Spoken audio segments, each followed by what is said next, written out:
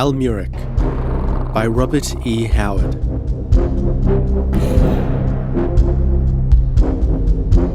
Forward.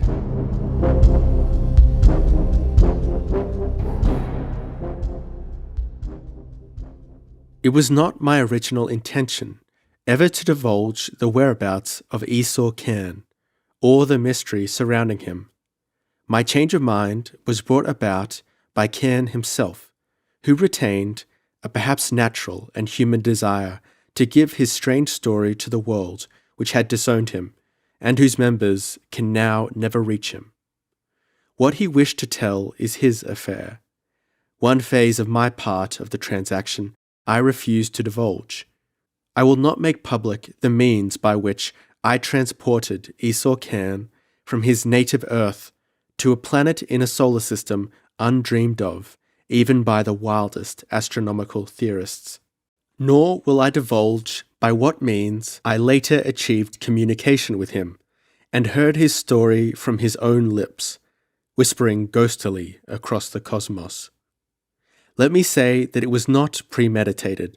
I stumbled upon the great secret quite by accident in the midst of a scientific experiment, and never thought of putting it to any practical use, until that night when Esau Cairn groped his way into my darkened observatory, a hunted man with the blood of a human being on his hands. It was chance led him there, the blind instinct of the hunted thing, to find a den wherein to turn at bay. Let me state definitively and flatly that, whatever the appearance against him, Esau Cairn is not, and never was, a criminal. In that specific case, he was merely the pawn of a corrupt political machine which turned on him when he realized his position and refused to comply further with its demands. In general, the acts of his life, which might suggest a violent and unruly nature, simply sprang from his peculiar mental makeup. Science is at last beginning to perceive that there is sound truth in the popular phrase, born out of his time. Certain natures are attuned to certain phases or epochs of history, and these natures, when cast by chance into an age alien to their reactions and emotions, find difficulty in adapting themselves to their surroundings. It is but another example of nature's inscrutable laws, which sometimes are thrown out of stride by some cosmic friction or rift, and result in havoc to the individual and the mass. Many men are born outside of their century. Esau Cairn was born outside of his epoch. Neither a moron nor a low-class primitive, possessing a mind well above average, he was, nevertheless, distinctly out of place in the modern age. I never knew a man of intelligence so little fitted for adjustment in a machine-made civilization. Let it be noted that I speak of him in the past tense. Esau Cairn lives as far as the cosmos is concerned. As far as the earth is concerned, he is dead, for he will never again set foot upon it. He was of a restless mould, impatient of restraint and resentful of authority. Not by any means a bully, he, at the same time, refused to countenance what he considered to be the slightest infringement on his rights. He was primitive in his passions, with a gusty temper, and a courage inferior to none on this planet. His life was a series of repressions. Even in athletic contests, he was forced to hold himself in, lest he injure his opponents. Esau Cairn was, in short, a freak, a man whose physical body and mental bent leaned back to the primordial. Born in the Southwest, of old frontier stock, he came of a race whose characteristics were inclined towards violence, and whose traditions were of war and feud and battle against man and nature. The mountain country in which he spent his boyhood carried out the tradition. Contest, Physical contest was the breath of life to him.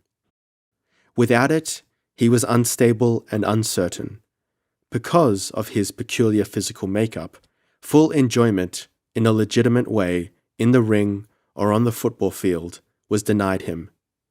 His career as a football player was marked by crippling injuries received by men playing against him, and he was branded as an unnecessarily brutal man who fought to maim his opponents rather than win games.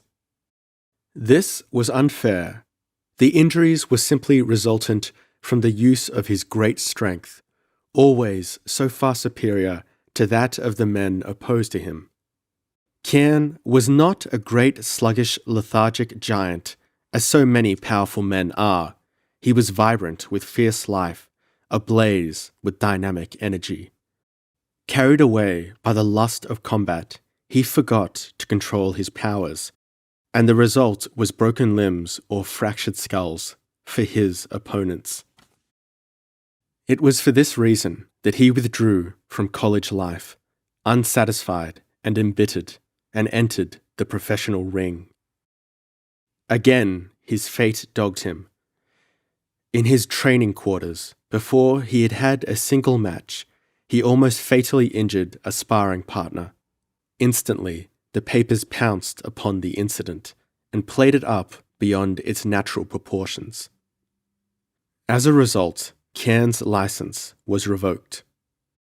Bewildered, unsatisfied, he wandered over the world, a restless Hercules, seeking outlet for his immense vitality that surged tumultuously within him, searching vainly for some form of life wild and strenuous enough to satisfy his cravings, born in the dim red days of the world's youth.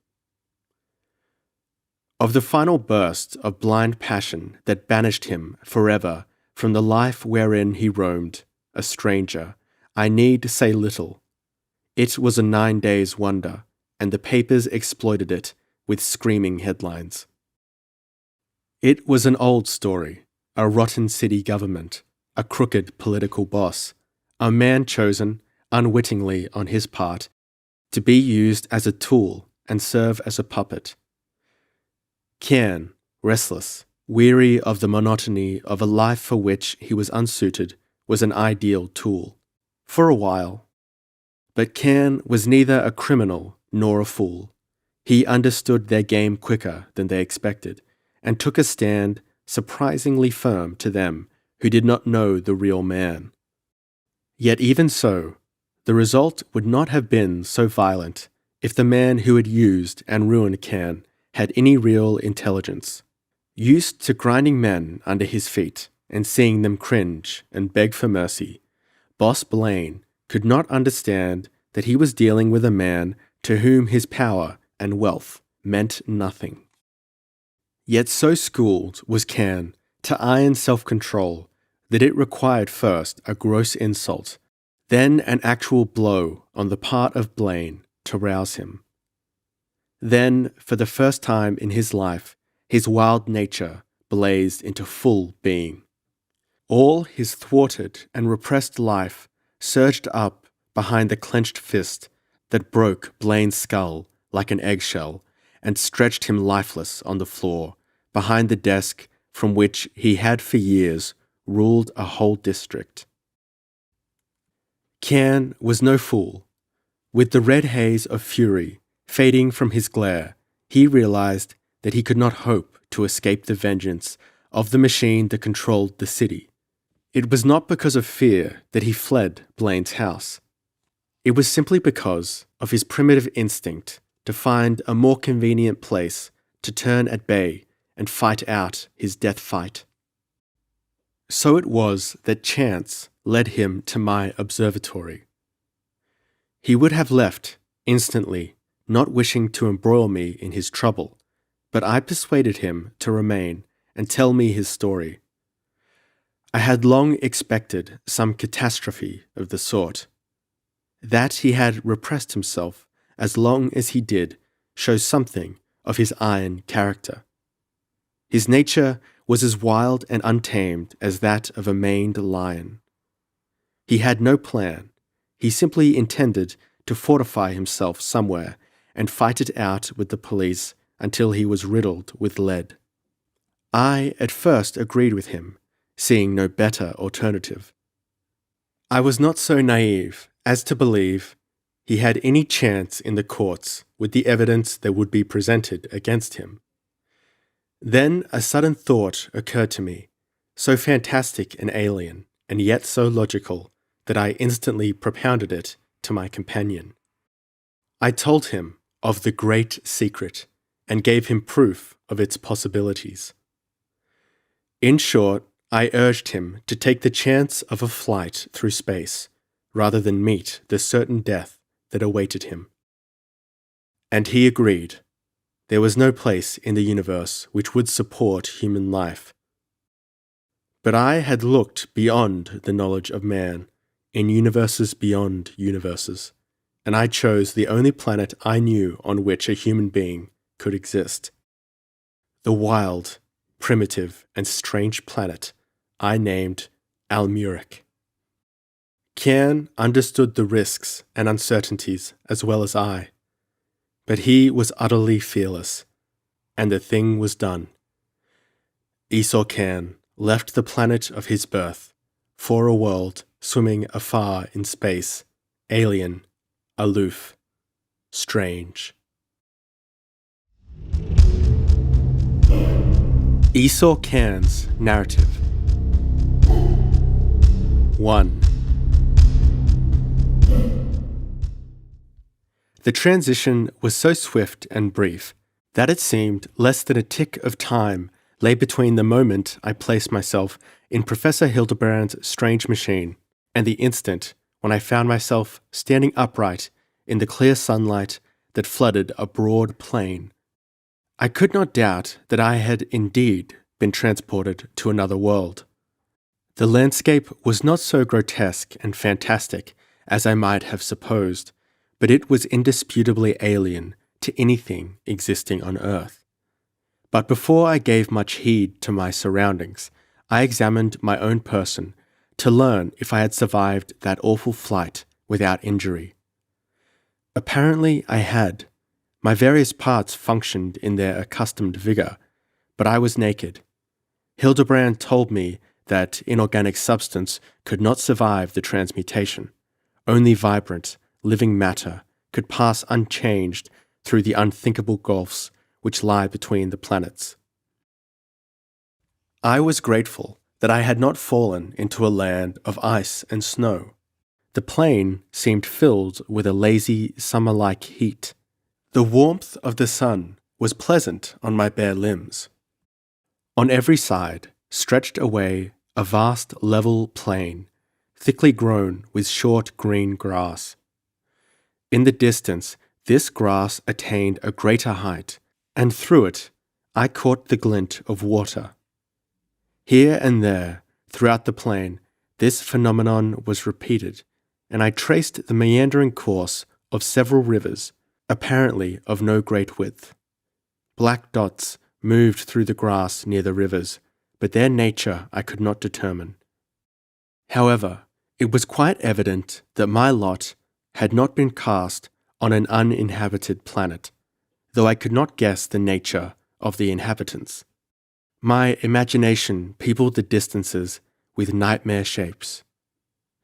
It is an awesome sensation to be suddenly hurled from one's native world into a new, strange, alien sphere. To say that I was not appalled at the prospect, that I did not shrink and shudder in spite of the peaceful quiet of my environs, would be hypocrisy. I, who had never known fear, was transformed into a mass of quivering, cowering nerves, starting at my own shadow. It was that man's utter helplessness was borne in upon me, and my mighty frame and massive thews seemed frail and brittle as the body of a child. How could I pit them against an unknown world? In that instant, I would have gladly returned to earth and the gallows that awaited me, rather than face the nameless terrors with which imagination peopled my newfound world. But I was soon to learn that those thews I now despised were capable of carrying me through greater perils than I dreamed. A slight sound behind me brought me around to stare amazedly at the first inhabitant of Almuric I was to encounter. And the sight, awesome and menacing as it was, yet drove the ice from my veins and brought back some of my dwindling courage. The tangible and material can never be as grisly as the unknown, however perilous. At my first startled glance, I thought it was a gorilla which stood before me. Even with the thought, I realized that it was a man, but such a man as neither I nor any other earthman had ever looked upon. He was not much taller than I, but broader and heavier, with a great spread of shoulders, and thick limbs knotted with muscles. He wore a loincloth of some silk-like material, girdled with a broad belt which supported a long knife in a leather sheath. High-strapped sandals were on his feet. These details I took in at a glance, my attention being instantly fixed in fascination on his face. Such a countenance it is difficult to imagine or describe. The head was set squarely between the massive shoulders, the neck so squat as to be scarcely apparent. The jaw was square and powerful, and as the wide, thin lips lifted in a snarl, I glimpsed brutal, tusk-like teeth. A short, bristly beard masked the jaw, set off by fierce, up-curving moustaches. The nose was almost rudimentary, with wide, flaring nostrils. The eyes were small, bloodshot, and an icy grey in colour. From the thick, black brows, the forehead, low and receding, sloped back into a tangle of coarse, bushy hair. The ears were small and very close set. The mane and beard were very blue-black, and the creature's limbs and body were almost covered with hair of the same hue. He was not, indeed, as hairy as an ape, but he was hairier than any human being I have ever seen.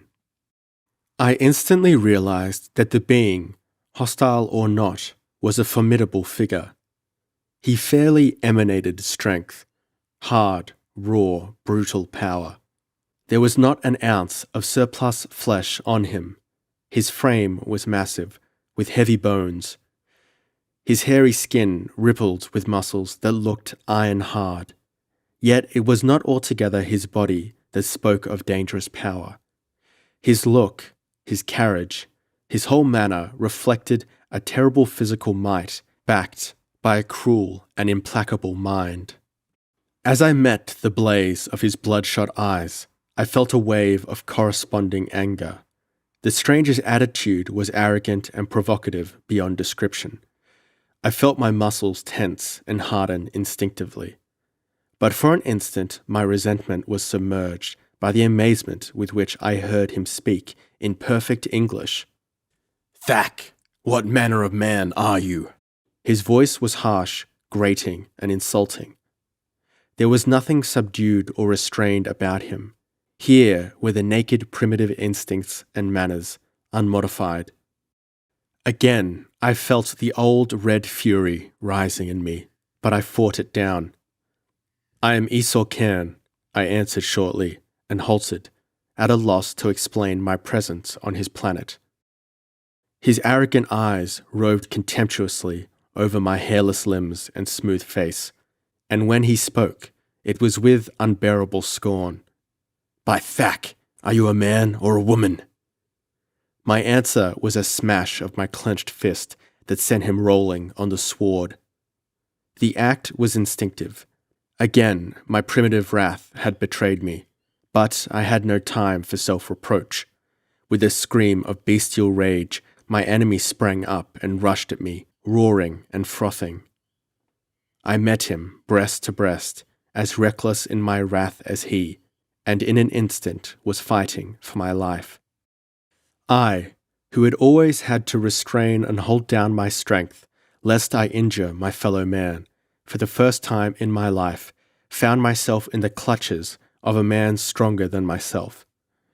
This I realized in the first instant of impact, and it was only by the most desperate efforts that I fought clear of his crushing embrace. The fight was short and deadly. The only thing that saved me was the fact that my antagonist knew nothing of boxing. He could, and did, strike powerful blows with his clenched fists, but they were clumsy, ill-timed, and erratic. Thrice I mauled my way out of grapples that would have ended with the snapping of my spine. He had no knack of avoiding blows. No man on earth could have survived the terrible battering I gave him. Yet he incessantly surged in on me, his mighty hands spread to drag me down. His nails were almost like talons, and I was quickly bleeding from a score of places where they had torn the skin. Why he did not draw his dagger I could not understand, unless it was because he considered himself capable of crushing me with his bare hands, which proved to be the case. At last, half blinded by my smashes, blood gushing from his split ears and splintered teeth, he did reach for his weapon, and the move won the fight for me. Breaking out of a half clinch, he staggered out of his defensive crouch and drew his dagger. And as he did so, I hooked my left into his belly with all the might of my heavy shoulders and powerfully driving legs behind it. The breath went out of him in an explosive gasp, and my fist sank to the wrist in his belly. He swayed, his mouth flying open, and I smashed my right into his sagging jaw. The punch started at my hip and carried every ounce of my weight and strength. He went down like a slaughtered ox and lay without twitching, blood spreading out over his beard. That last smash had torn his lip open from the corner of his mouth to the rim of his chin, and must surely have fractured his jawbone as well. Panting from the fury of the bout, my muscles aching from his crushing grasp, I worked my raw, skinned knuckles and stared down at my victim, wondering if I had sealed my doom. Surely I could expect nothing now but hostility from the people of Almuric. Well, I thought, as well be hanged for a sheep as a lamb. Stooping, I despoiled my adversary of his single garment, belt, and weapon, and transferred them to my own frame. This done, I felt some slight renewal of confidence. At least I was partly clothed and armed. I examined the dagger with much interest. A more murderous weapon I have never seen. The blade was perhaps 19 inches in length, double-edged, and sharp as a razor. It was broad at the haft, tapering to a diamond point. The guard and pommel were of silver, the hilt covered with a substance somewhat like shagreen. The blade was indisputably steel, but of a quality I had never before encountered. The whole was a triumph of the weapon maker's art, and seemed to indicate a higher order of culture. From my admiration of my newly acquired weapon, I turned again to my victim, who was beginning to show signs of returning consciousness. Instinct caused me to sweep the grassland, and in the distance, to the south, I saw a group of figures moving towards me. They were surely men, and armed men. I caught the flash of sunlight on steel. Perhaps they were of the tribe of my adversary. If they found me, standing over their senseless comrade, wearing the spoils of conquest, their attitude towards me was not hard to visualize. I cast my eyes about for some avenue of escape or refuge, and saw that the plain, some distance away, ran up into low green-clad hills. Beyond these, in turn, I saw larger hills, marching up and up in serried ranges.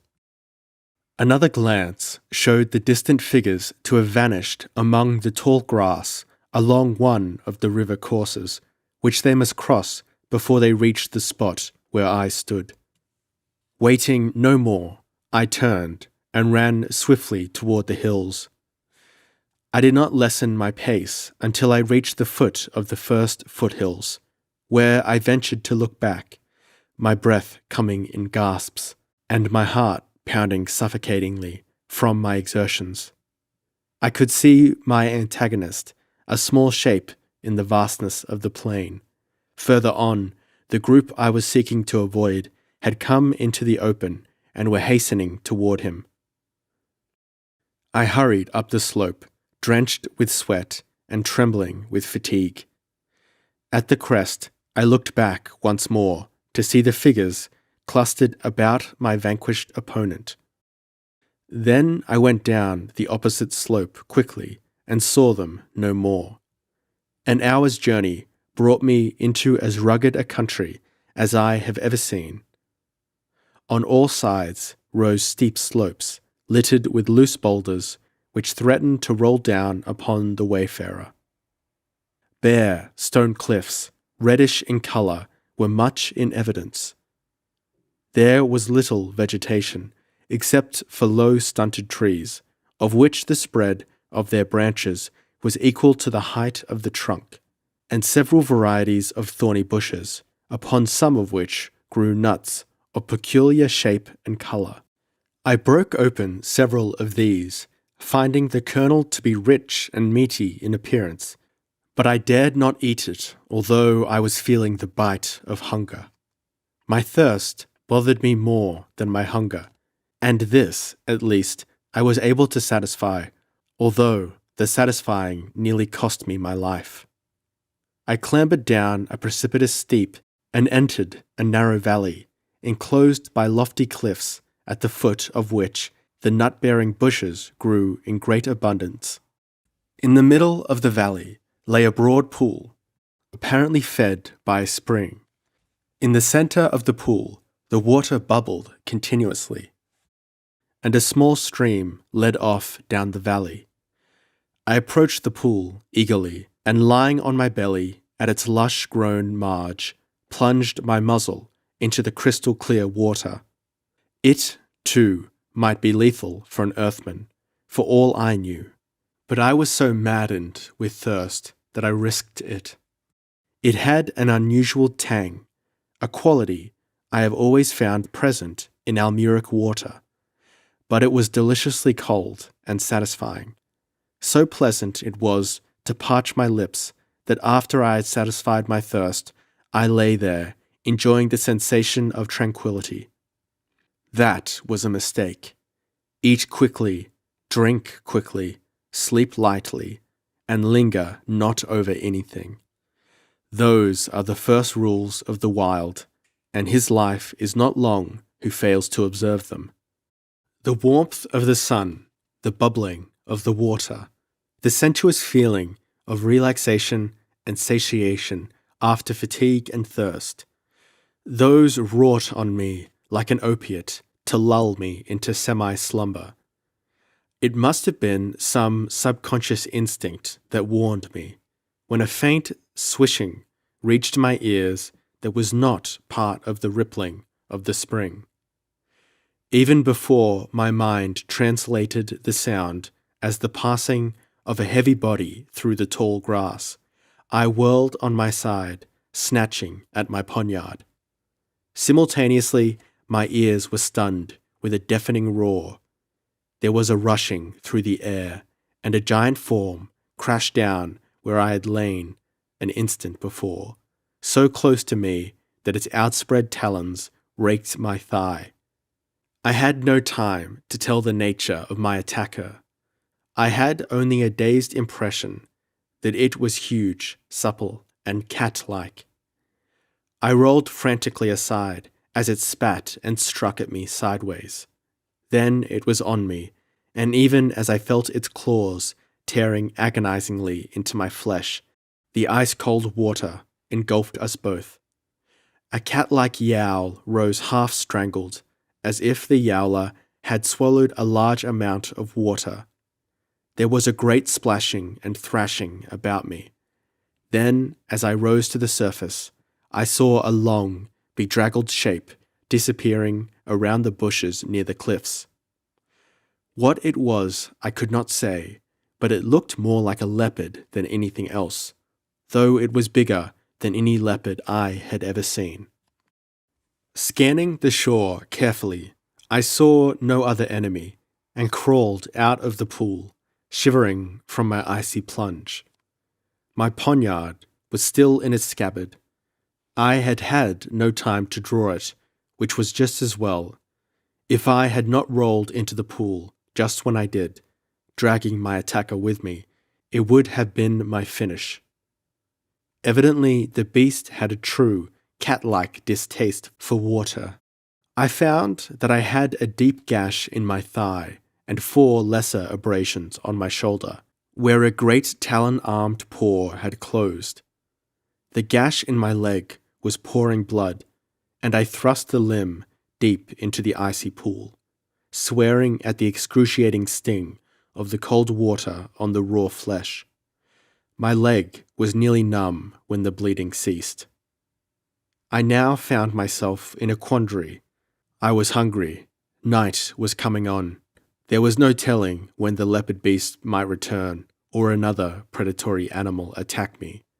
More than that, I was wounded. Civilized man is soft and easily disabled. I had a wound such as would be considered, among civilized people, ample reason for weeks of an invalid's existence. Strong and rugged as I was, according to Earth standards, I despaired when I surveyed the wound and wondered how I was to treat it. The matter was quickly taken out of my hands. I had started across the valley toward the cliffs, hoping I might find a cave there, for the nip of the air warned me that the night would not be as warm as the day, when a hellish clamour up near the mouth of the valley caused me to wheel and glare in that direction.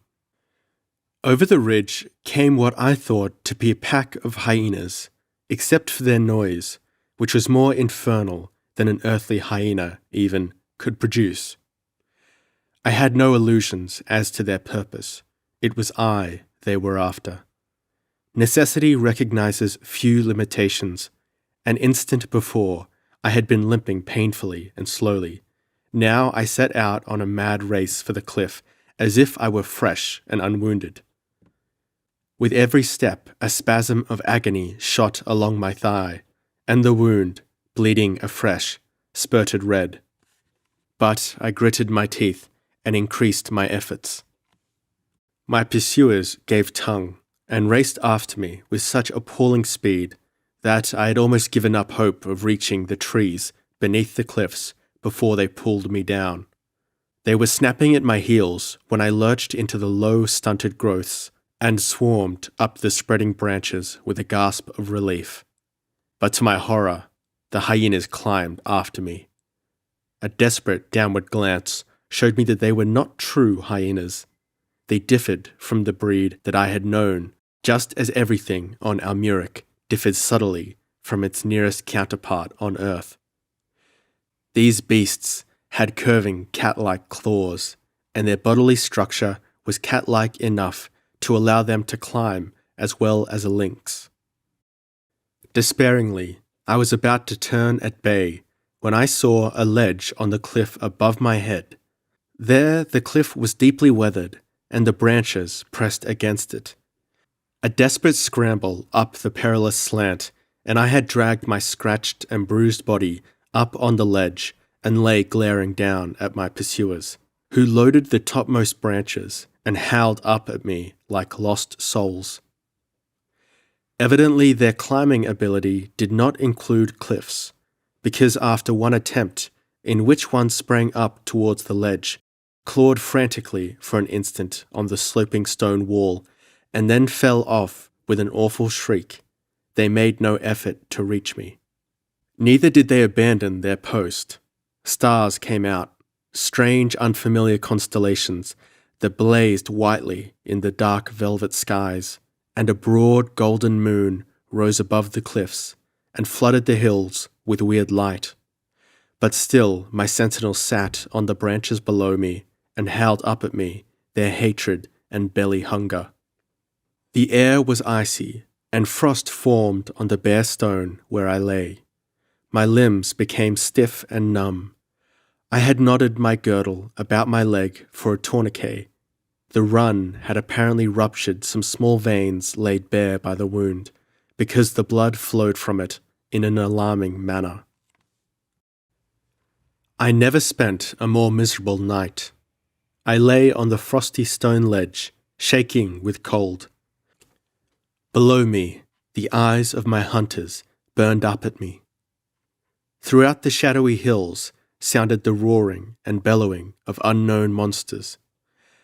Howls, screaming, and yapping cut the night, and there I lay, naked, wounded, freezing, hungry, terrified, just as one of my remote ancestors might have lain in the Paleolithic age of my own planet. I can understand why our heathen ancestors worshipped the sun. When at last the cold moon sank and the sun of Almuric pushed its golden rim above the distant cliffs, I could have wept for sheer joy. Below me the hyenas snarled and stretched themselves, bayed up at me briefly, and loped away in search of easier prey.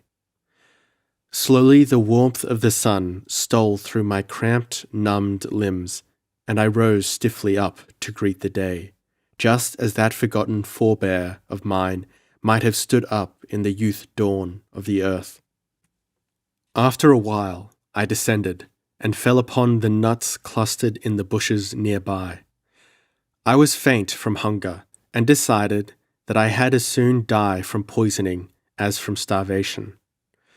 I broke open the thick shells and munched the meaty kernels eagerly, and I cannot recall any earthly meal, however elaborate, that tasted half so good. No ill effects followed. The nuts were good and nutritious. I was beginning to overcome my surroundings, at least so far as food was concerned. I had surmounted one obstacle of life on Almuric. It is needless for me to narrate the details of the following months.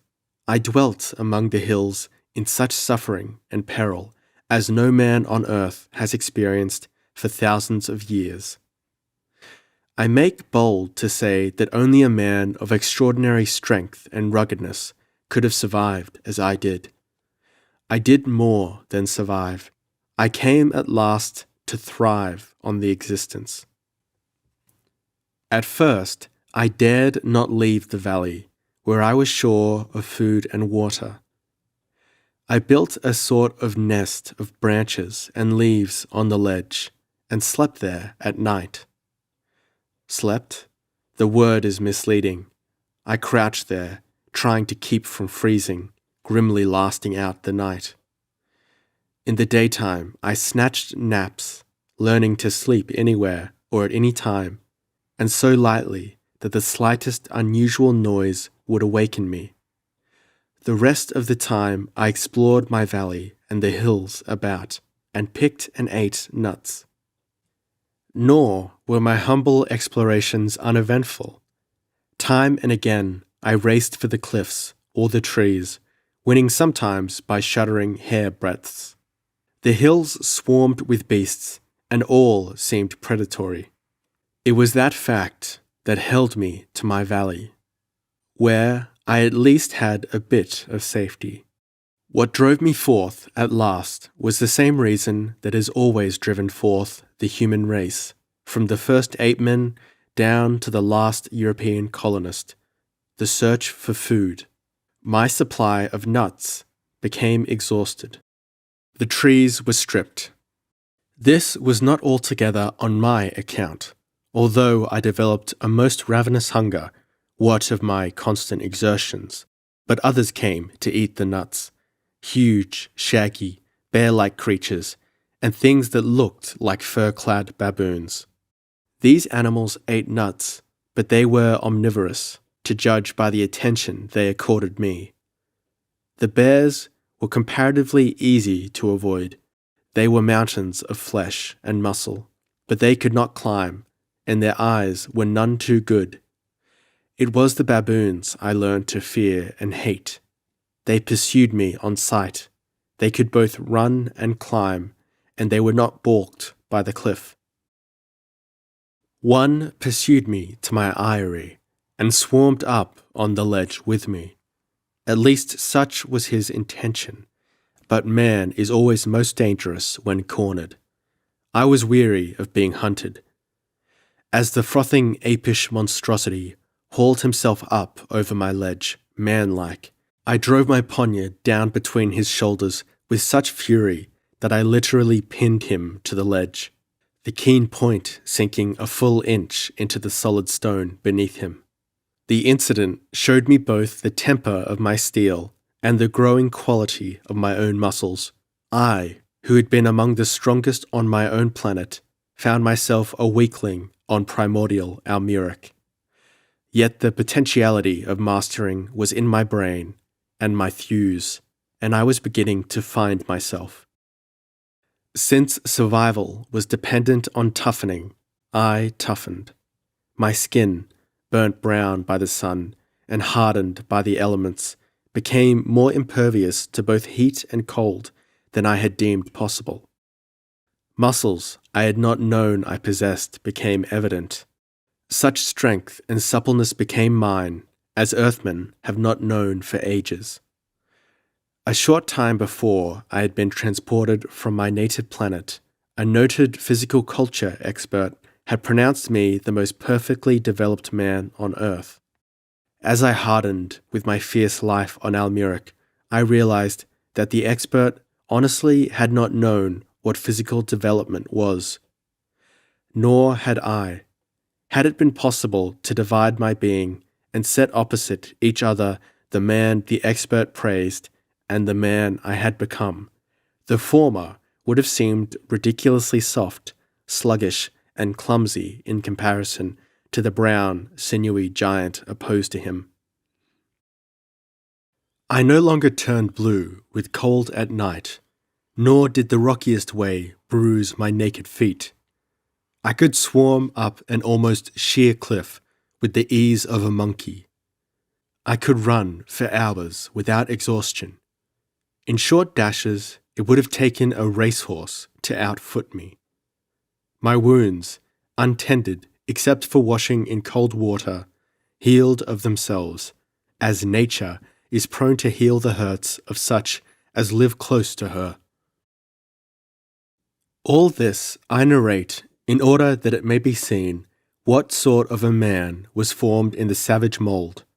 Had it not been for the fierce forging that made me steel and rawhide, I could not have survived the grim and bloody episodes through which I was to pass on that wild planet. With new realization of power came confidence. I stood on my feet and stared at my bestial neighbors with defiance. I no longer fled from a frothing, champing baboon. With them, at least, I declared feud, growing to hate the abominable beasts as I might have hated human enemies. Besides, they ate the nuts I wished for myself. They soon learned not to follow me to my eyrie, and the day came when I dared to meet one on even terms. I will never forget the sight of him, frothing and roaring, as he charged out of a clump of bushes, and the awful glare in his man-like eyes. My resolution wavered, but it was too late to retreat, and I met him squarely, skewering him through the heart as he closed in with his long, clutching arms. But there were other beasts which frequented the valley, and which I did not attempt to meet on any terms. The hyenas, the saber-toothed leopards, longer and heavier than an earthly tiger, and more ferocious. Giant moose-like creatures, carnivorous, with alligator-like tusks. The monstrous bears, gigantic boars, with bristly hair which looked impervious to a sword cut. There were other monsters, which appeared only at night, and the details of which I was not able to make out. These mysterious beasts moved mostly in silence, though some emitted high-pitched, weird wails, or low, earth-shaking rumbles. As the unknown is most menacing, I had a feeling that these nighted monsters were even more terrible than the familiar horrors which harried my day life. I remember one occasion on which I woke suddenly and found myself lying tensely on my ledge, my ears strained to a night suddenly and breathlessly silent. The moon had set and the valley was veiled in darkness. Not a chattering baboon, not a yelping hyena disturbed the sinister stillness. Something was moving through the valley. I heard the faint rhythmic swishing of the grass that marked the passing of some huge body, but in the darkness I made out only a dim, gigantic shape, which somehow seemed infinitely longer than it was broad, out of natural proportion somehow. It passed away up the valley, and with its going, it was as if the night audibly expelled a gusty sigh of relief. The nocturnal noises started up again, and I lay back to sleep once more with a vague feeling that some grisly horror had passed me in the night. I have said that I strove with the baboons over the possession of the life-giving nuts. What of my own appetite and those of the beasts, there came a time when I was forced to leave my valley and seek far afield in search of nutriment. My explorations had become broader and broader until I had exhausted the resources of the country close about. So I set forth at random through the hills in a southerly and easterly direction. Of my wanderings I will deal briefly. For many weeks I roamed through the hills, starving, feasting, threatened by savage beasts, sleeping in trees or perilously on tall rocks when night fell. I fled, I fought, I slew, I suffered wounds. Oh, I can tell you, my life was neither dull nor uneventful. I was living the life of the most primitive savage. I had neither companionship, books, clothing, nor any of the things which go to make up civilization. According to the cultured viewpoint, I should have been most miserable. I was not. I reveled in my existence. My being grew and expanded. I tell you, the natural life of mankind is a grim battle for existence against the forces of nature, and any other form of life is artificial and without realistic meaning. My life was not empty, it was crowded with adventures, calling on every ounce of intelligence and physical power.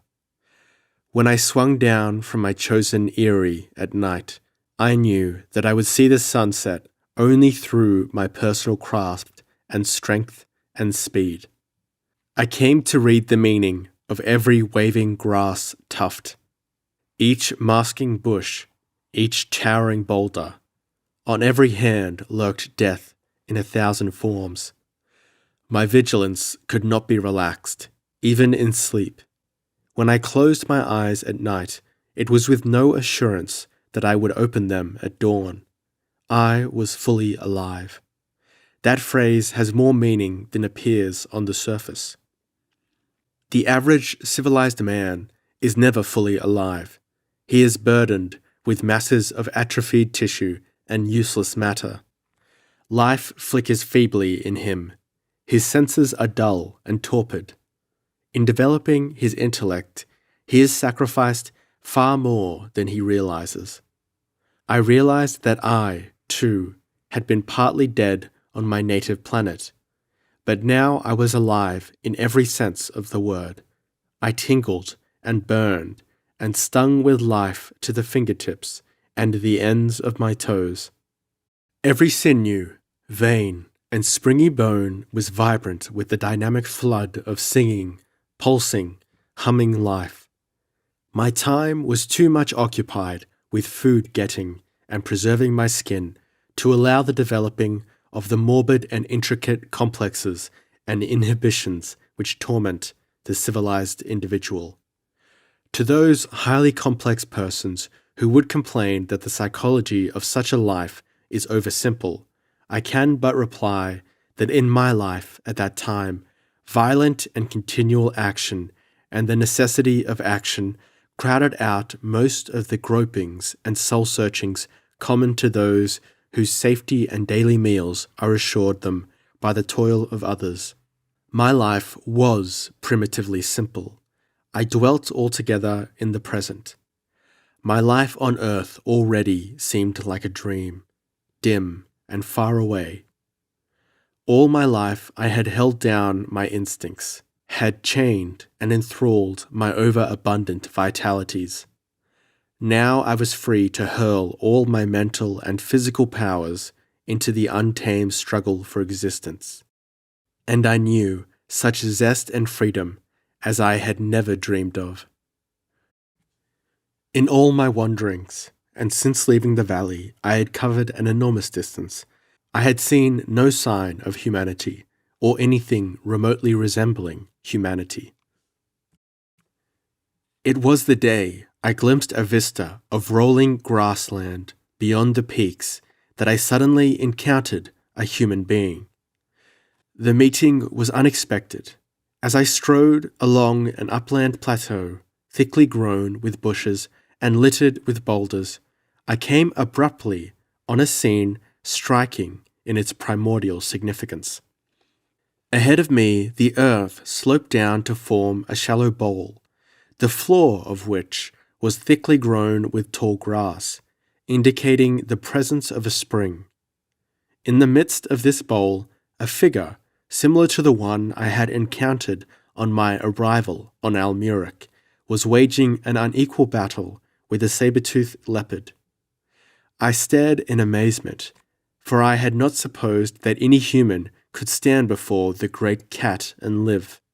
Always the glittering wheel of a sword shimmered between the monster and its prey, and blood on the spotted hide showed that the blade had been fleshed more than once. But it could not last. At any instant I expected to see the swordsman go down beneath the giant body. Even with the thought, I was running fleetingly down the shallow slope. I owed nothing to the unknown man, but his valiant battle stirred newly plumbed depths in my soul. I did not shout, but rushed in silently and murderously, my poniard gleaming in my hand. Even as I reached them, the great cat sprang, the sword went spinning from the wielder's hand, and he went down beneath the hurtling bulk. And almost simultaneously, I disemboweled the saber-tooth with one tremendous ripping stroke. With a scream, it lurched off its victim, slashing murderously as I leapt back, and then it began rolling and tumbling over the grass, roaring hideously and ripping up the earth with its frantic talons, in a ghastly welter of blood and streaming entrails. It was a sight to sicken the hardiest, and I was glad when the mangled beast stiffened convulsively and lay still. I turned to the man, but with little hope of finding life in him. I had seen the terrible saber-like fangs of the giant carnivore tear into his throat as he went down. He was lying in a wide pool of blood, his throat horribly mangled. I could see the pulsing of the great jugular vein, which had been laid bare, though not severed. One of the huge taloned paws had raked down his side from armpit to hip, and his thigh had been laid open in a frightful manner. I could see the naked bone, and from the ruptured veins blood was gushing. Yet to my amazement, the man was not only living, but conscious. Yet even as I looked, his eyes glazed, and the light faded in them.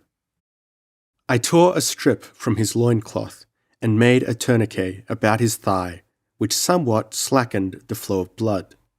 Then I looked down at him, helplessly. He was apparently dying, though I knew something of the stamina and vitality of the wild and its people. And such evidently this man was. He was as savage and hairy in appearance, though not quite so bulky, as the man I had fought during my first day on Almuric. As I stood there helplessly, something whistled venomously over my ear and thudded into the slope behind me. I saw a long arrow quivering there, and a fierce shout reached my ears. Glaring about, I saw half a dozen hairy men running fleetly towards me, fitting shafts to their bows as they came. With an instinctive snarl, I bounded up the short slope, the whistle of the missiles about my head lending wings to my heels. I did not stop once I gained the cover of the bushes surrounding the bowl, but went straight on, wrathful and disgusted. Evidently men as well as beasts were hostile on Almuric, and I would do well to avoid them in the future. Then I found my anger submerged in a fantastic problem. I had understood some of the shouts of the men as they rushed towards me. The words had been in English, just as the antagonist of my first encounter had spoken and understood that language. In vain I cudgelled my mind for a solution. I had found that while animate and inanimate objects on Almuric often closely copied things on Earth, yet there was always a striking difference somewhere, in substance, quality, shape, or mode of action. It was preposterous that certain conditions on the separate planets could run such a perfect parallel as to produce an identical language. Yet I could not doubt the evidence of my ears. With a curse, I abandoned the problem as too fantastic to waste time on. Perhaps it was this incident, perhaps the glimpse of the distant savannas, which filled me with a restlessness and distaste for the barren hill country where I had fared so hardily. The sight of men, strange and alien as they were, stirred in my breast a desire for human companionship, and this frustrated longing became, in turn, a sudden feeling of repulsion for my surroundings. I did not hope to meet friendly humans on the plains, but I determined to try my chances upon them nonetheless. Though what perils I might meet there, I could not know. Before I left the hills, some whim caused me to scrape from my face my heavy growth and trim my shaggy hair with my poniard, which had lost none of its razor edge. Why I did this I cannot say, unless it was the natural instinct of man setting forth into new country to look his best. The next morning I descended into the grassy plains, which swept eastward and southward as far as sight could reach. I continued eastward and covered many miles that day without any unusual incident. I encountered several small winding rivers, along whose marges the grass stood taller than my head. Among this grass I heard the snorting and thrashing of heavy animals of some sort, and gave them a wide berth, for which caution I was later thankful. The rivers were thronged, in many cases, with gaily coloured birds of many shapes and hues, some silent, others continually giving forth strident cries as they wheeled above the waters or dipped down to snatch their prey from its depths. Further out on the plain, I came upon herds of grazing animals, small deer-like creatures, and a curious animal that looked like a pot-bellied pig with abnormally long hind legs, and that progressed in enormous bounds after the fashion of a kangaroo. It was a most ludicrous sight, and I laughed until my belly ached. Later I reflected that it was the first time I had laughed, outside of a few short barks of savage satisfaction at the discomfiture of an enemy, since I had set foot on Almuric. That night I slept in the tall grass, not far from a watercourse, and might have been made the prey of any wandering meat-eater. But fortune was with me that night. All across the plains sounded the thunderous roarings of stalking monsters, but none came near my frail retreat. The night was warm and pleasant, strikingly in contrast with the nights in the chill, grim hills. The next day, a momentous thing occurred. I had had no meat on Almuric, except when ravenous hunger had driven me to eat raw flesh. I had searched in vain for some stone that would strike a spark. The rocks were of a peculiar nature unknown to earth. But that morning on the plains, I found a bit of greenish-looking stone lying in the grass, and experiments showed that it had some of the qualities of flint. Patient effort in which I clinked my poniard against the stone rewarded me with a spark of fire in the dry grass, which I soon fanned to a blaze, and had some difficulty in extinguishing. That night I surrounded myself with a ring of fire which I fed with dry grass and stalked plants which burned slowly, and I felt comparatively safe, though huge forms moved about me in the darkness, and I caught the stealthy pad of great paws and the glimmer of wicked eyes. On my journey across the plains, I subsisted on fruit I found growing on green stalks, which I saw birds eating. It was pleasant to the taste, though lacking the nutritive qualities of the nuts in the hills. I looked longingly at the scampering deer-like animals, now that I had the means of cooking their flesh, but saw no way of securing them. And so for days I wandered aimlessly across those vast plains until I came in sight of a massive walled city. I sighted it just at nightfall, and eager though I was to investigate it further, I made my camp and waited for morning. I wondered if my fire would be seen by the inhabitants, and if they would send out a party to discover my nature and purpose. With the fall of night, I could no longer make it out, but the last waning light had shown it plainly, rising stark and sombre against the eastern sky. At that distance, no evidence of life was visible, but I had a dim impression of huge walls and massive towers, all of a greenish tint. I lay within my circle of fire, while great sinuous bodies rustled through the grass and fierce eyes glared at me, and my imagination was at work as I strove to visualize the possible inhabitants of that mysterious city. Would they be of the same race as the hairy, ferocious troglodytes I had encountered? I doubted it, for it hardly seemed possible that these primitive creatures would be capable of rearing such a structure. Perhaps there I would find a highly developed type of cultured man. Perhaps.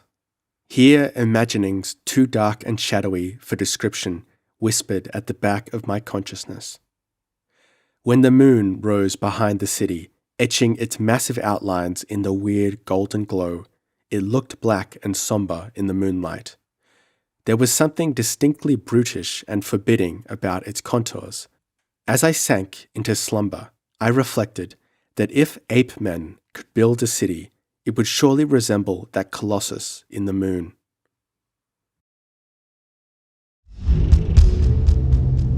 Two.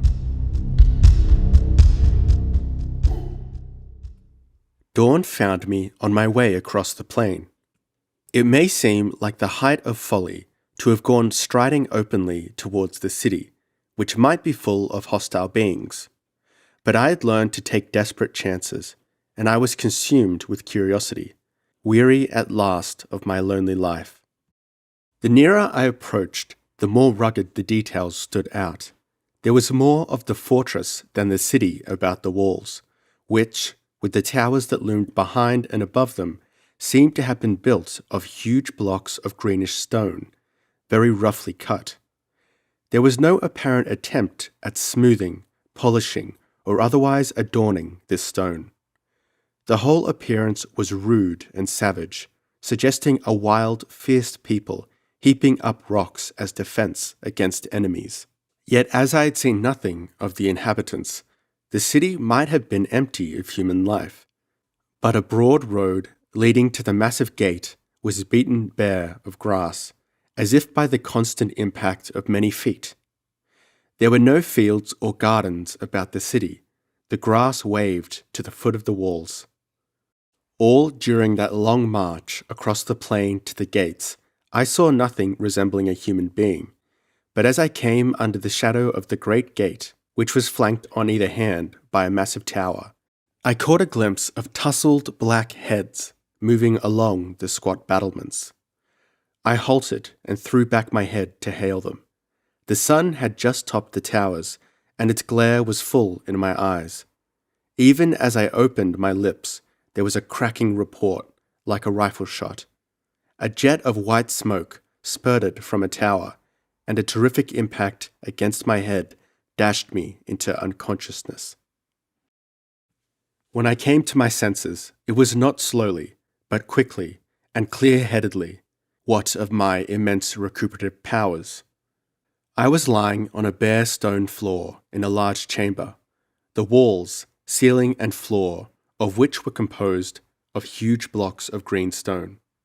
From a barred window high up in one wall, sunlight poured to illuminate the room, which was without furnishing, except for a bench, crudely and massively built. A heavy chain was looped about my waist and made fast with a strange, heavy lock. The other end of the chain was fastened to a thick ring set in the wall. Everything about the fantastic city seemed massive. Lifting a hand to my head, I found it was bandaged with something that felt like silk. My head throbbed. Evidently, whatever missile it was that had been fired at me from the wall had only grazed my head, inflicting a scalp wound and knocking me senseless. I felt for my poniard, but naturally it was gone. I cursed heartily. When I had found myself on Almuric, I had been appalled by my prospects. But then at least I had been free. Now I was in the hands of God only knew what manner of beings. All I knew was that they were hostile, but my inordinate self-confidence would not down, and I felt no great fear. I did feel a rush of panic, common to all wild things, at being confined and shackled, but I fought down this feeling, and it was succeeded by one of red, unreasoning rage.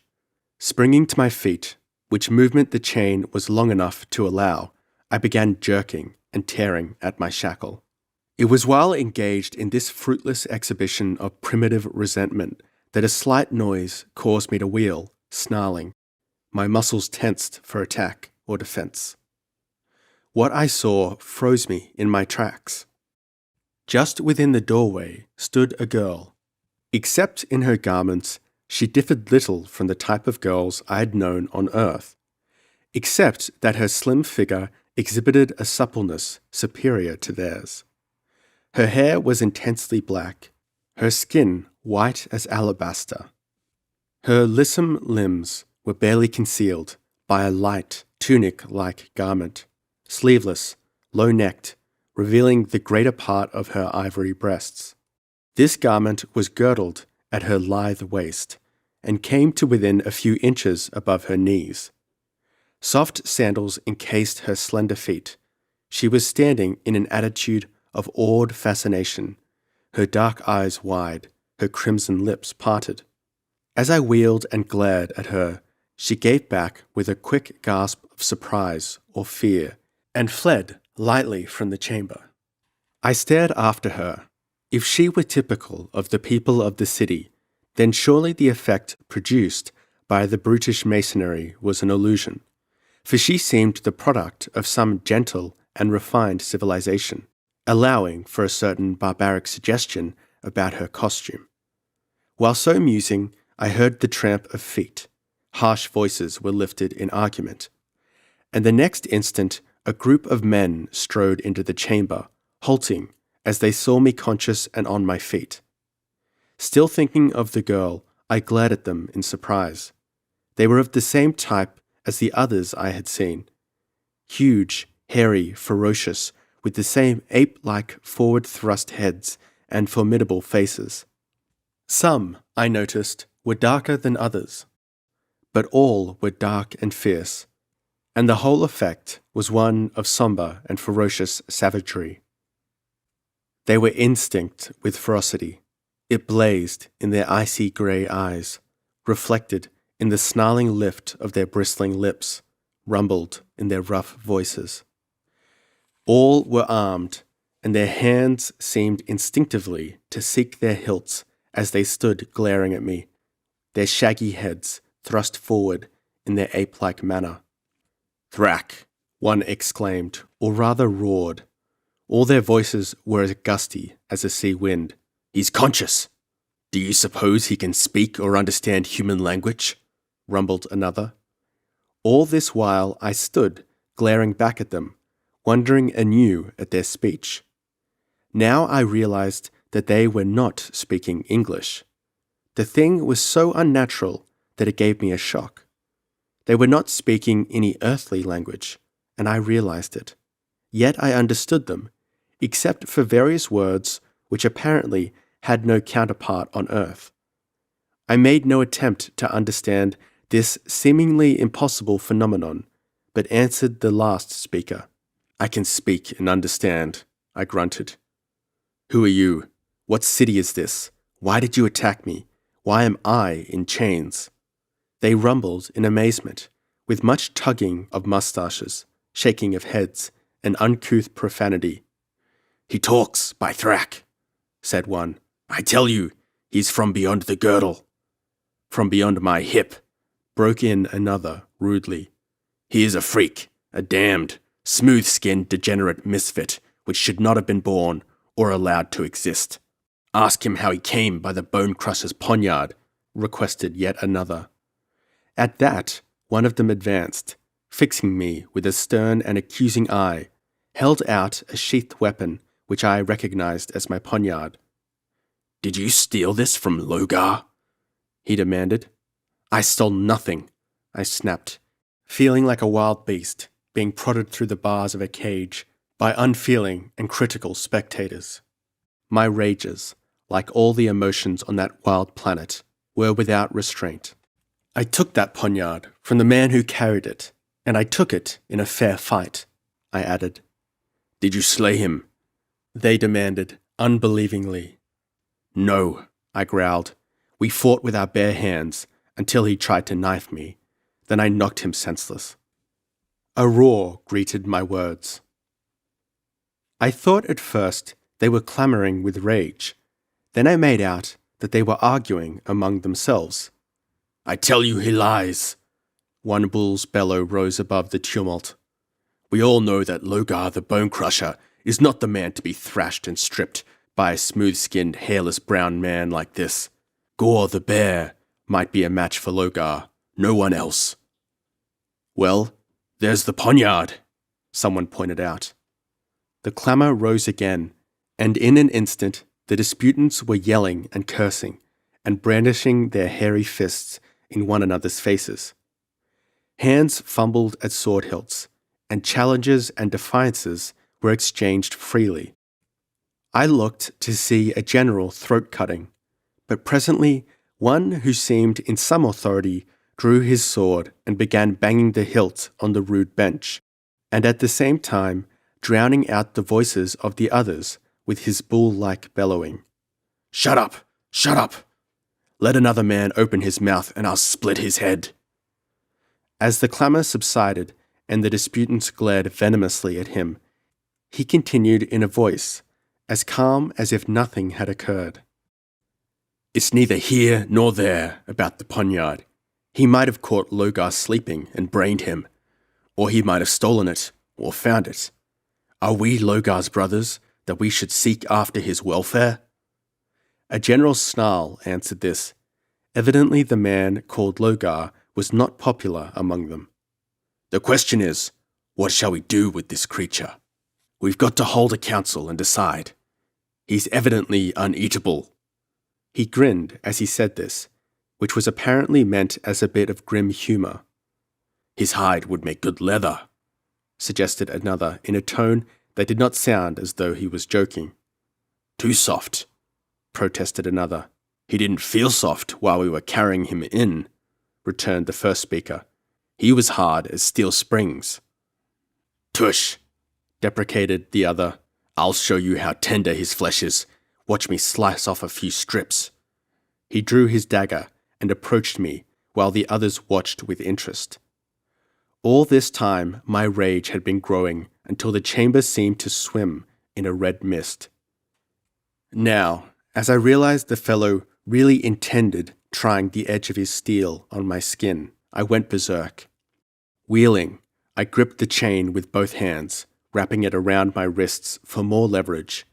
Then, bracing my feet against the floor and walls, I began to strain with all my strength. All over my body, the great muscles coiled and knotted. Sweat broke out on my skin. And then, with a shattering crash, the stone gave way.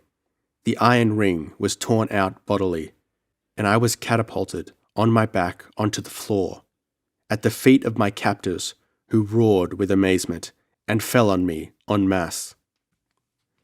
I answered their bellows with one strident yell of bloodthirsty gratification, and heaved up through the melee, began swinging my heavy fists like caulking mallets. Oh, that was a rough house while it lasted. They made no attempt to knife me, striving to swamp me with numbers.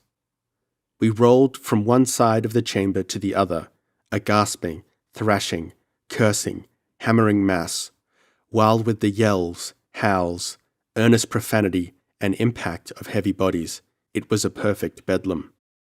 Once I seemed to catch a fleeting glimpse of the door thronged with the heads of women similar to the one I had seen, but I could not be sure. My teeth were set in a hairy ear, my eyes were full of sweat and stars from a vicious punch on the nose. And what with a gang of heavy forms romping all over me, my sight was none too good. Yet I gave a good account of myself.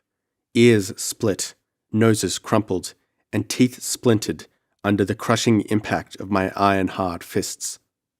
And the yells of the wounded were music to my battered ears. But that damnable chain about my waist kept tripping me and coiling about my legs. And pretty soon the bandage was ripped from my head. My scalp wound opened anew and deluged me with blood. Blinded by this, I floundered and stumbled, and gasping and panting, they bore me down and bound my arms and legs. The survivors then fell away from me, and lay or sat in positions of pain and exhaustion, while I, finding my voice, cursed them luridly. I derived ferocious satisfaction at the sight of all the bloody noses, black eyes, torn ears, and smashed teeth which were in evidence, and barked with vicious laughter when one announced with many curses that his arm was broken. One of them was out cold and had to be revived, which they did by dumping over him a vessel of cold water that was fetched by somebody I could not see from where I lay. I had an idea that it was a woman who came in answer to a harsh roar of command. "His wound is open again," one said, pointing at me. "He'll bleed to death." "I hope he does," snarled another, lying doubled up on the floor. "He's burst my belly. I'm dying. Get me some wine." "If you're dying, you don't need wine," brutally answered the one who seemed a chief, as he spat out bits of splintered teeth. "Tie up his wound, Accra." Accra limped over to me with no great enthusiasm and bent down. "Hold your damnable head still," he growled. "Keep off," I snarled. "I'll have nothing from you. Touch me at your peril." He exasperatedly grabbed my face in his broken hand and shoved me violently down. That was a mistake. My jaws locked on his thumb, evoking an ear-splitting howl, and it was only with the aid of his comrades that he extricated the mangled member. Maddened by the pain, he howled wordlessly, then suddenly gave me a terrific kick in the temple, driving my wounded head with great violence back against the massive bench leg. Once again, I lost consciousness. When I came to myself again, I was once more bandaged, shackled by the wrists and ankles, and made fast to a fresh ring, newly set in the stone, and apparently more firmly fixed than the other had been. It was night. Through the window I glimpsed the star-dotted sky. A torch, which burned with a peculiar white flame, was thrust into a niche in the wall. A man sat on the bench, elbows on knees and chin on fists, regarding me intently. On the bench near him stood a huge gold vessel. "I doubted if you'd come to after that last crack," he said at last. "It would take more than that to finish me." I snarled. "You are a pack of cursed weaklings. But for my wound and that infernal chain, I'd have bested the whole mob of you." My insults seemed to interest rather than anger him. He absently fingered a large bump on his head, on which blood was thickly clotted, and asked, "Who are you? Whence do you come?" "None of your business," I snapped. He shrugged his shoulders and, lifting the vessel in one hand, drew his dagger with the other. "In Koth, none goes hungry," he said. "I'm going to place this food near your hand, and you can eat it. But I warn you, if you try to strike or bite me, I'll stab you." I merely glared truculently, and he bent and set down the bowl, hastily withdrawing. I found the food to be a kind of stew, satisfying both thirst and hunger. Having eaten, I felt in somewhat better mood, and upon my guard renewing his questions, I answered. "My name is Esau Khan. I'm an American from the planet Earth." He mulled over my statements for a space and then asked, "Are these places beyond the girdle?" "I don't understand you," I answered. He shook his head. "Nor I you. But if you do not know of the girdle, you cannot be from beyond it. Doubtless it is all fable anyway. But whence did you come when we saw you approaching across the plain? Was that your fire we glimpsed from the towers last night?" "I suppose so," I replied. "For many months I have lived in the hills to the west. It was only a few weeks ago that I descended into the plains." He stared and stared at me. "In the hills? Alone? And with only a poniard?" "Well, what about it?" I demanded. He shook his head as if in doubt of wonder. "A few hours ago I would have called you a liar. Now I am not so sure." "What is the name of this city?" I asked. "Koth, of the Kothan tribe. Our chief is Kosuth, Skull Crusher. I am Thab, the Swift. I am detailed to guard you while the warriors hold council." "What's the nature of their council?" I inquired. "They discuss what shall be done with you, and they have been arguing since sunset, and are no nearer a solution than before." "What is their disagreement?" "Well," he answered, "some want to hang you, and some want to shoot you." "I don't suppose it's occurred to them that they might let me go," I suggested with some bitterness. He gave me a cold look. "Don't be a fool," he said reprovingly. At that moment, a light step sounded outside, and the girl I had seen before tiptoed into the chamber. Thab eyed her disapprovingly. "What are you doing here, Alpha?" he demanded. "I came to look at the stranger," she answered in a soft, musical voice. "I never saw a man like him.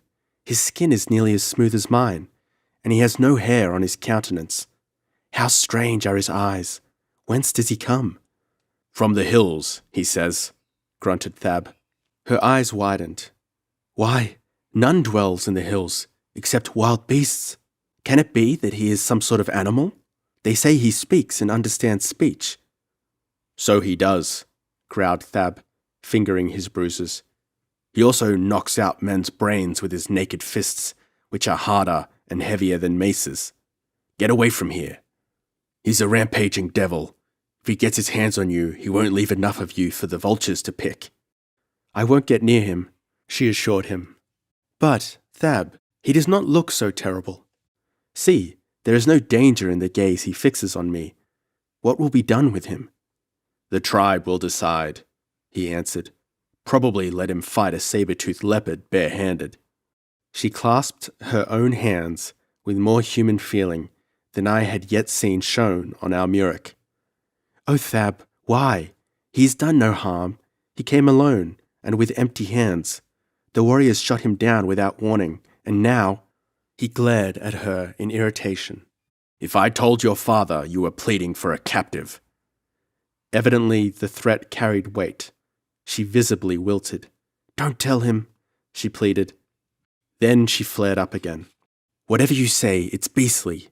If my father whips me until the blood runs over my heels, I'll still say so." And so saying, she ran quickly out of the chamber. "Who is that girl?" I asked. "Altha, the daughter of Zal, the thrower." "Who is he?" "One of those you battled so viciously a short time ago." "You mean to tell me a girl like that is the daughter of a man like—" Words failed me. "What's wrong with her?" he demanded. "She differs none from the rest of our women." "You mean all the women look like her, and all the men look like you?" "Certainly, allowing for their individual characteristics. Is it otherwise among your people? That is, if you are not a solitary freak?" "Well, I'll be," I began in bewilderment, when another warrior appeared in the door, saying, "I'm to relieve you, Thab. The warriors have decided to leave the matter to Kasuth when he returns on the morrow." Thab departed, and the other seated himself on the bench. I made no attempt to talk to him. My head was swimming with the contradictory phenomena I had heard and observed, and I felt the need of sleep. I soon sank into dreamless slumber. Doubtless my wits were still addled from the battering I had received. Otherwise I would have snapped awake when I felt something touch my hair. As it was, I spoke only partly. From under drooping lids I glimpsed, as in a dream, a girlish face bent close to mine, dark eyes wide, with frightened fascination, red lips parted. The fragrance of her foamy black hair was in my nostrils. She timidly touched my face, then drew back, with a quick, soft intake of breath, as if frightened by her action.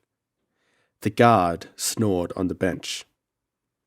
The torch had burned to a stub that cast a weird, dull glow over the chamber.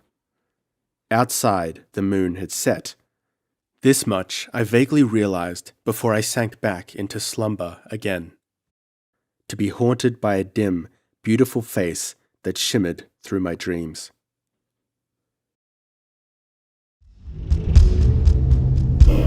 Three.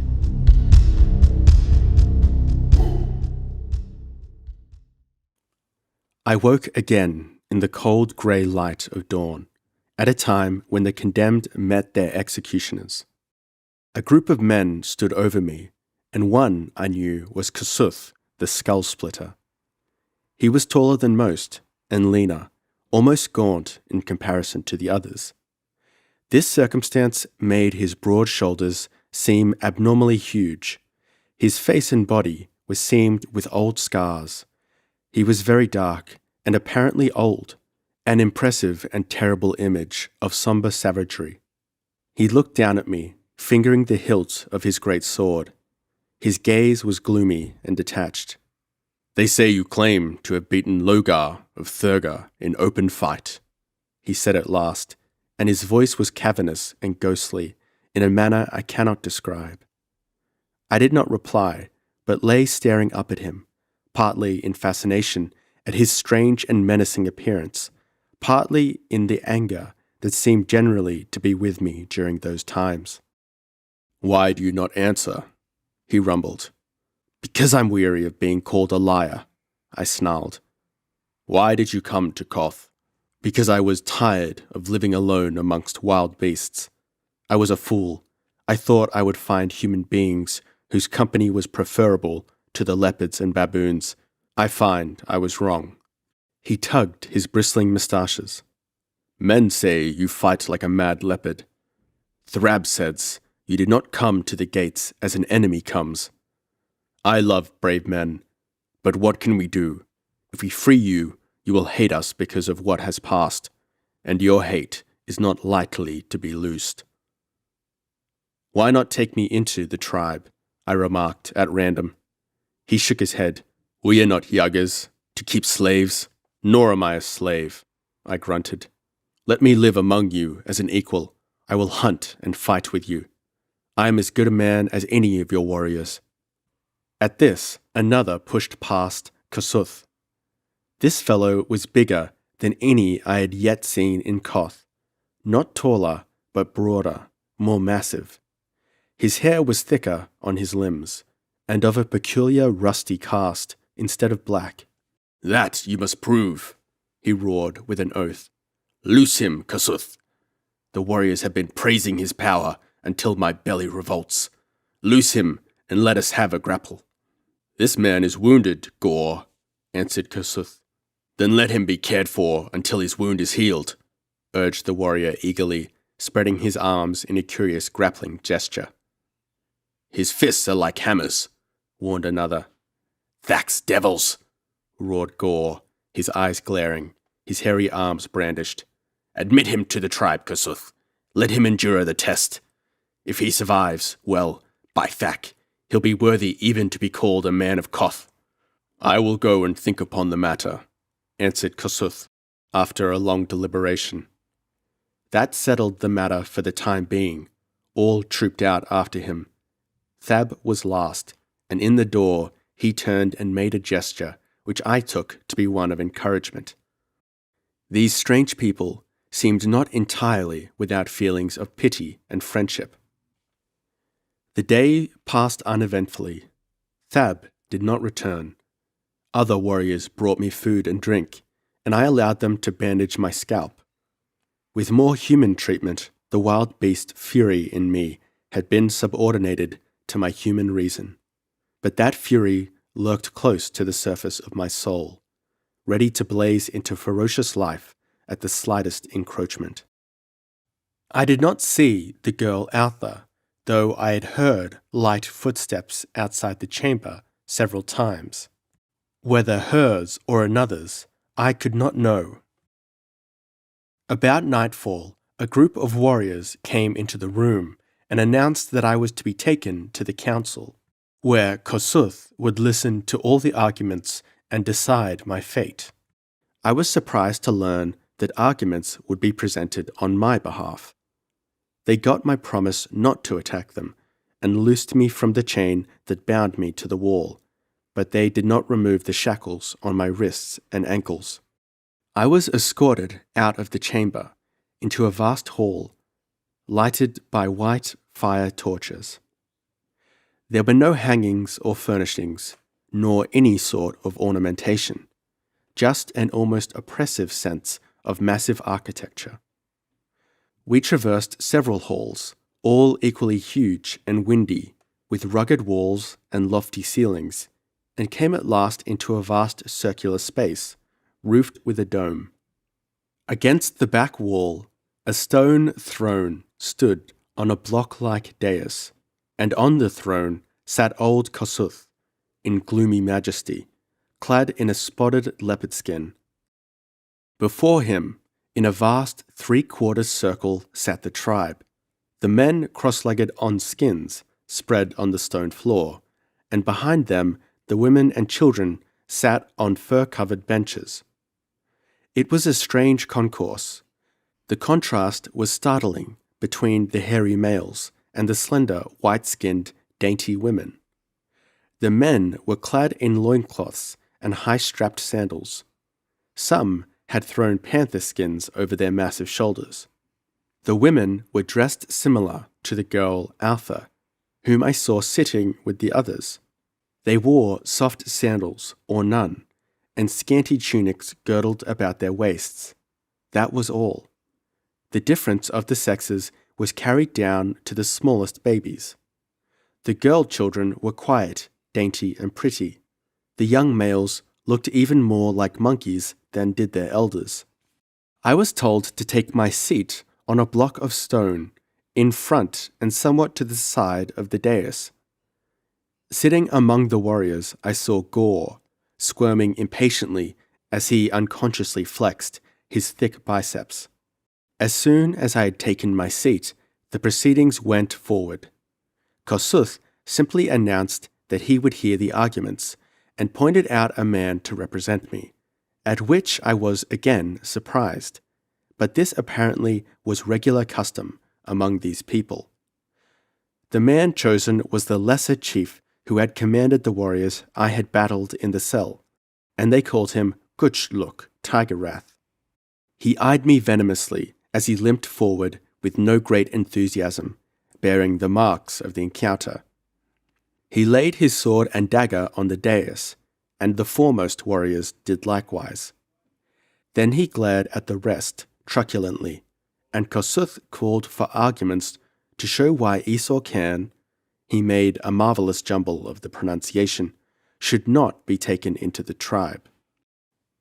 Apparently, the reasons were legion. Half a dozen warriors sprang up and began shouting at the top of their voice, while Gotchluk dutifully strove to answer them. I felt already doomed, but the game was not played out, or even well begun. At first, Gotchluk went at it only half-heartedly, but opposition heated him to the task. His eyes blazed, his jaw jutted, and he began to roar and bellow with the best of them. From the arguments he presented, or rather thundered, one would have thought he and I were lifelong friends. No particular person was designated to protest against me. Everybody who wished took a hand, and if Gotchluk won over anyone, that person joined his voice to Gotchluk's. Already there were men on my side. Thab's shout and Gore's bellow vied with my attorney's roar, and soon others took up my defense. That debate is impossible for an earthman to conceive of without having witnessed it. It was sheer bedlam, with from 3 voices to 500 voices clamoring at once. How Kossuth sifted any sense out of it, I cannot even guess, but he brooded somberly above the tumult, like a grim god over the paltry aspirations of mankind. There was wisdom in the disregarding of weapons. Dispute frequently became biting, and criticisms of ancestors and personal habits entered into it. Hands clutched at empty belts, and moustaches bristled belligerently. Occasionally, Kossuth lifted his weird voice across the clamour and restored a semblance of order. My attempts to follow the arguments were vain. My opponents went into matters seemingly utterly irrelevant, and were met by rebuttals just as illogical. Authorities of antiquity were dragged out, to be refuted by records equally musty. To further complicate matters, disputants frequently snared themselves in their own arguments, or forgot which side they were on, and found themselves raging frenziedly on the other. There seemed no end to the debate, and no limit to the endurance of the debaters. At midnight, they were still yelling as loudly, and shaking their fists in one another's beards as violently as ever. The women took no part in the arguments. They began to glide away about midnight with the children. Finally, only one small figure was left among the benches. It was Altha, who was following, or trying to follow, the proceedings with a surprising interest. I had long since given up the attempt.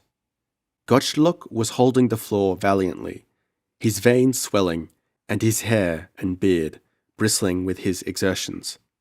Gore was actually weeping with rage and begging Kossuth to let him break a few necks.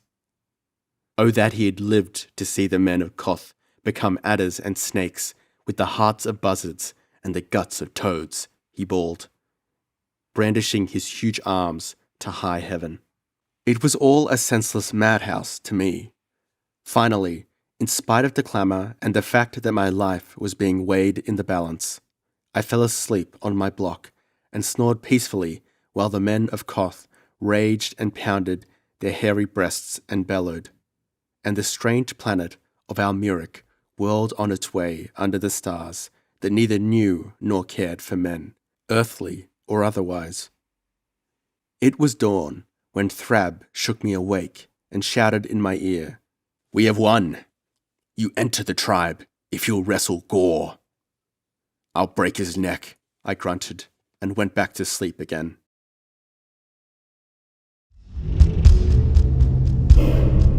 Four. So began my life as a man among men on Almuric. I, who had begun my new life as a naked savage, now took the next step on the ladder of evolution and became a barbarian. For the men of Koth were barbarians. For all their silks and steel and stone towers, their counterpart is not on earth today, nor has it ever been. But of that later. Let me tell first of my battle with Gore the bear. My chains were removed, and I was taken to a stone tower on the wall, there to dwell until my wounds had healed. I was still a prisoner. Food and drink were brought me regularly by the tribesmen, who also tended carefully to my wounds, which were unimportant considering the hurts I had had from wild beasts, and had recovered from, unaided. But they wished me to be in prime condition for the wrestling, which was to decide whether I should be admitted to the tribe of Koth, or, well, from what they said of Gore, if I lost, there would be no problem as to my disposition. The wolves and vultures would take care of that.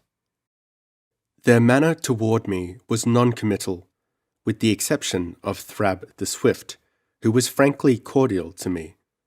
I saw neither Kossuth, Gore, nor Gutchluk during the time I was imprisoned in the tower, nor did I see the girl, Altha. I do not remember a more tedious and wearisome time. I was not nervous because of any fear of Gore. I frankly doubted my ability to beat him, but I had risked my life so often and against such fearful odds that personal fear had been stamped out of my soul. But for months I had lived like a mountain panther, and now to be caged up in a stone tower where my movements were limited, bound, and restricted, it was intolerable. And if I had been forced to put up with it a day longer, I would have lost control of myself and either fought my way to freedom or perished in the attempt. As it was, all the constrained energy in me was pent up almost to the snapping point, giving me a terrific store of nervous power, which stood me in good stead in my battle. There is no man on earth equal in sheer strength to any man of Koth. They live barbaric lives, filled with continuous peril and warfare against foes human and bestial. But after all, they lived the lives of men, and I had been living the life of a wild beast. As I paced my tower chamber, I thought of a certain great wrestling champion of Europe, with whom I had once contested in a friendly private bout, but who pronounced me the strongest man he had ever encountered. Could he have seen me now in the Tower of Koth, I am certain I could have torn out his biceps like rotten cloth, broken his spine across my knee, or caved in his breastbone with my clenched fist. And as for speed, the most finely trained earth athlete would have seemed awkward and sluggish in comparison to the tigerish quickness lurking in my rippling sinews. Yet for all that, I knew that I would be strained to the utmost, even to hold my own with the giant they called Gore the bear. He did indeed resemble a shaggy, rusty-hued cave bear. Thab the Swift narrated some of his triumphs to me, and such a record of personal mayhem I never heard. The man's progress through life was marked by broken limbs, backs, and necks. No man had yet stood before him in bare-handed battle, though some swore Logar the Bone Crusher was his equal. Logar, I learned, was chief of Thugra, a city hostile to Koth. All cities on Almuric seemed to be hostile to each other, the people of the planet being divided into many small tribes, incessantly at war. The chief of Thugra was called the Bone Crusher because of his terrible strength. The poniard I had taken from him had been his favorite weapon, a famous blade, forged, Thab said, by a supernatural smith. Thab called this being a Gorka, and I found in tales concerning the creature an analogy to the dwarfish metal workers of the ancient Germanic myths of my own world. Thab told me much concerning his people and the planet, but of these things I will deal later. At last, Kossuth came, found my wound completely cured, eyed my bronze sinews with the shadow of respect in his cold, brooding eyes, and pronounced me fit for battle. Night had fallen when I was led into the streets of Koth. I looked with wonder at the giant walls towering above me, dwarfing their human inhabitants. Everything in Koth was built on a heroic scale. Neither the walls nor the edifices were unusually high in comparison to their bulk, but they were so massive. My guides led me to a sort of amphitheatre near the outer wall. It was an oval space surrounded by huge stone blocks, rising tier upon tier, and forming seats for the spectators. The open space in the centre was hard ground, covered with short grass. A sort of bulwark was formed about it out of woven leather thongs, apparently to keep the contestants from dashing their heads against the surrounding stones. Torches lighted the scene. Spectators were already there, the men occupying the lower blocks and the women and children the upper. My gaze roved over the sea of faces, hairy or smooth, until it rested on one I recognized, and I felt a strange throb of pleasure at the sight of Altha sitting there watching me with her intent, dark eyes. Thab indicated for me to enter the arena, and I did so, thinking of the old-time bare-knuckle bouts of my own planet, which were fought in crude rings, pitched, like this, on the naked turf. Thab and the other warriors who had escorted me remained outside. Above us brooded old Kossuth in a carven stone elevated above the first tier, and covered with leopard skins. I glanced beyond him to that dusky star-filled sky, whose strange beauty never failed to fascinate me, and I laughed at the fantasy of it all. Where I, Esau Cairn, was to earn by sweat and blood my right to exist on this alien world, the existence of which was undreamed by the people of my own planet. I saw a group of warriors approaching from the other side, a giant form looming above them. Gore the bear glared at me across the ring. His hairy paws grasped the thongs, and then with a roar he vaulted over them and stood before me, an image of truculence incarnate, angry because I had chanced to reach the ring before him. On his rude throne above us, old Kossuth lifted a spear and cast it earthward. His eyes followed its flight, and as it sheathed its shining blade in the turf outside the ring, we hurled ourselves at each other, iron masses of bone and thew, vibrant with fierce life and the lust to destroy. We were each naked, except for a sort of leather loincloth, which was more brace than garment. The rules of the match were simple.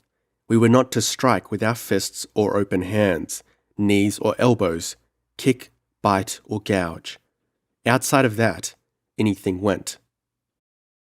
At the first impact of his hairy body against mine, I realized that Gore was stronger than Logar.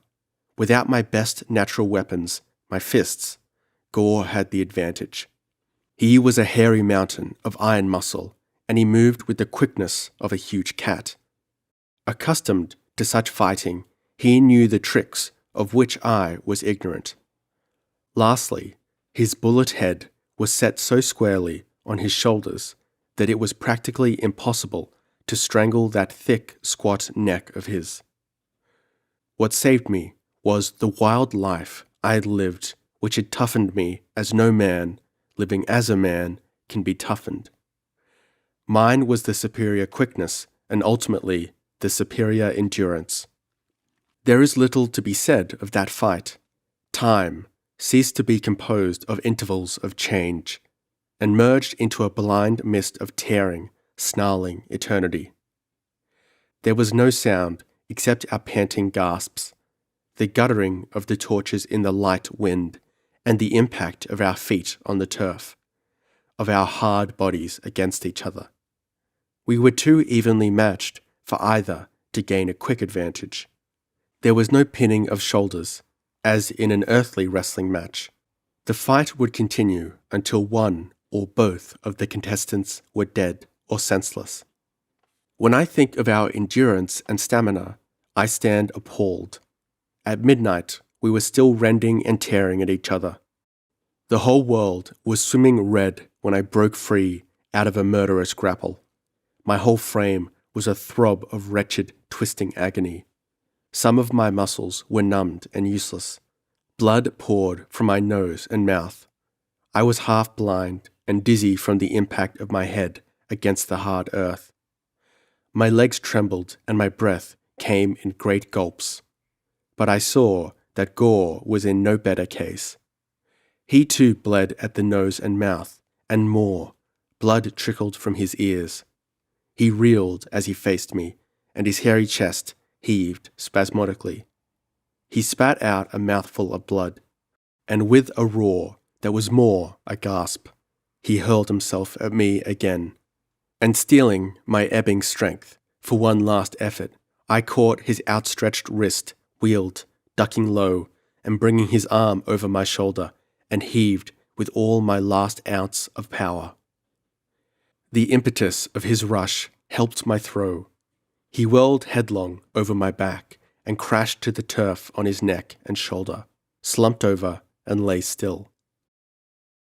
An instant I stood swaying above him, while a sudden deep-throated roar rose from the people of Koth, and then a rush of darkness blotted out the stars and the flickering torches, and I fell senseless across the still body of my antagonist. Later, they told me that they thought both Gore and I were dead. They worked us over for hours.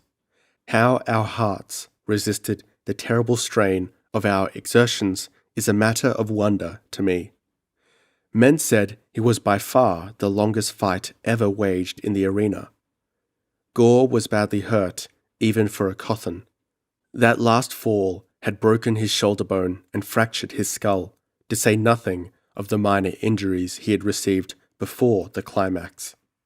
3 of my ribs were broken, and my joints, limbs, and muscles were so twisted and wrenched that for days I was unable even to rise from my couch. The men of Koth treated our wounds and bruises with all their skill, which far transcends that of earth. But in the main, it was our remarkable primitive vitality that put us back on our feet. When a creature of the wild is wounded, he generally either dies quickly or recovers quickly. I asked Thab if Gore would hate me for his defeat, and Thab was at a loss. Gore had never been defeated before, but my mind was soon put to rest on this score.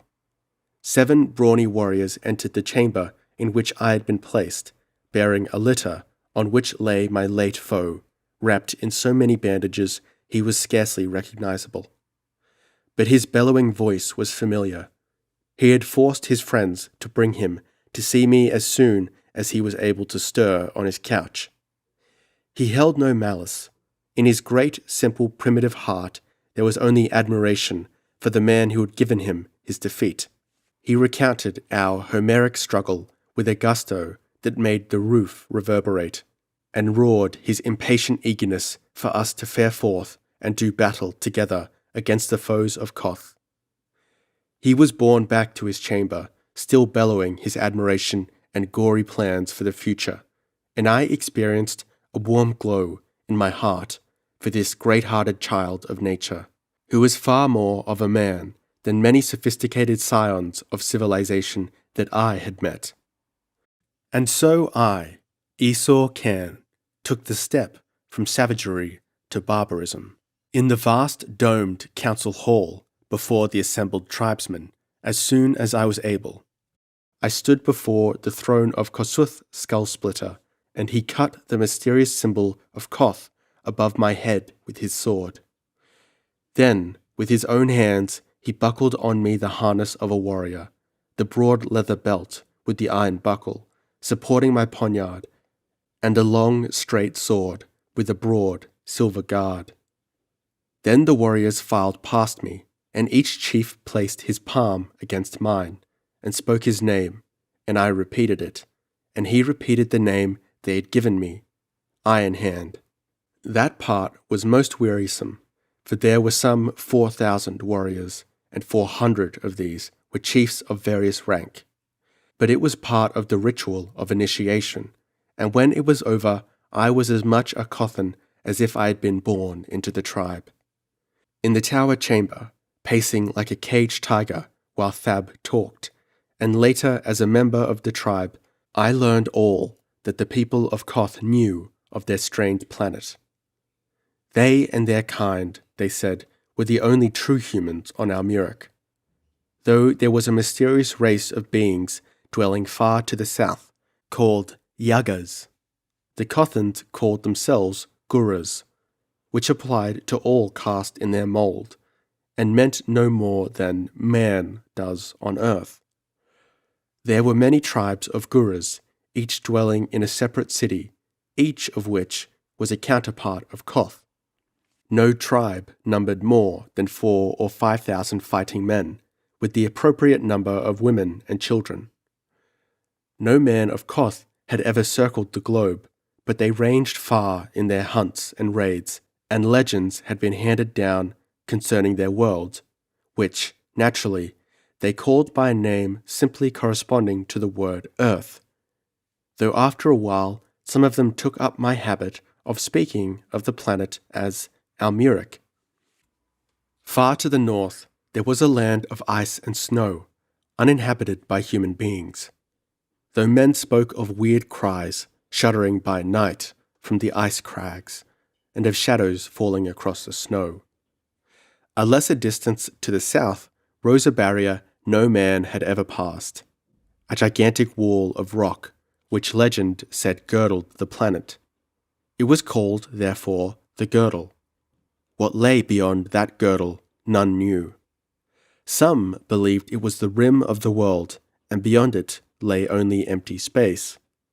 Others maintained that another hemisphere lay beyond it. They believed, as seemed to me most logical, that the girdle separated the north and southern halves of the world, and that the southern hemisphere was inhabited by men and animals, though the exponents of this theory could give no proof, and were generally scoffed at as over-imaginative romanticists. At any rate, the cities of the Guras dotted the vast expanse that lay between the girdle and the land of ice. The northern hemisphere possessed no great body of water. There were rivers, great plains, a few scattered lakes, occasional stretches of dark, thick forests, long ranges of barren hills, and a few mountains. The larger rivers ran south to plunge into chasms in the girdle. The cities of the Guras were invariably built on the open plains and always far apart. Their architecture was the result of the peculiar evolution of their builders. They were, basically, fortresses of rocks heaped up for defense.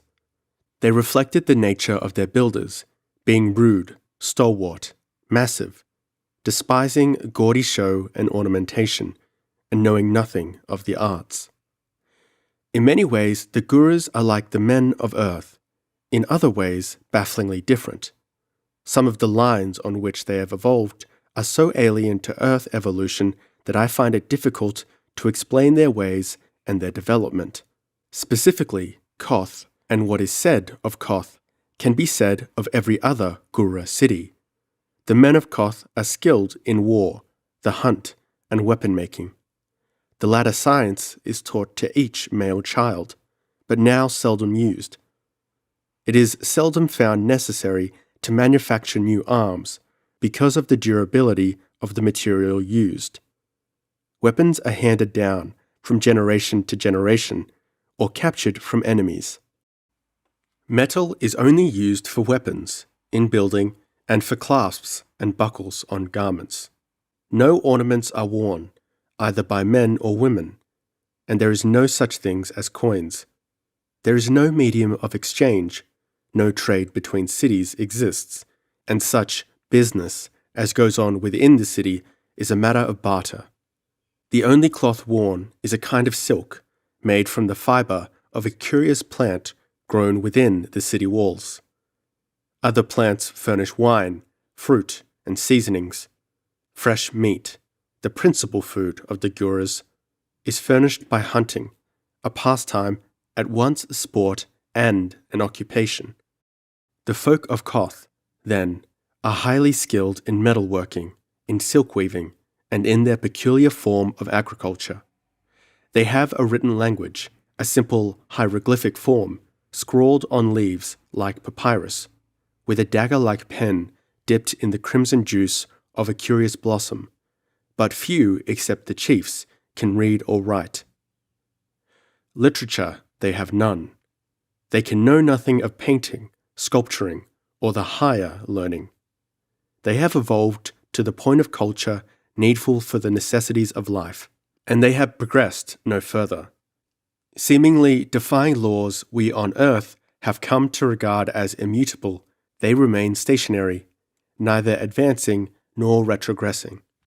Like most barbaric people, they have a form of rude poetry, dealing almost exclusively with battle, mayhem, and rapine. They have no bards or minstrels, but every man of the tribe knows the popular ballads of his clan, and after a few jacks of ale is prone to bellow them forth in a voice fit to burst one's eardrums. These songs are never written down, and there is no written history. As a result, the events of antiquity are hazy and mixed with improbable legends. No one knows how old is the city of Koth. Its gigantic stones are impervious to the elements, and might have stood there 10 years or 10,000 years. I am of the opinion that the city is at least 15,000 years old. The Guras are an ancient race, in spite of their exuberant barbarism, which gives them the atmosphere of a new young people. Of the evolution of the race, from whatever beast was their common ancestor, of their racial splittings off and their tribal drifts, of their development to their present condition, nothing whatever is known. The Guras themselves have no idea of evolution. They suppose that, like eternity, their race is without beginning and without end, that they have always been exactly as they are now. They have no legends to explain their creation. I have devoted most of my remarks to the men of Koth. The women of Koth are no less worthy of detailed comment. I found the difference in the appearance of the sexes not so inexplicable after all. It is simply the result of natural evolution, and its roots lie in a fierce tenderness on the part of the Gura males for their women. It was to protect their women that they first, I am certain, built those brutish heaps of stone and dwelt among them, for the innate nature of the Gura male is definitively nomadic.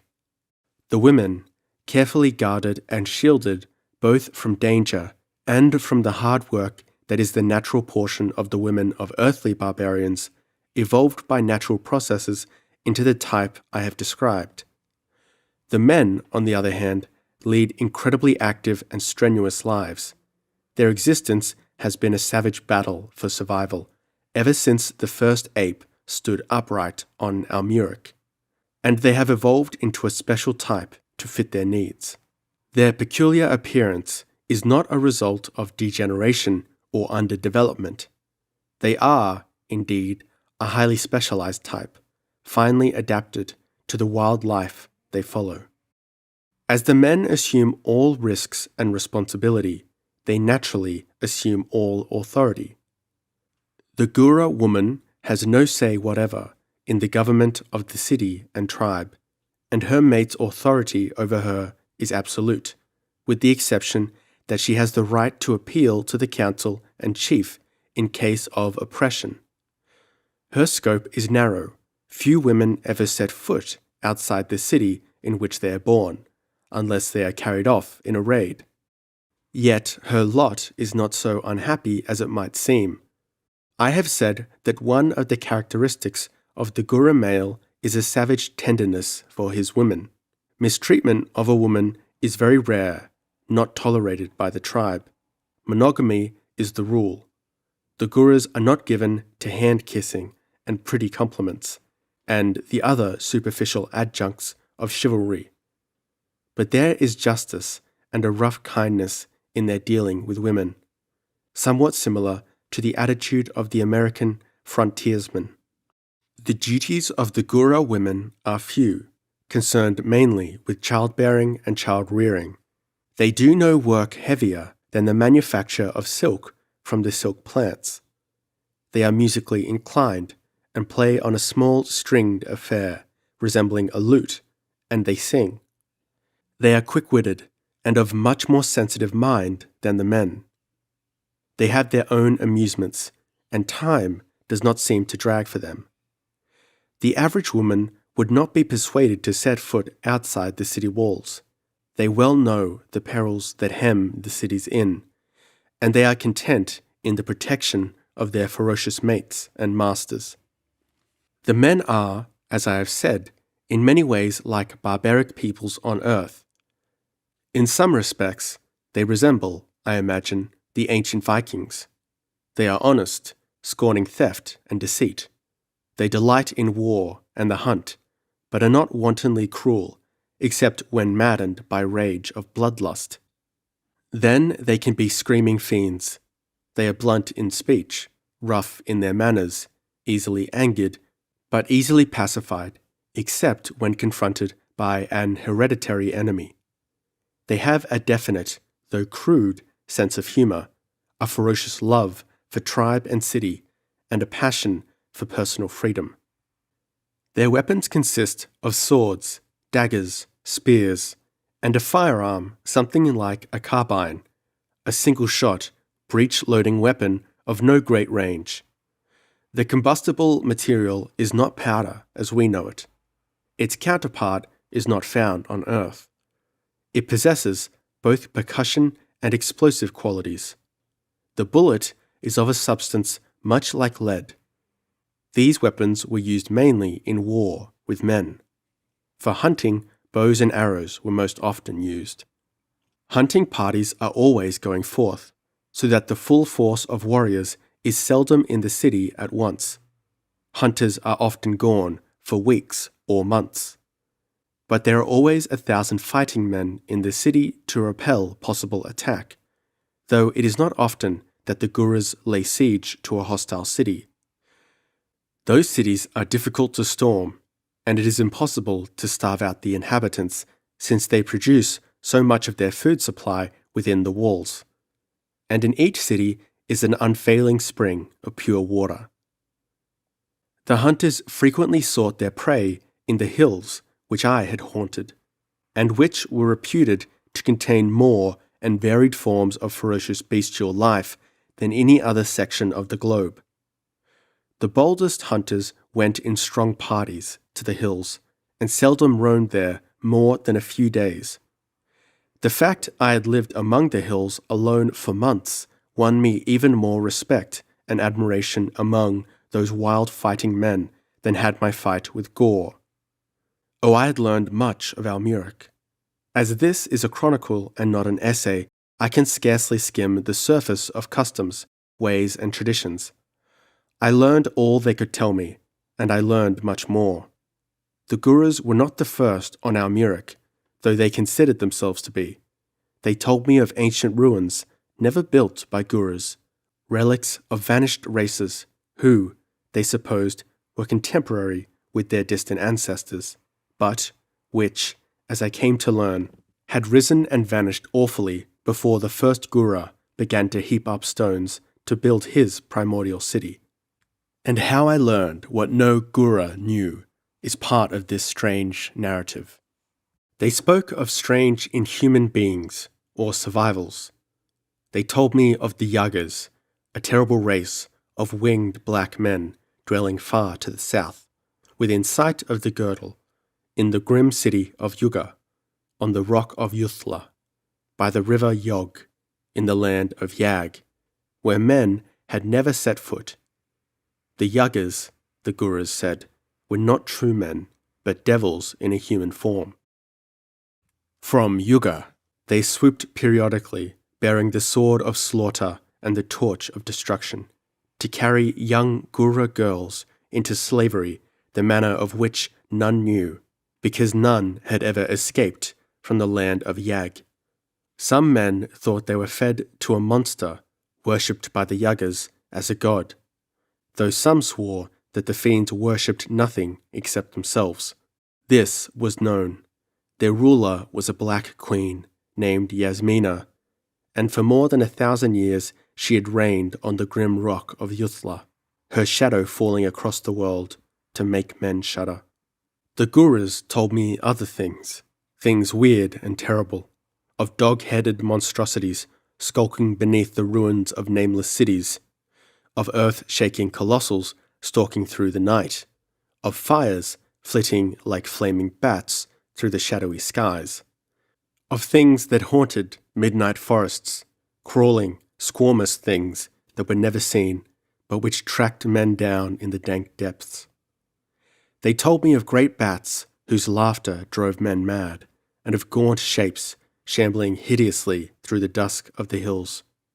They told me of such things as do not even haunt the dreams of men on my native planet, for life has taken strange shapes on Almuric, and natural life is not the only life there.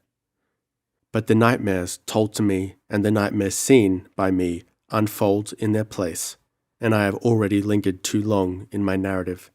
Be patient a little, because events move swiftly on Almuric, and my chronicle moves no less swiftly when underway. For months I dwelt in Koth, fitting into life of hunting, feasting, ale-guzzling, and brawling, as if I had been born into it. There life was not restrained and bound down, as it is on earth. As yet no tribal war had tested my powers, but there was fighting enough in the city with naked hands, in friendly bouts and drunken brawls, when the fighting men dashed down their foaming jacks and bellowed their challenges across the ale-stained boards. I revelled in my new existence. Here, as in the hills, I threw my full powers unleashed into life.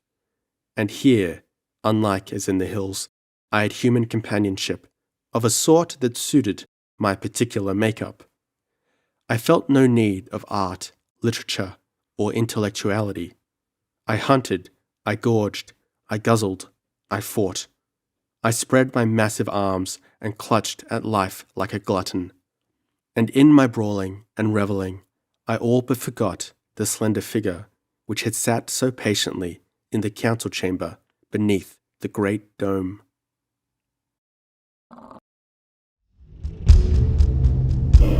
Five.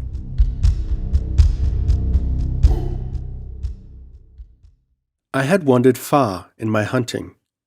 Alone, I had spent several nights on the plains. Now I was returning leisurely, but I was still many miles from Koth, whose massive towers I could not yet glimpse across the waving savannas. I cannot say what my thoughts were as I swung along, my carbine in the crook of my arm, but they were likely connected with the spores on the water's edge, crushed down grass, marking the passing of some large animal, or the scents borne on the light wind. Whatever my thoughts may have been, they were interrupted by a shrill cry. Wheeling, I saw a slim white figure racing across the grassy level towards me. Behind her, gaining with every stride, came one of those giant carnivorous birds, which are among the most dangerous of all the grisly denizens of the grasslands. They tower 10 feet in height and somewhat resemble an ostrich, except for the beak, which is a huge curving weapon, 3 feet in length, pointed and edged like a scimitar. A stroke of that beak can slash a man asunder, and the great taloned feet of the monster can tear a human limb from limb. This mountain of destruction was hurtling along behind the flying girl at appalling speed, and I knew it would overtake her long before I could hope to reach them. Cursing the necessity for depending on my none too accurate marksmanship, I lifted my carbine and took as steady an aim as possible. The girl was directly in line with the brute, and I could not risk a shot at the huge body, lest I hit her instead. I had to chance a shot at the great head that bobbed bafflingly on the long arching neck. It was more luck than skill that sent my bullet home. At the crack of the shot, the giant head jerked backwards, as if the monster had run into an unseen wall.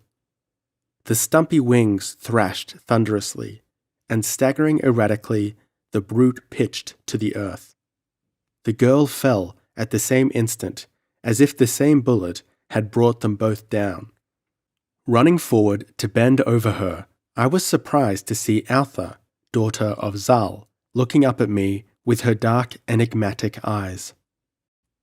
Quickly satisfying myself that she was not injured outside of fright and exhaustion, I turned to the Thunderbird and found it quite dead, its few brains oozing out of a hole in its narrow skull.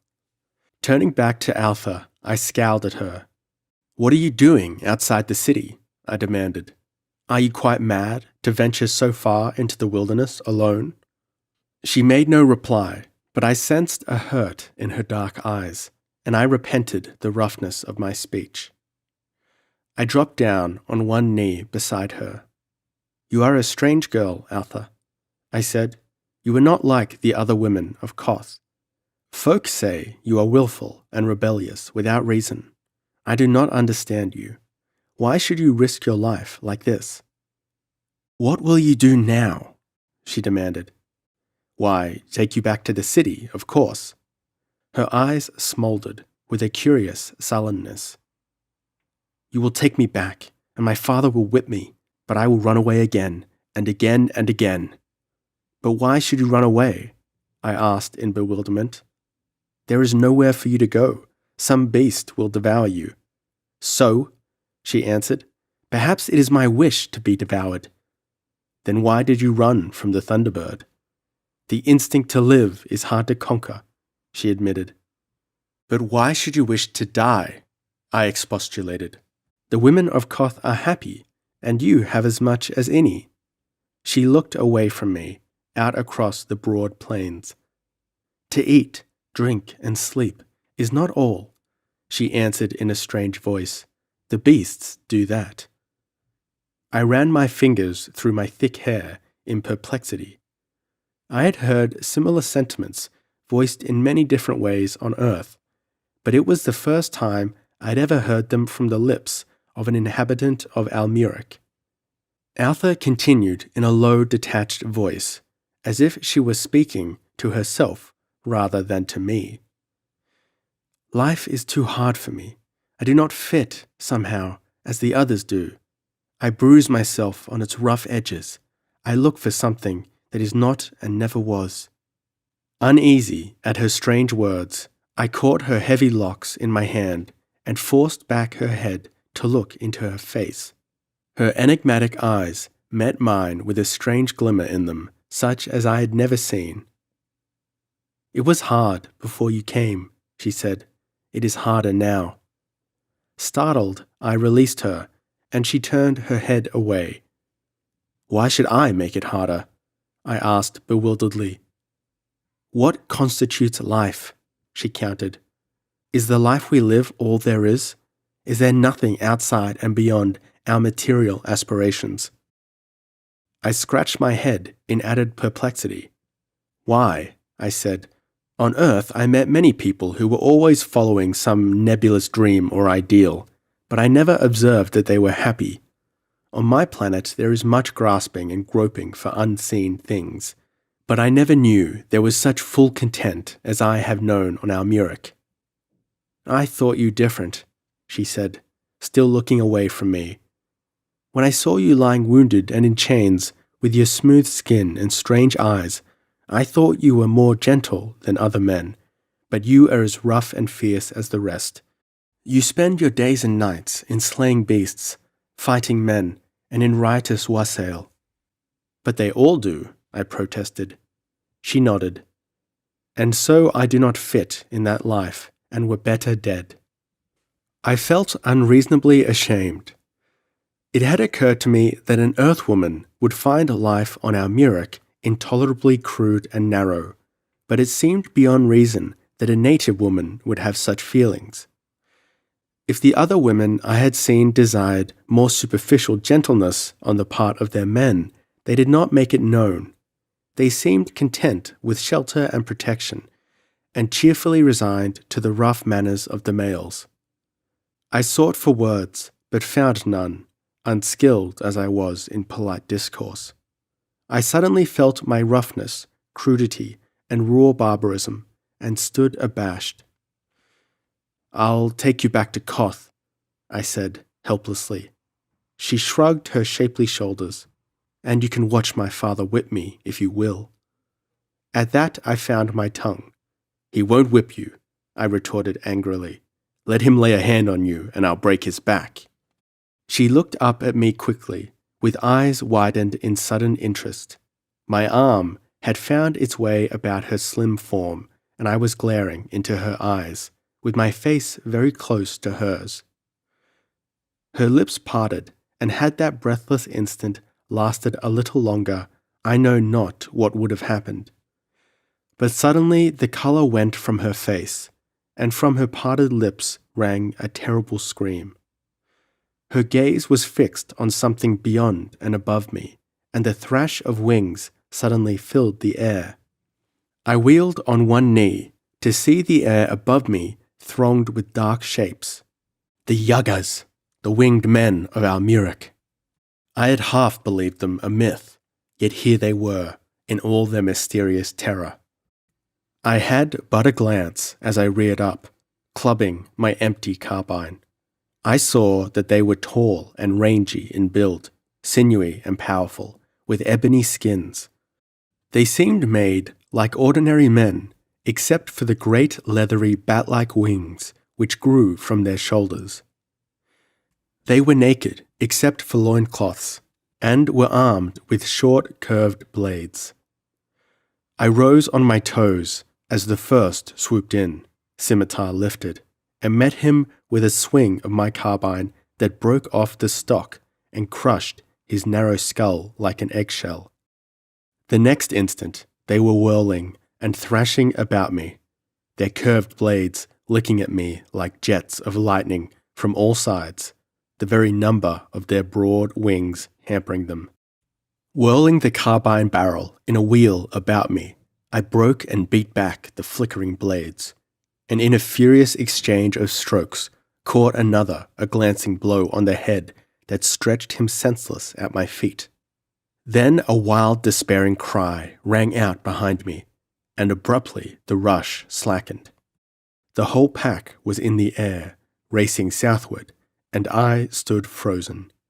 In the arms of one of them writhed and shrieked a slender white figure, stretching out imploring arms to me. Altha!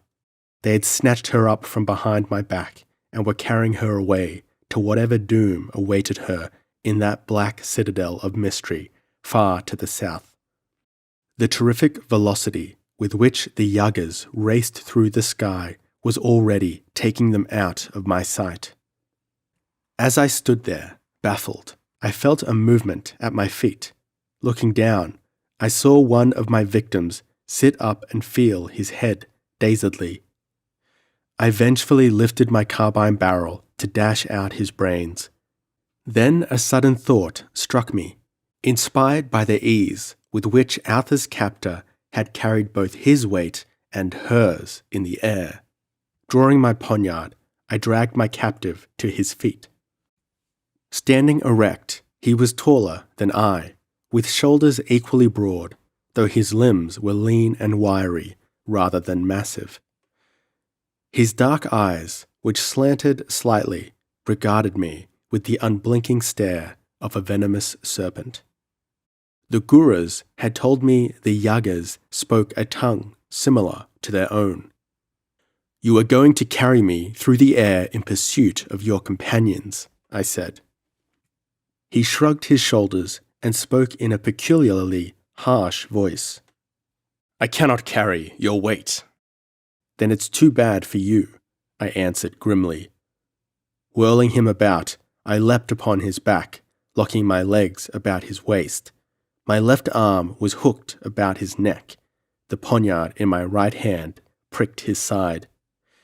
He had kept his feet under the impact of my bulk, spreading his great wings. "Take the air," I snarled in his ear, sinking the dagger point into his flesh. "Fly, damn you, or I'll cut your heart out." His wings began to thrash the air, and we rose, slowly, from the earth. It was a most sensational experience, but one to which I gave scant thought at the time, being so engrossed in my fury at the abduction of Alpha.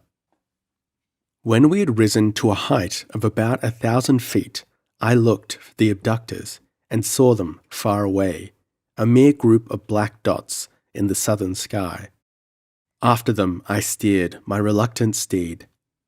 In spite of my threats and urging for greater speed, the flying dots soon vanished.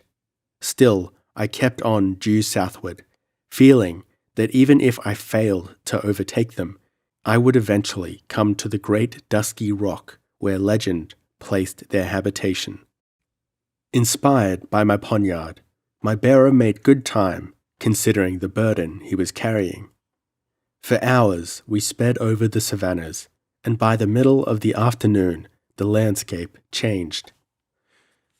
We were flying over a forest, the first I had seen on Almuric.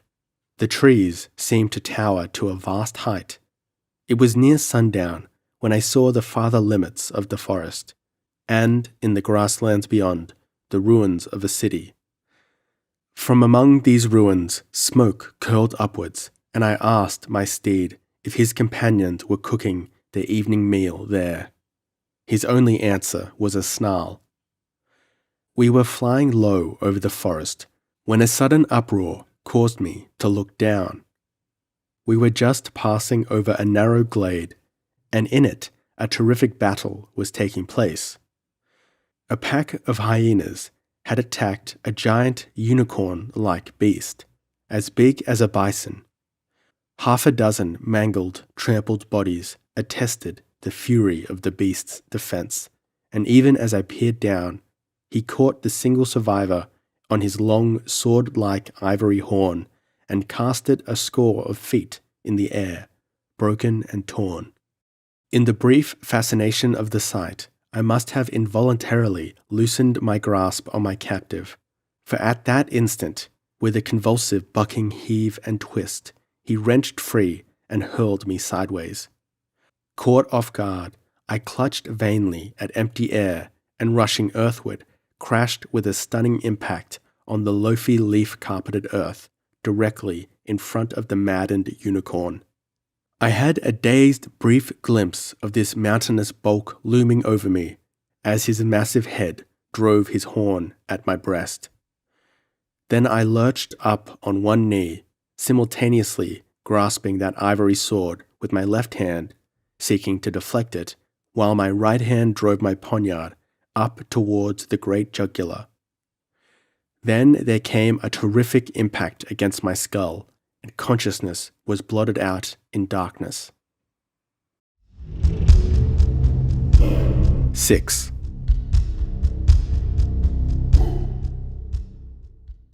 I could have been senseless only a few minutes. When I regained consciousness, my first sensation was that of a crushing weight upon my limbs and body. Struggling weakly, I found that I was lying beneath the lifeless body of a unicorn. At the instant my poniard had torn open his great jugular vein, the base of his horn must have struck my head, while the vast body collapsed upon me. Only the soft, spongy ground beneath me had saved me from being crushed to a pulp. Working myself out from under that bulk was a Herculean task, but eventually I accomplished it and stood up, bruised and breathless, but with the half-dried blood of the monster clotting in my hair and smearing my limbs. I was a grisly sight to look at, but I wasted no time on my appearance. My erstwhile steed was nowhere in evidence, and the circling trees limited my view of the sky. Selecting the tallest of these trees, I climbed it as swiftly as possible, and on the topmost branches looked out over the forest. The sun was setting. I saw that perhaps an hour's swift walk to the south, the forest thinned out and ceased. Smoke still drifted thinly from the deserted city, and I saw my former captive just dropping down among the ruins. He must have lingered after he had overthrown me, possibly to see if I showed any signs of life, probably to rest his wings after that long grind. I cursed. There went my chance of stealing up upon them unsuspected. Then I got a surprise. No sooner had the Yaga vanished than he reappeared, shooting up out of the city like a rocket. Without hesitation, he raced off southward, speeding through the sky at a rate that left me gaping. What was the reason for his flight? If it had been his companions who were among the ruins, why had he not alighted? Perhaps he had found them gone and was merely following them. Yet his actions seemed strange, considering the leisurely way he had approached the ruins. His flight had the earmarks of panic. Shaking my head in puzzlement, I descended the tree and set out for the ruins as swiftly as I could make my way through the dense growth, paying no heed to the rustling in the leaves about me and the muttering of rousing life that grew as the shadows deepened. Night had fallen when I emerged from the forest, but the moon was rising, casting a weird, unreal glow over the plains. The ruins glimmered ghostily in the near distance. The walls were not of the rough greenish material used by the Guras. As I approached, I saw they were of marble, and that fact caused a vague uneasiness to stir in my mind. I remembered the legends told by the Cothans of ruined marble cities haunted by ghoulish beings. Such ruins were found in certain uninhabited places, and none knew their origin. A brooding silence lay over the broken walls and columns as I entered the ruins. Between the glimmering white tusks and surfaces, deep black shadow floated, almost liquid in its quality.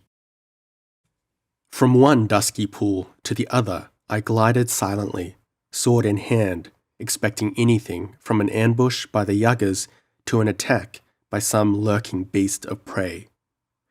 Utter silence reigned, as I had never encountered it anywhere on Almuric before. Not a distant lion roared, not a night fowl voiced its weird cry.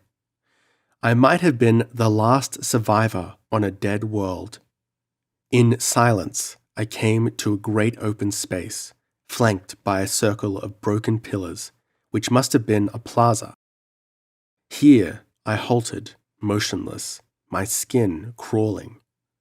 In the midst of the plaza smouldered the dying coals of a fire, over which, on spits planted in the earth, were roasting pieces of meat. The Yagas had evidently built that fire and prepared to sup, but they had not eaten of their meal. They lay strewn about the plaza in a way to appall the hardiest.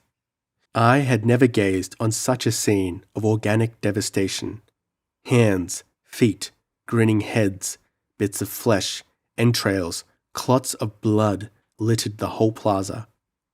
The heads were like balls of blackness, rolled out from the shadows against the snowy marble, their teeth grinning, their eyes glimmering palely in the moonlight.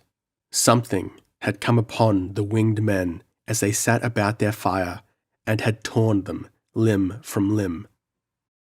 On the remnants of flesh were the marks of fangs, and some of the bones had been broken, apparently to get the marrow. A cold ripple went up and down my spine. What animal but man breaks bones in that fashion? But the scattering of the bloody remnants seemed not the work of beasts. It seemed too vindictive, as if it were the work of vengeance, fury, or bestial bloodthirstiness. Where, then, was Altha? Her remains were not among those of her captors. Glancing at the flesh on the spit, the configuration of those pieces sent me to shuddering. Shaken with horror, I saw that my dark suspicions were correct. It was part of a human body the accursed Yagas had been roasting for their meal. Sick with revulsion and dread, I examined the pitiful remnants more closely and breathed a deep sigh of relief to see the thick muscular limbs of a man and not the slender parts of a woman. But after that, I looked unmoved at the torn, bloody bits that had been Yagas. But where was the girl? Had she escaped the slaughter and hidden herself, or had she been taken by the slayers? Looking about at the towers and fallen blocks and pillars bathed in the weird moonlight, I was aware of a distinct aura of evil, of lurking menace. I felt the glare of hidden eyes. But I began casting about the plaza and came upon a trail of blood drops lying blackly in the moon, leading through a maze of drunken pillars, and for want of better occupation, I followed it. At least it might lead me to the slayers of the winged men. I passed under the shadows of leaning pillars, which dwarfed my human frame with their brute massiveness, and came into a crumbling edifice, overgrown with lichen. Through the broken roof and the gaping windows, the moon poured a fungus-white light that served to make the shadows blacker, but a square of moonlight fell across the entrance of a corridor, and leading into it, I saw the sprinkle of dark clotted drops on the cracked, vine-grown marble. Into the corridor I groped, and almost broke my neck on the stairs that lay within. Down them I went, and striking a level, hesitated, and was about to retrace my steps when I was electrified by a sound that stopped my heart, and then sent the blood pounding madly through my veins. Through the darkness, faint and far away, sounded the call, "Esau! Esau can!" Altha! Who else could it be? Why should an icy shuddering pass over me, and the short hairs bristle at the back of my neck? I started to answer, then caution clutched my tongue. She could not know I was within hearing, surely.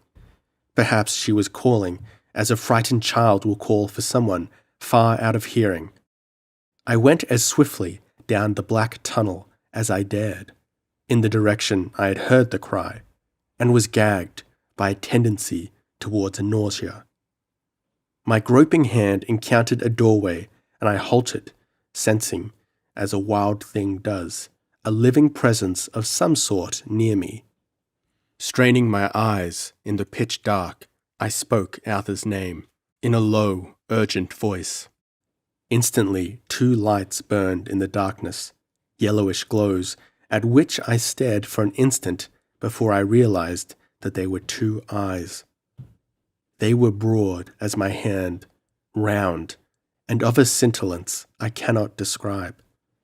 Behind them, I got a vague impression of a huge, shapeless bulk. Simultaneously, such a wave of instinctive fear swept over me that I withdrew quickly into the tunnel and hastened along in the direction I'd been going. Back in the cell, I heard a faint movement, like the shifting of some great pulpy mass, mingled with a soft rasping sound, as of bristles scraping against stone. A few score spaces more, and I halted. The tunnel seemed endless, and besides, judging from the feel, other tunnels branched off from it in the darkness, and I had no way of knowing which was the right one. As I stood there, I again heard the call, "Esau! Esau can!" Steeling myself against something, I knew not what, I set off once more in the direction of the ghostly voice. How far I went, I do not know, until I stopped, once more, baffled. Then from nearby, the voice rang out again. "Esau! Esau can!" It rose to a high-pitched note, trailing off into an awful burst of inhuman laughter that froze the blood in my veins. That was not Altha's voice. I had known all the time that it was not, that it could not be. Yet the alternative was so inexplicable that I had refused to heed what my intuition affirmed, and my reason denied. Now, from every direction, on every hand, rose a medley of shrill demoniac voices, all shrieking my name with the mockery of devils. The tunnels that had been so silent now rang and re-echoed with strident clamour. I stood bewildered and terrified, as the damned must stand in the clamorous halls of hell. I passed through the stages of icy terror, bewildered horror, desperation, berserk fury. With a maddened roar, I plunged blindly at the sounds that seemed nearest, only to collide with a solid wall, while 1,000 inhuman voices rose in hideous mirth. Wheeling like a wounded bull, I charged again, this time into the mouth of another tunnel. Racing down this, mad to come to grips with my tormentors, I burst into a vast shadowy space into which a beam of moonlight cast a ghostly shaft, and again I heard my name called, but in human tones of fear and anguish. "Esau! O Esau!" Even as I answered the piteous cry with a savage bellow, I saw her, Altha, etched in the dim moonlight. She was stretched out on the floor, her hands and feet in the shadow. But I saw that at each outstretched member squatted a dim, misshapen figure. With a bloodthirsty yell, I charged, and the darkness sprang into nauseous life, flooding my knees with tangible shapes. Sharp fangs gashed me. Apish hands clawed at me. They could not hold me. Swinging my sword in great arcs that cut a path through solid masses of writhing shapes, I forged towards the girl that twisted and screamed on the floor in that square of moonlight. I waded through a rolling, surging mire of squirming, biting things that washed about me waist-high, but they could not drag me down. I reached the moonlit square, and the creatures that held Altha gave back before the whistling menace of my sword edge, and the girl sprang up and clung to me.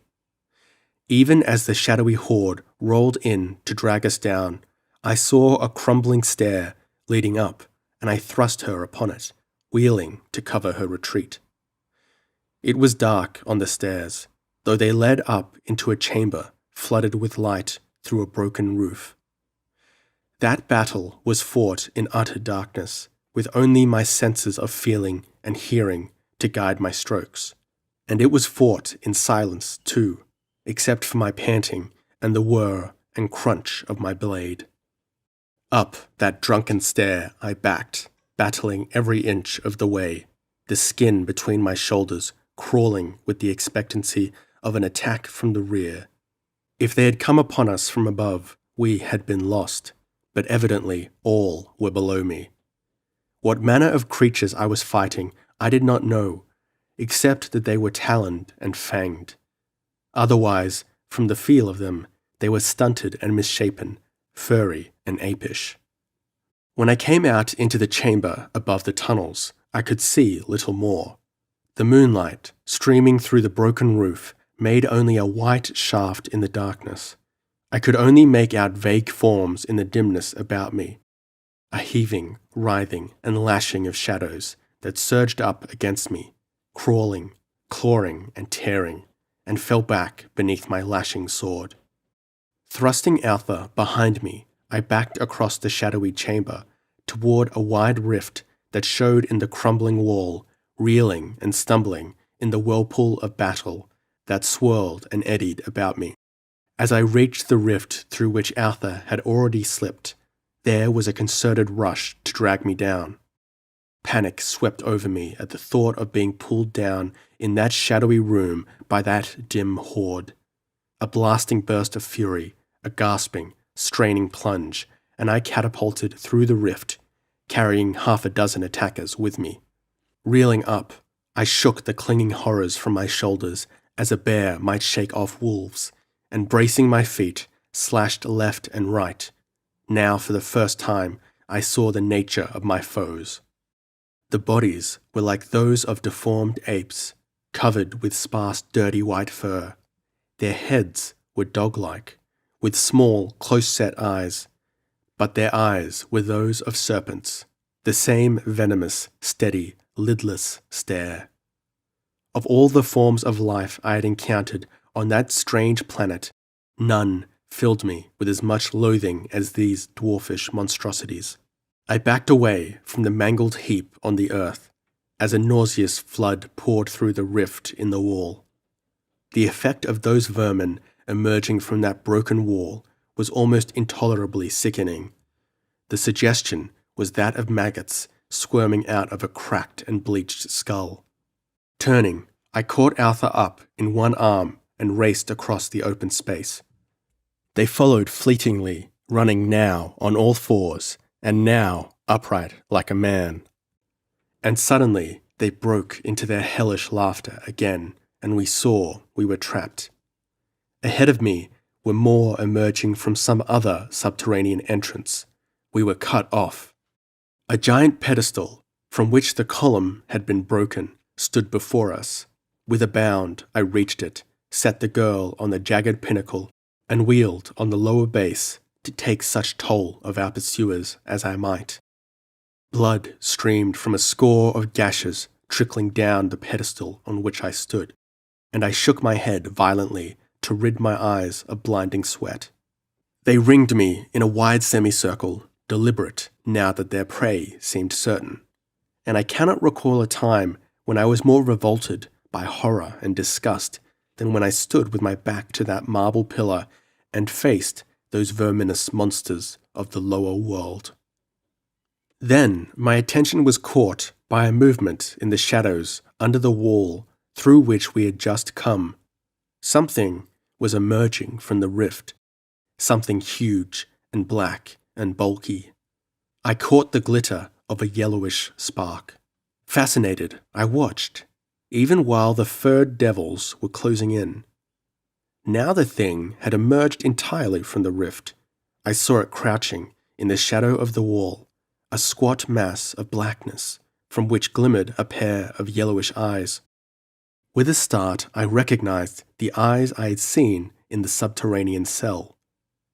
With a clamor of fiendish yells, the furry devils rushed in, and at the same instant, the unknown creature ran out into the moonlight with surprising speed and agility. I saw it plainly then, a gigantic spider, bigger than an ox.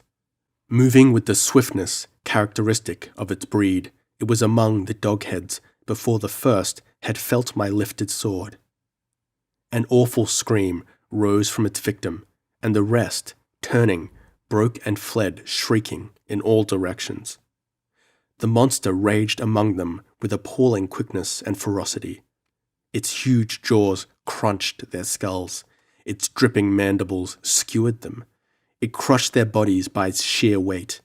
In an instant, the place was a shambles, inhabited only by the dead and dying. Crouching among its victims, the great black hairy thing fixed its horrible, intelligent eyes on me. I was the one it was trailing. I had awakened it underground, and it had followed the scent of the dried blood on my sandals. It had slaughtered the others simply because they stood in its way. As it crouched on its 8 bent legs, I saw that it differed from earthly spiders not only in size, but in the number of its eyes and the shape of its jaws. Now, Alpha screamed as it ran swiftly towards me. But where the fangs and claws of 1,000 beast things were futile against the venom dripping from those black mandibles, the brain and thews of a single man prevailed. Catching up a heavy block of masonry, I poised it for an instant and then hurled it straight into the onrushing bulk. Full among those branching hairy legs it crushed, and a jet of nauseous green stuff gushed into the air from a torn torso. The monster halted in its rush, writhed under the pinning stone, cast it aside, and staggered toward me again, dragging its broken legs, its eyes glittering hellishly. I tore another missile from the crumbling stone, and another, raining huge chunks of marble on the writhing horror until it lay still in a ghastly mess of squirming, hairy black legs, entrails, and blood. Then, catching Alpha in my arms, I raced away through the shadows of monolith and tower and pillar, nor did I halt until the city of silence and mystery lay behind us, and we saw the moon setting across the broad, waving grasslands. No word had passed between us since I had first come upon the girl in that ghoulish tunnel. Now, when I looked down to speak to her, I saw her dark head drooping against my arm. Her white face was upturned, her eyes shut. A quick throb of fear went through me, but a swift examination showed me that she had merely fainted. That fact showed the horror of what she'd been through. The women of Koth do not faint easily. I laid her at full length on the turf and gazed at her helplessly, noting, as if for the first time, the white firmness of her slender limbs, the exquisite moulding of her supple figure. Her dark hair fell in thick glossy clusters about her alabaster shoulders. A strap of her tunic slipped down, revealing her firm, pink-tipped young breasts. I was aware of a vague unrest that was almost a pain. Altha opened her eyes and looked at me. Then her dark eyes flared with terror, and she cried out and clutched at me frantically. My arms closed about her instinctively, and within their iron-thewed clasp I felt the pulsating of her lithe body, the wild fluttering of her heart. "Don't be afraid." My voice sounded strange, scarcely articulate. "Nothing is going to harm you." I could feel her heart resuming its normal beat, so closely she clung to me, before her quick pants of fright ceased. But for a while she lay in my arms, looking up at me without speaking, until, embarrassed, I released her and lifted her to a sitting position on the grass. "As soon as you feel fit," I said, "we'll pull more distance between us and that." I jerked my head in the direction of the distant ruins. "You are hurt," she exclaimed suddenly, tears filling her eyes. "You are bleeding. Oh, I am to blame. If I had not run away." She was weeping now in earnest, like any earthly girl. "Don't worry about these scratches," I answered, though privately I was wondering if the fangs of the vermin were venomous. "They are only flesh wounds. Stop crying, will you?" She obediently stifled her sobs and naively dried her eyes with her skirt. I did not wish to remind her of her horrible experience, but I was curious on one point. "Why did the Yuggers halt at the ruins?" I asked. "Surely they knew of the things that haunted such cities." "They were hungry," she answered with a shudder. "They had captured a youth. They dismembered him alive. But never a cry for mercy they got, only curses. Then they roasted." She gagged, smitten with nausea. "So the Yuggers are cannibals," I muttered. "No, they are devils. While they sat about the fire, the dogheads fell upon them. I did not see them until they were on us. They swarmed over the Yuggers like jackals over deer. Then they dragged me into the darkness. What they meant to do, Thak only knows. I've heard, but it is too obscene to repeat." "But why did they shriek my name?" I marveled. "I cried it aloud in my terror," she answered. "They heard and mimicked me. Then you came. They knew you. Do not ask me how. They too are devils." "This planet is infested with devils," I muttered. "But why did you call on me in your fright instead of your father?" She colored slightly, and instead of answering, began pulling her tunic straps into place. Seeing that one of her sandals had slipped off, I replaced it on her small foot, and while I was so occupied, she asked me unexpectedly, "Why do they call you Iron Hand? Your fingers are hard, but their touch is as gentle as a woman's." I never had men's fingers touch me so lightly before. More often they have hurt me. I clenched my fist and regarded it moodily. A knotted iron mallet of a fist. She touched it timidly. "It's the feeling behind the hand," I answered. "No man I ever fought complained that my fists were gentle, but it is my enemies I wish to hurt, not you. Her eyes lighted. You would not hurt me? Why? The absurdity of the question left me speechless.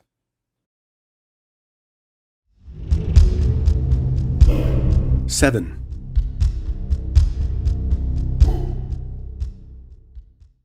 It was past sunrise when we started back on the long trek towards Koth, swinging far to the west to avoid the Devil City from which we had escaped.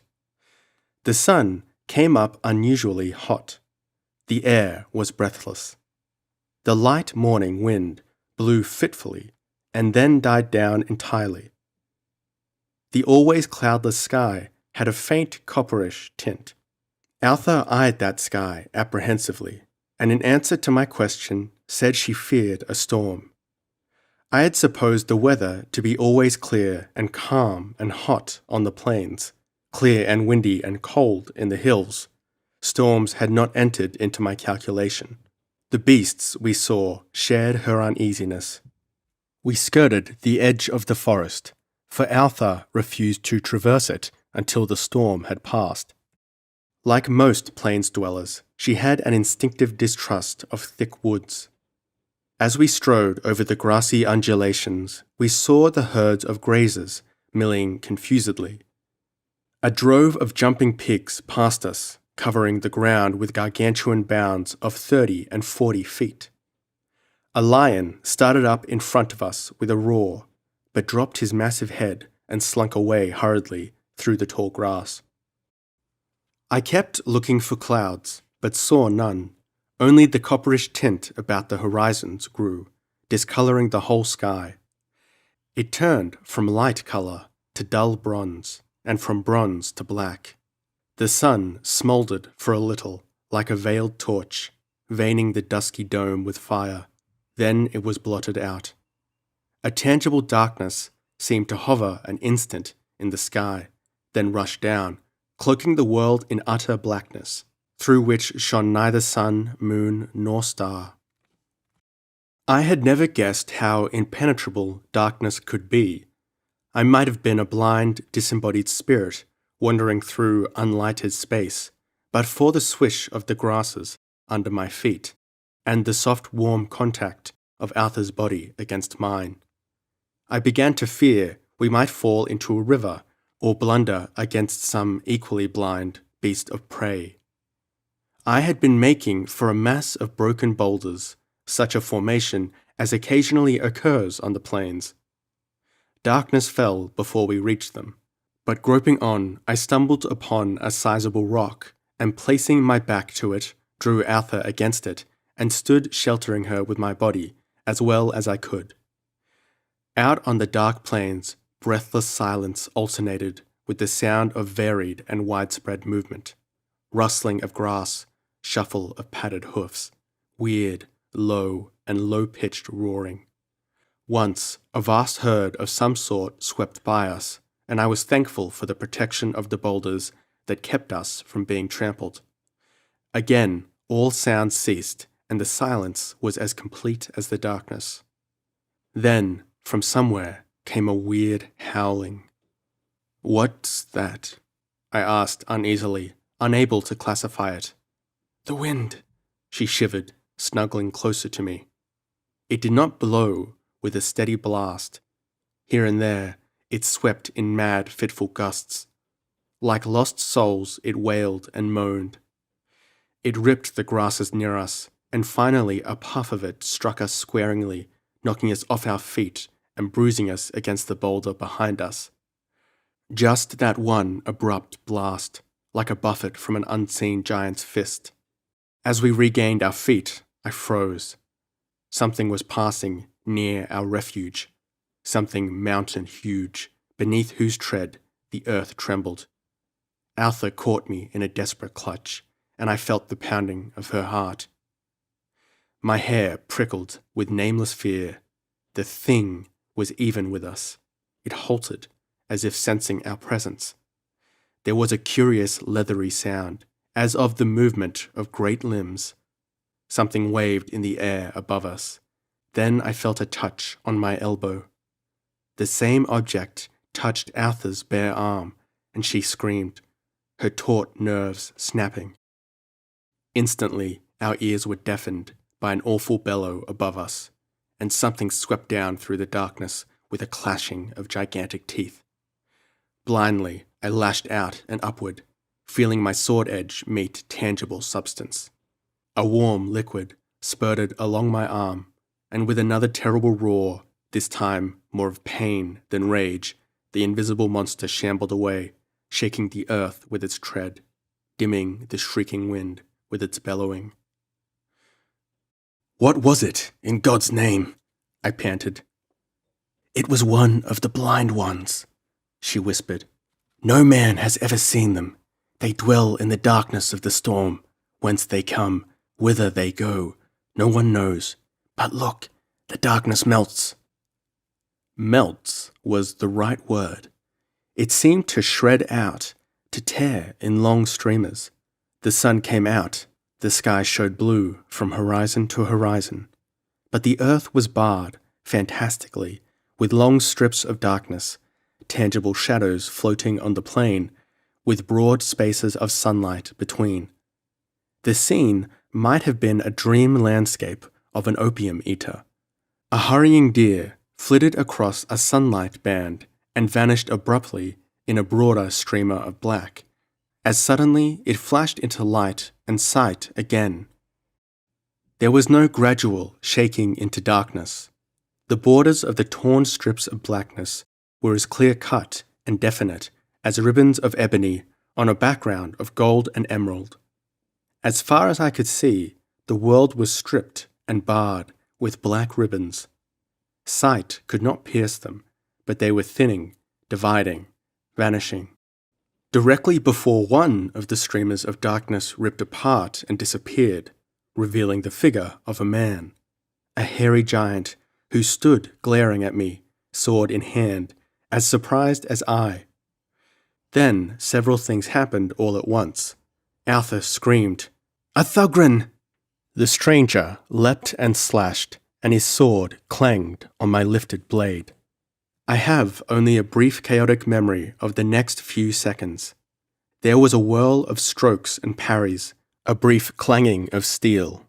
Then my sword point sank under his heart and stood out behind his back. I wrenched the blade free as he sank down and stood glaring down at him bewilderedly. I had secretly wondered what the outcome would be when I was called upon to face a seasoned warrior with naked steel. Now it had occurred and was over with, and I was absolutely unable to remember how I had won. It had been too fast and furious for conscious thought. My fighting instincts had acted for me. A clamour of angry cries burst on me, and wheeling, I saw a score of hairy warriors swarming out from among the rocks. It was too late to flee. In an instant they were on me, and I was the centre of a whirling, flashing maelstrom of swords. How I parried them even for a few seconds I cannot say, but I did, and even had the satisfaction of feeling my blade grate around another and sever the wielder's shoulder bone. A moment later, one stooped beneath my thrust and drove the spear through the calf of my leg. Maddened by the pain, I dealt him a stroke that split his skull to the chin, and then a carbine stock descended on my head. I partially parried the blow, else it had smashed my skull, but even so, it beat down on my crown with murderous impact, and the lights went out. I came to with the impression that I was lying in a small boat which was rocking and tossing in a storm. Then I discovered that I was bound hand and foot, and being borne on a litter made of spear shafts. Two huge warriors were bearing me between them, and they made no effort to make the travelling any easier for me. I could see only the sky, the hairy back of the warrior in front of me, and, by drawing back my head, the bearded face of the warrior behind. This person, seeing my eyes open, growled a word to his mate, and they promptly dropped the litter. The jolt sent my damaged head to throbbing, and the wound in my leg to hurting abominably. "Logar!" bawled one of them. "The dog is conscious. Make him walk if you must bring him to Thugra. I've carried him far as I'm going to." I heard footsteps, and then above me towered a giant form and a face that seemed familiar. It was a fierce, brutal face, and from the corner of the snarling mouth to the rim of the square jaw ran a livid scar. "Well, Esau Cairn," said this individual, "we meet again." I made no reply to this obvious comment. "What?" he sneered. "Do you not remember Logar the Bone Crusher, you hairless dog?" He punctuated his remarks by a savage kick in my ribs. Somewhere there rang out a feminine shriek of protest, the sound of a scuffle, and Altha broke through the ring of warriors and fell to her knees beside me. "Beast!" she cried, her beautiful eyes blazing. "You kick him when he is helpless, when you would not dare face him in fair battle." "Who let this coffin cat loose?" roared Logar. "Val, I told you to keep her away from this dog." "She bit my hand," snarled the big warrior, striding forward and shaking a drop of blood from his hairy paw. "I'd as soon try to hold a spitting wildcat." "Well, haul him to his feet," directed Logar. "He walks the rest of the way." "But he is wounded in the leg," wailed Altha. "He cannot walk." "Why don't you finish him here?" demanded one of the warriors. "Because that would be too easy," roared Logar, red lights flickering in his bloodshot eyes. "The thief struck me foully with a stone from behind and stole my poniard." Here, I saw that he was wearing it once more at his girdle. "He shall go to Thugra, and there I'll take my time about killing him. Drag him up." They loosened my legs, none too gently, but the wounded one was so stiff I could hardly stand, much less walk. They encouraged me with blows, kicks, and prods from spears and swords, while Altha wept in helpless fury, and at last turned on Logar. "You are both a liar and a coward," she screamed. "He did not strike you with a stone. He beat you down with his naked fists, as all men know, though your miserable slaves dare not acknowledge it." Logar's knotty fist crashed against her jaw, knocking her off her feet, to fall in a crumpled heap a dozen feet away. She lay without moving, blood trickling from her lips. Logar grunted in savage satisfaction, but his warriors were silent. Moderate corporal correction for women was not unknown among the Guras, but such excessive and wanton brutality was repugnant to any warrior of average decency. So Logar's braves looked glum, though they made no verbal protest. As for me, I went momentarily blind with the red madness of fury that swept over me. With a bloodthirsty snarl, I jerked convulsively, upsetting the two men who held me, so we all went down in a heap.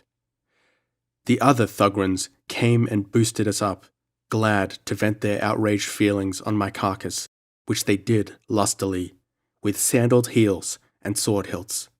But I did not feel the blows that rained upon me. The whole world was swimming red to my sight, and speech had utterly failed me. I could only snarl bestially as I tore in vain at the thongs which bound me. When I lay exhausted, my captors hauled me up and began beating me to make me walk. "You can beat me to death," I snarled, finding my voice at last, "but I won't move until some of you see to the girl." "The slut's dead," roared Logar. "You lie, you dog," I spat.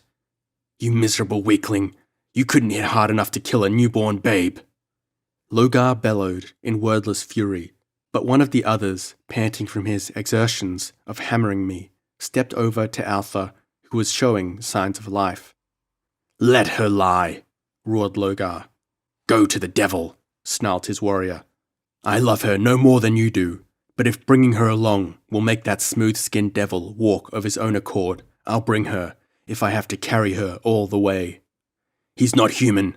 I've pummeled him till I'm ready to drop dead, and he's in better shape than I." So Altha, wobbly on her legs and very groggy, accompanied us as we marched to Thugra. We were on the road several days, during which time walking was agony to my wounded leg. Altha persuaded the warriors to let her bandage my wounds, and but for that, I very probably should have died. I was marked in many places by the gashes received in the haunted ruins, battered and bruised from head to foot by the beatings the Thugrans gave me. Just enough food and water was given me to keep me alive.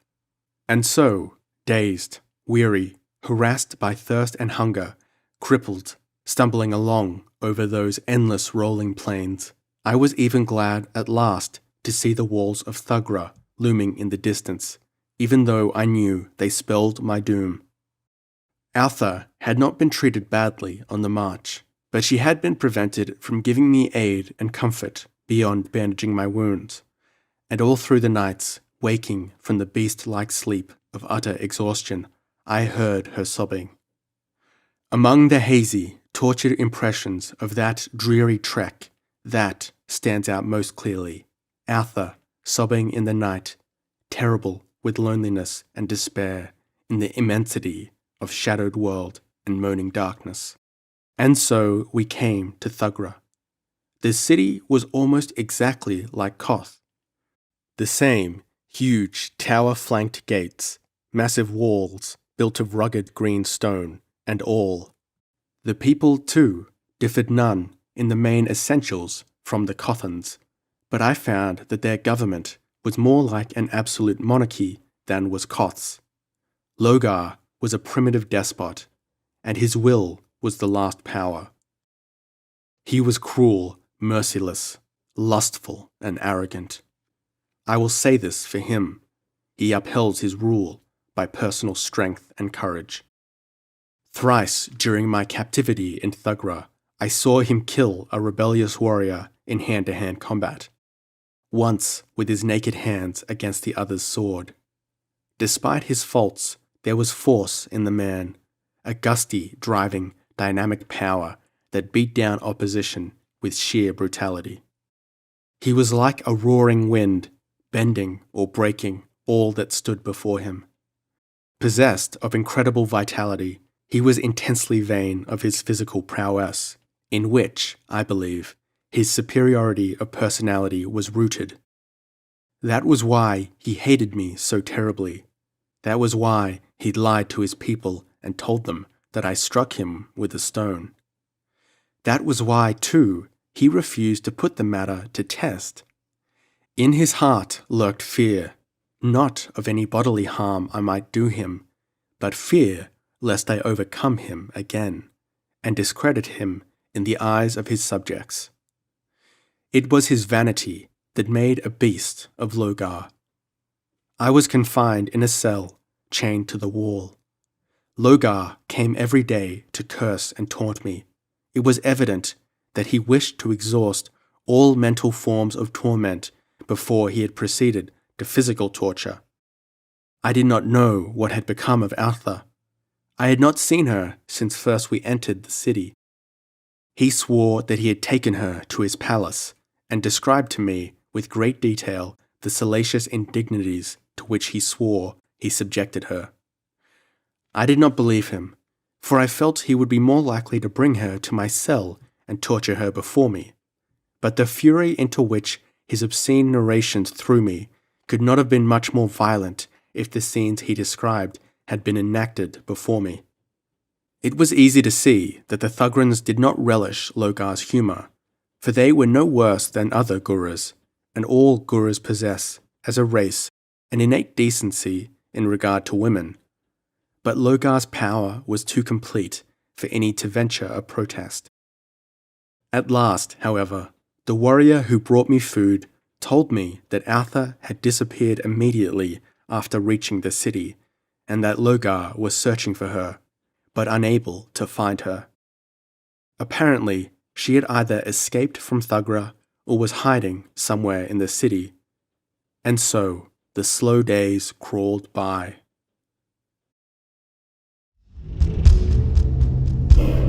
8.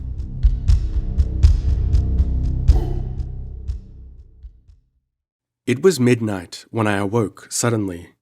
The torch in my cell was flickering and guttering. The guard was gone from my door. Outside, the night was full of noise. Curses, yells, and shots mingled with the clash of steel, and over all rose the screaming of women. This was accompanied by a curious thrashing sound in the air above. I tore at my bonds, mad to know what was happening. There was fighting in the city, beyond the shadow of a doubt, but whether civil war or alien invasion, I could not know. Then quick steps sounded outside, and Altha ran swiftly into my cell. Her hair was in wild disorder, her scanty garment torn, her eyes ablaze with terror. "Esau," she cried, "doom from the sky has fallen on Thugra. The Yagas have descended on the city by the thousands. There is fighting in the streets and on the housetops. The gutters are running red, and the streets are strewn with corpses. Look, the city is burning." Through the high-set barred windows, I saw a smouldering glow. Somewhere sounded the dry crackle of flames. Altha was sobbing as she fumbled vainly at my bonds. That day, Logar had begun the physical torture, and it had me hauled upright and suspended from the roof by a rawhide thong bound about my wrists, my toes just touching a huge block of granite. But Logar had not been so wise. They had used a new thong of hide, and it had stretched, allowing my feet to rest on the block, in which position I had suffered no unbearable anguish, and had even fallen asleep, though naturally the attitude was not inducive to great comfort. As Altha worked futilely to free me, I asked her where she had been, and she answered that she had slipped away from Logar when we had reached the city, and that kind women, pitying her, had hidden and fed her. She had been waiting for an opportunity to aid me in escaping. "And now," she wailed, wringing her hands, "I can do nothing. I cannot untie this wretched noose." "Go find a knife," I directed. "Quick!" Even as she turned, she cried out and shrank back, trembling, as a terrible figure lurched through the door. It was Logar, his mane and beard matted and singed, the hair on his great breast crisped and blackened, blood streaming from his limbs. His bloodshot eyes glared madness as he reeled towards me, lifting the poniard I had taken from him so long ago. "Dog," he croaked, "Thugra is doomed. The winged devils drop from the skies like vultures on a dead ox. I have slain until I die of weariness, yet they still come. But I remembered you. I could not rest easy in hell, knowing you still lived. Before I go forth again to die, I'll send you before me." Altha shrieked and ran to shield me, but he was before her. Rising on his toes, he caught at my girdle, lifting the poniard on high, and as he did so, I drove my knee with terrible force up against his jaw. The impact must have broken his bull neck like a twig. His shaggy head shot back between his shoulders, his bearded chin pointing straight up. He went down like a slaughtered ox, his head crashing hard on the stone floor. A low laugh sounded from the doorway. Etched in the opening stood a tall ebony shape, wings half lifted, a dripping scimitar in a crimsoned hand. Limned in the murky red glare behind him, the effect was that of a black-winged demon standing in the flame-lit door of hell. The passionless eyes regarded me enigmatically, flitted across the crumpled form on the floor, then rested on Altha, cowering at my feet. Calling something over his shoulder, the Yaga advanced into the room, followed by a score of his kind. Many of them bore wounds, and their swords were notched and dripping. "Take them," the first comer indicated Altha and myself. "Why the man?" demurred one. "Who ever saw a white man with blue eyes before? He will interest Yasmina. But be careful, He has the thews of a lion. One of them grasped Altha's arm and dragged her away, struggling vainly and twisting her head to stare back at me with terrified eyes, and the others, from a safe distance, cast a silken net about my feet. While my limbs were so enmeshed, they seized me, bound me with silken cords that a lion could not have broken, and cut the thong by which I was suspended. Then two of them lifted me and bore me out of the cell. We emerged into a scene of frenzy in the streets. The stone walls were, of course, immune to flame, but the woodwork of the buildings was ablaze. Smoke rolled up in great billowing clouds, shot and veined by tongues of flame, and against this murky background, black shapes twisted and contorted like figments of nightmare. Through the black clouds shot what appeared to be blazing meteors, until I saw they were winged men bearing torches. In the streets, among falling sparks and crashing walls, in the burning buildings, on the roofs, desperate scenes were being hideously enacted. The men of Thugra were fighting with the fury of dying panthers. Any one of them was more than a match for a single Yaga, but the winged devils far outnumbered them, and their fiendish agility in the air balanced the superior strength and courage of the ape-men. Swooping down through the air, they slashed with their curved swords, roaring out of reach again before the victim could return the stroke. When 3 or 4 devils were striking thus at a single enemy, the butchery was certain and swift. The smoke did not seem to bother them as it did their human adversaries. Some, perched on points of vantage, bent bows and sent arrows singing down into the struggling masses in the streets. The killing was not all on one side. Winged bodies as well as hairy shapes lay strewn in the blood-splashed streets. Carbines cracked, and more than a few flying fiends crashed earthward in a frantic thrashing of wings. Madly lashing swords found their target, and when the desperate hands of a Gura closed on a Yaga, that Yaga died horribly. But by far the greater slaughter was among the Thugrans.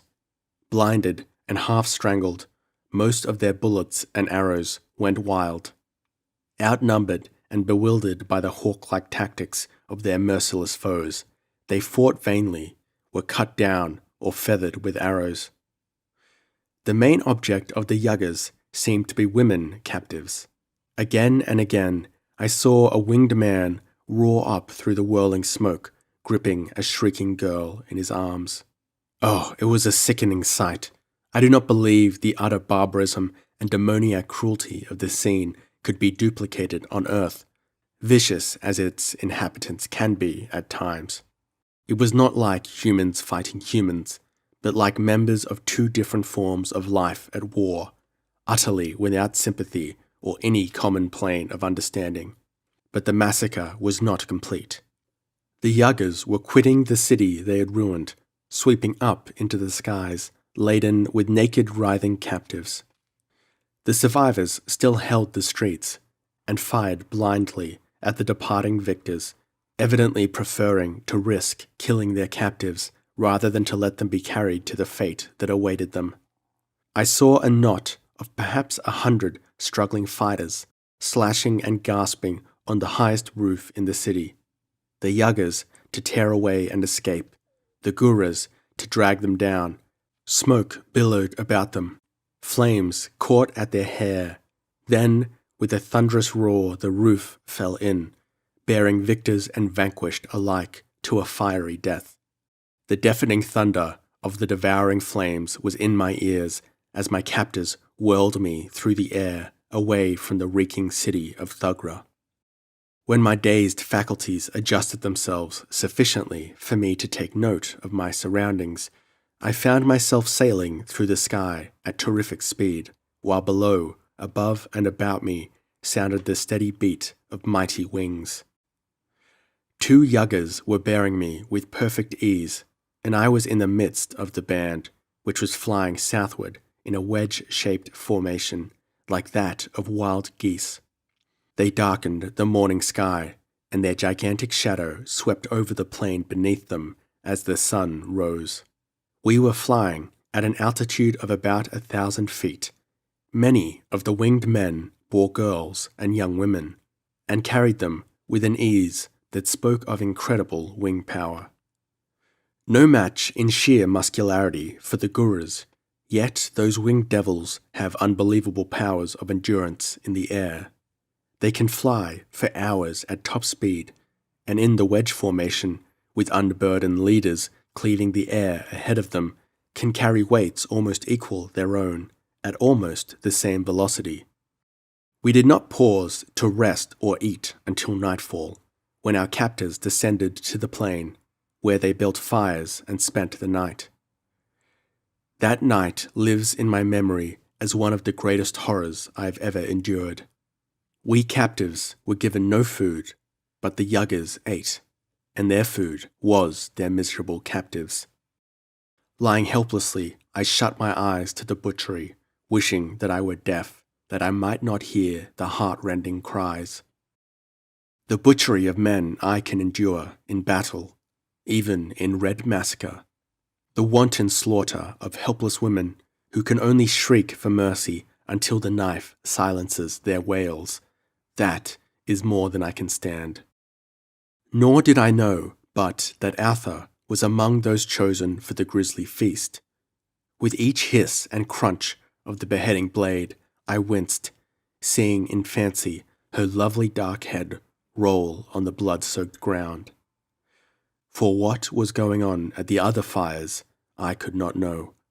After it was over, and the gorged demons lay about the fires in slumber, I lay sick at heart, listening to the roaring of the prowling lions, and reflecting how kinder and more gentle is any beast than anything moulded in the form of man.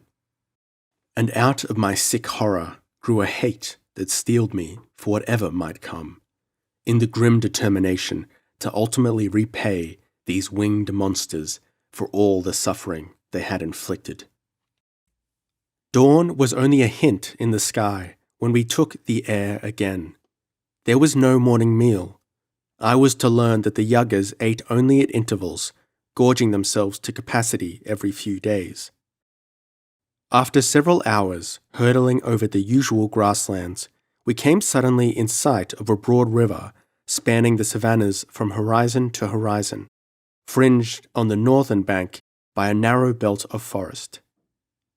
The waters were of a curious purple, glimmering like watered silk. On the farther bank appeared a tall, thin tower of a black, shiny material that glittered like polished steel. As we whirled over the river, I saw that it was rushing with terrific velocity. Its roar came up to us, and I saw the seething of eddying whirlpools in its racing current. Crossing the stream at the point where the tower stood reared numbers of huge stones, among which the waters foamed and thundered. Looking down at the tower, I saw 6 winged men on the battlemented roof, who tossed up their arms as if hailing our captors. From the river southward stretched desert, bare, dusty, greyish, strewn occasionally with bleached bones here and there. Far away on the horizon, I saw a giant black bulk growing in the sky. It stood out boldly as we raced towards it. In a few hours we had reached it, and I was able to make out all its details. It was a gigantic block of black basalt-like rock rising sheer out of the desert, a broad river flowing about its feet, its summit crowned with black towers, minarets, and castles. It was no myth, then, but a fantastic reality. Yaga, the Black City, the stronghold of the winged people. The river, cutting through the naked desert, split on that great rock and passed about it on either side, forming a natural moat. On every side but one, the waters lapped the sheer walls of the cliffs, but on one side a broad beach had been formed, and there stood another town. Its style of architecture was very different from that of the edifices on the rock. The houses were mere stone huts, squat, flat-roofed, and one-storied. Only one building had any pretensions, a black temple-like edifice built against the cliff wall.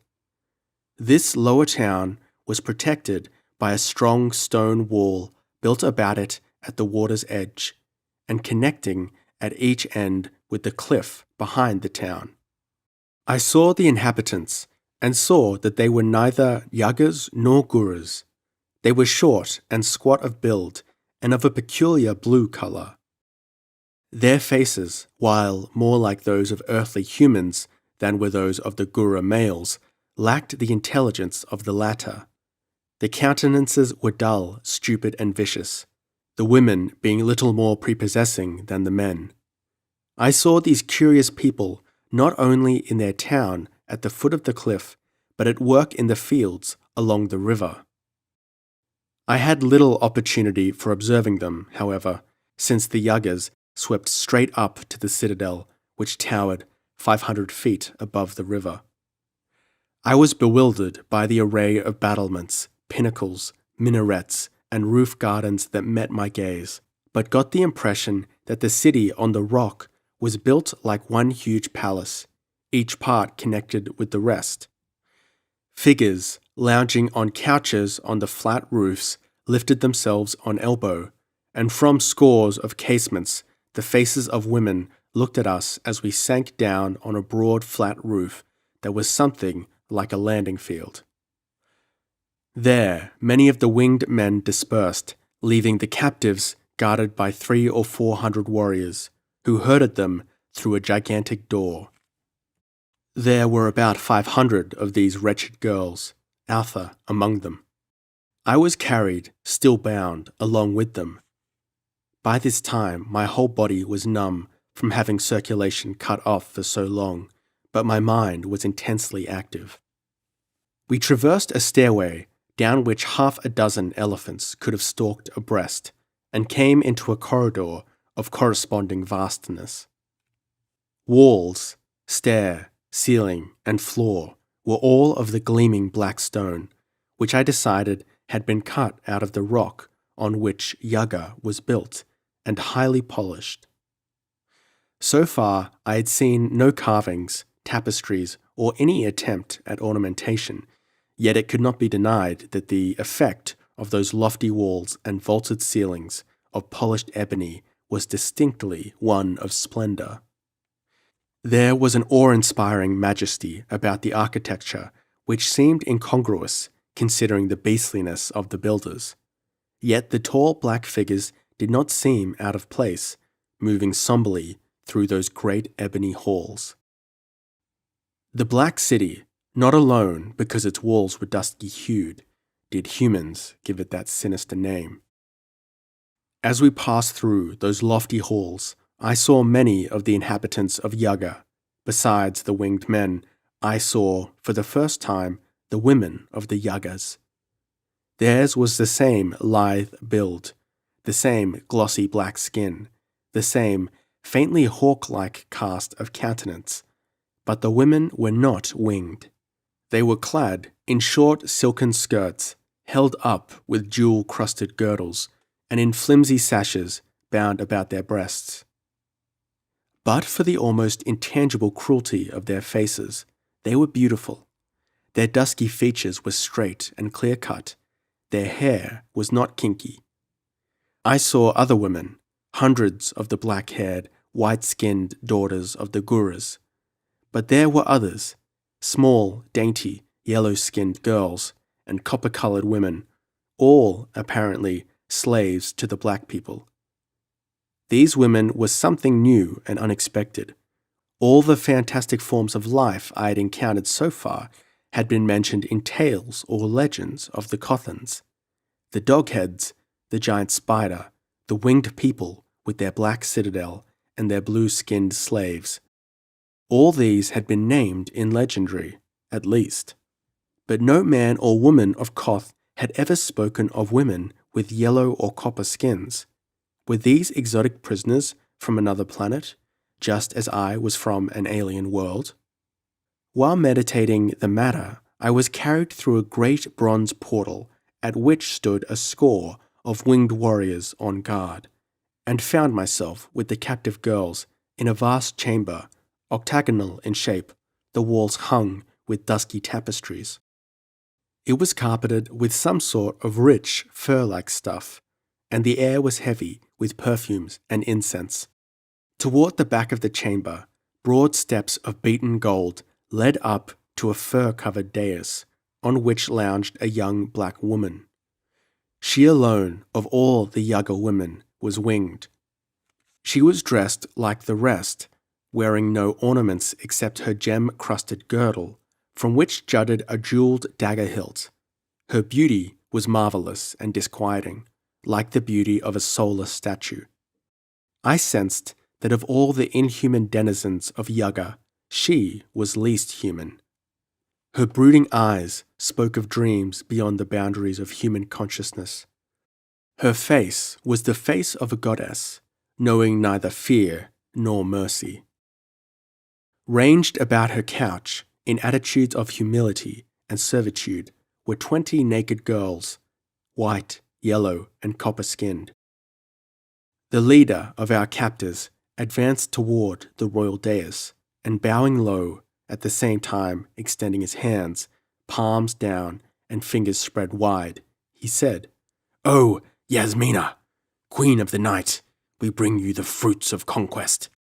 She raised herself on her elbow, and as her terribly personal gaze passed over her cringing captives, a shudder swept across their ranks as a wind passes over rows of wheat. From earliest childhood, Gura girls were taught by tales and tradition that the worst fate that could befall them was to be captured by the people of the Black City. Yaga was a misty land of horror, ruled by an arch-fiend, Yasmina. Now those trembling girls were face to face with the vampire herself. What wonder that many of them fainted outright?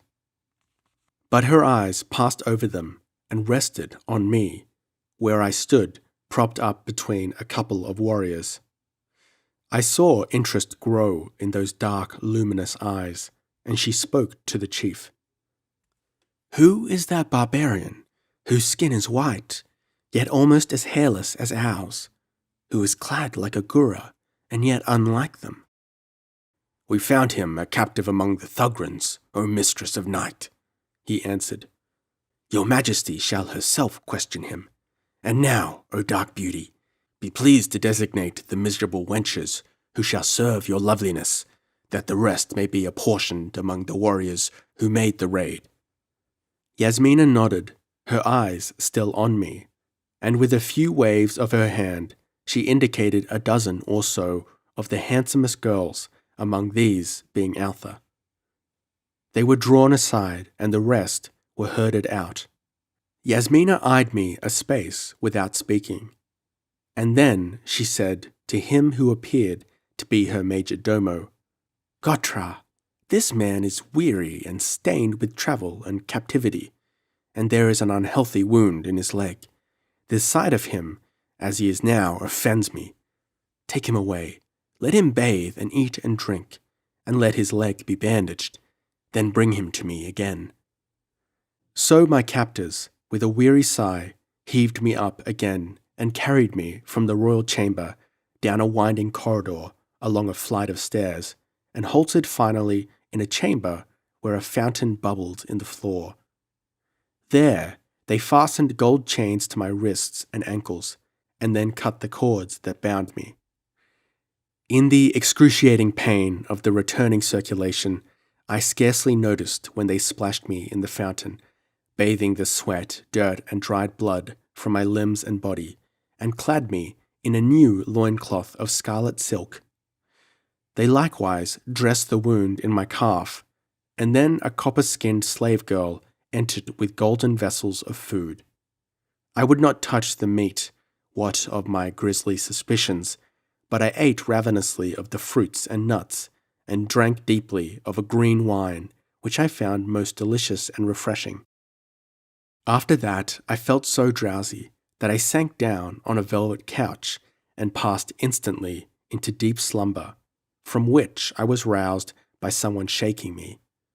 It was Gotra, bending over me with a short knife in his hand, and all my wild instincts aroused, I did my best to brain him with my clenched fist, and failed only because of the chain on my wrist. He recoiled, cursing.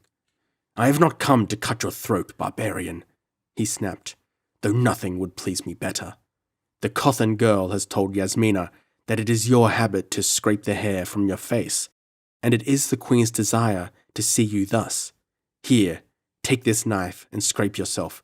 It has no point, and I will be careful to stay out of your reach. Here is a mirror." Still half asleep, by which I believed the green wine was drugged, though for what reason I cannot say, I propped the silver mirror against the wall and went to work on my beard, which had reached no mean proportions during my captivities. It was a dry shave, but my skin is as durable as tanned leather, and the knife had an edge, keener than I have ever found on an earthly razor. When I had finished, Gotra grunted at my changed appearance and demanded the knife again. As there was no point in retaining it, it being useless as a weapon, I threw it at him and immediately fell asleep again. The next time, I awoke naturally, and rising, took in my surroundings more minutely. The chamber was unadored, furnished only with the couch, a small ebony table, and a fur-covered bench. There was a single door, which was closed and doubtless bolted on the outside, and one window. My chains were fastened to a gold ring in the wall behind the couch, but the strand that linked me to it was long enough to allow me to take a few steps to the fountain and to the window. This window was barred with gold, and I looked out over flat roofs, at towers and minarets which limited my view. So far, the Yuggers had treated me well enough. I wondered how Altha was faring, and if the position of member of the Queen's retinue carried any special privileges or safety. Then Gotra entered again, and with half a dozen warriors, and they unlocked my chain from the wall and escorted me down the corridor, up the winding stair. I was not taken back to the great throne chamber, but to a smaller room high up in a tower. This room was so littered with furs and cushions that it was almost stuffed.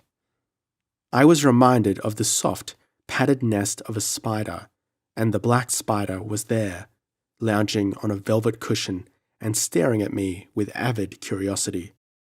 This time she was not attended by slaves. The warriors chained me to the wall. Every wall in that accursed place seemed to have rings for captives, and left us alone. I leaned back among the furs and pillows, finding their downy contact irksome to my iron-hard frame, unaccustomed to soft living of any kind, and for a wearisome time the Queen of Yugga surveyed me without speaking. Her eyes had a hypnotic quality. I distinctly felt their impact, but I felt too much like a chained beast on exhibition to be aware of any feeling but one of rising resentment. I fought it down.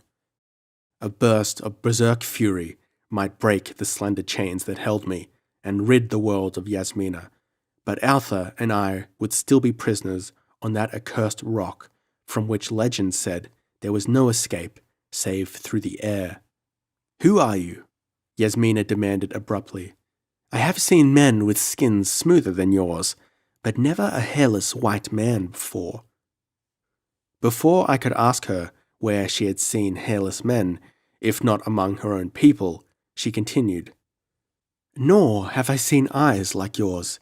They are like a deep, cold lake, yet they blaze and smoulder like the cold blue flame that dances forever about Zathar." "What is your name? Whence come you? The girl Altha said you came out of the wilderness and dwelt in her city, defeating its mighty men in single combat. But she does not know from what land you came, she says. Speak, and do not lie." "I'll speak," But you'll think I lie, I grunted. I am Esau Can, whom the men of Koth call Iron Hand. I come from another world in another solar system. Chance, or the whim of a scientist whom you would call a magician, cast me on this planet. Chance again threw me among the Kothans. Chance carried me to Yaga. Now I have spoken. Believe me or not, as you will. I believe you, she answered. Of old, men passed from star to star. There are beings now which traverse the cosmos. I would study you. You shall live, for a while at least. But you must wear those chains, for I read the fury of a beast in your eyes, and I know you would rend me if you could. What of Altha? I asked. Well, what of her? She seemed surprised at the question. What have you done with her? I demanded. She will serve me with the rest, until she displeases me. Why do you speak of another woman when you are talking to me? I am not pleased. Her eyes began to glitter. I never saw eyes like Yasmina's. They changed with every shift of mood and whim, and they mirrored passions and angers and desires beyond the maddest dreams of humanity. You do not blench, she said softly. Man, do you know what it is for Yasmina to be displeased? Then blood flows like water, Yaga rings with screams of agony, and the very gods hide their heads in horror. The way she said it turned my blood cold, but the red anger of the primitive would not down. The feel of my strength came upon me, and I knew that I could tear out the golden ring from the stone and rip out her life before she could leap from her couch, if it came to that. So I laughed, and my laughter thrummed with bloodlust. She started up and eyed me closely.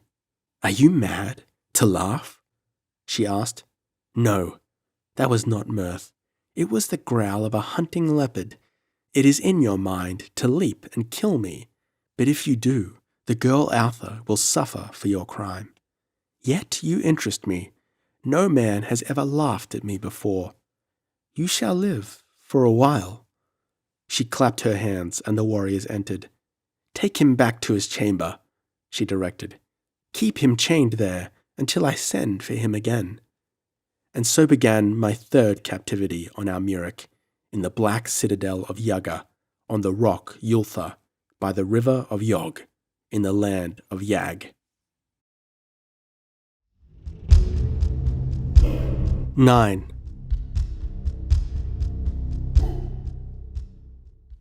Much I learned of the ways of that terrible people who have reigned over Almuric since ages beyond the memory of man. They might have been human once, long ago, but I doubt it. I believe they represented a separate branch on the tree of evolution, and that it is only an incredible freak of coincidence which cast them in a mold so similar to man, instead of the shapes of the abysmal, howling, blasphemous dwellers of outer darkness. In many ways they seemed, superficially, human enough, but if one followed their lines of consciousness far enough, he would come upon phases inexplicable and alien to humanity. As far as pure intellect went, they were superior to the hairy gurus, but they lacked altogether the decency, honesty, courage, and general manliness of the ape-men. The gurus were quick to wrath, savage and brutal in their anger, but there was a studied cruelty about the Yagas which made the others seem like mere children. The Yagas were merciless in their calmest moments. Roused to anger, their excesses were horrible to behold. They were a numerous horde, the warriors alone numbering some 20,000. There were more women than men, and with their slaves, of which each male and female Yaga possessed a goodly number, the city of the Yagas was fully occupied.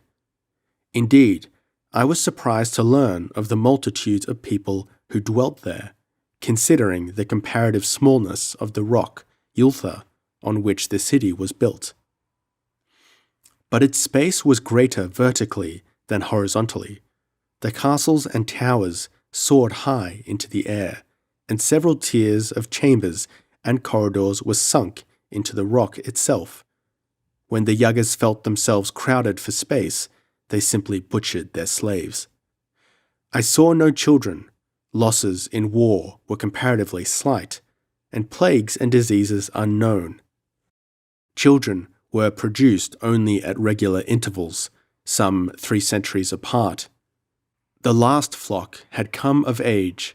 The next brood was somewhere in the dim distant of the future. The lords of Yaga did no sort of work, but passed their lives in sensual pleasures.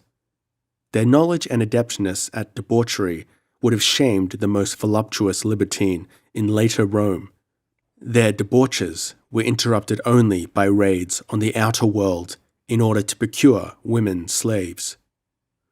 The town at the foot of the cliff was called Akka, the blue people Aki or Akkas. They had been subject to the Yagas as far back as tradition extended. They were merely stupid work animals, laboring in the irrigated fields of fruits and edible plants, and otherwise doing the will of their masters, whom they considered to be superior beings, if not veritable gods. They worshipped Yasmina as a deity. Outside of continual toil, they were not mistreated. Their women were ugly and beast-like. The winged people had a keen aesthetic sense, though their interest in the beauty of the lower orders was sadistic and altogether beastly. The Akkas never came into the upper city, except when there was work there to be done too heavy for the women slaves. Then they ascended and descended by means of great silken ladders let down from the rock. There was no road leading up from below, since the Yagas needed none. The cliffs could not be scaled, so the winged people had no fear of an Akka uprising. The Yaga women were likewise prisoners on the rock Yultha. Their wings were carefully removed at birth. Only the infants destined to become queens of Yaga were spared. This was done in order to keep the male sex in supremacy, and indeed, I was never able to learn how and at what distant date the men of Yaga gained supremacy over their women. For, judging from Yasmina, the winged women were superior to their mates in agility, endurance, courage, and even in strength. Clipping their wings kept them from developing their full superiority.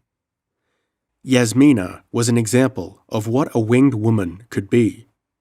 She was taller than the other Yaga females, who in turn were taller than the Gura women, and though voluptuously shaped, the steel thews of a wildcat lurked in her slender, rounded limbs. She was young. All women of Yaga looked young.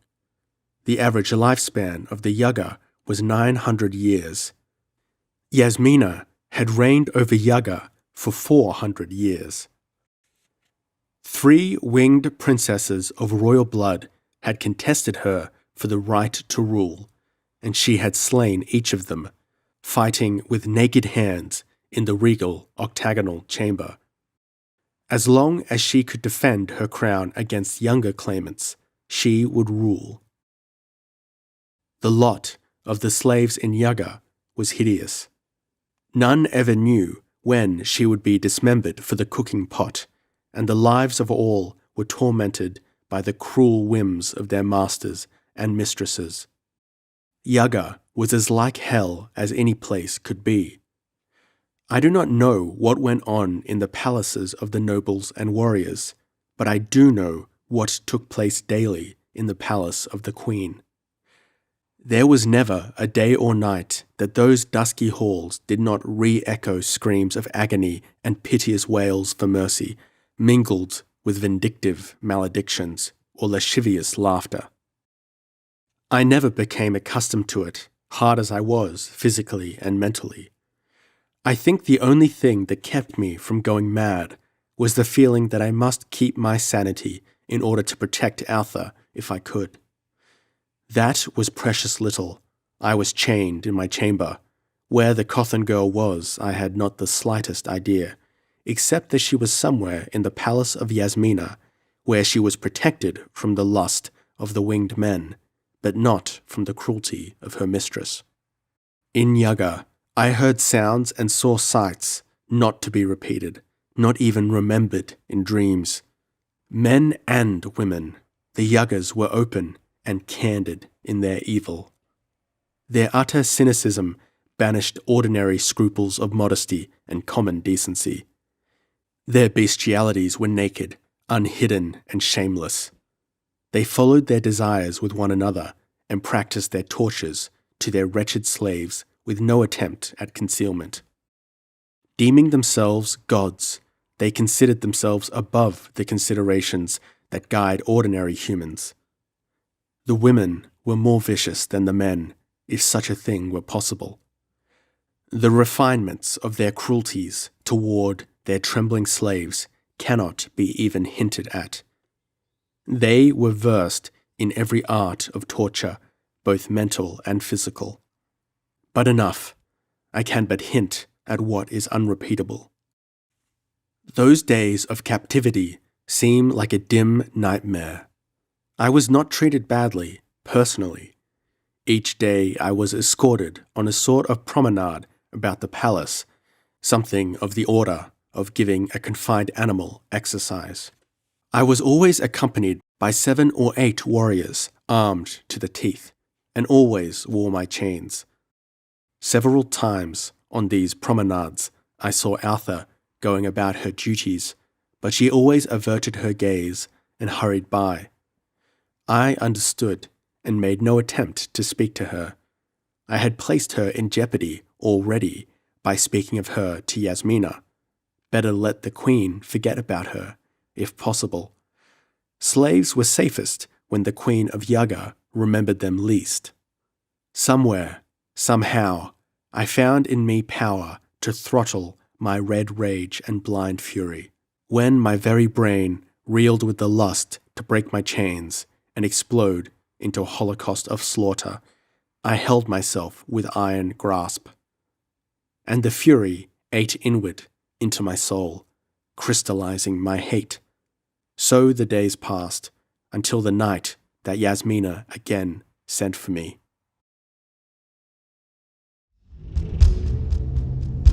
10.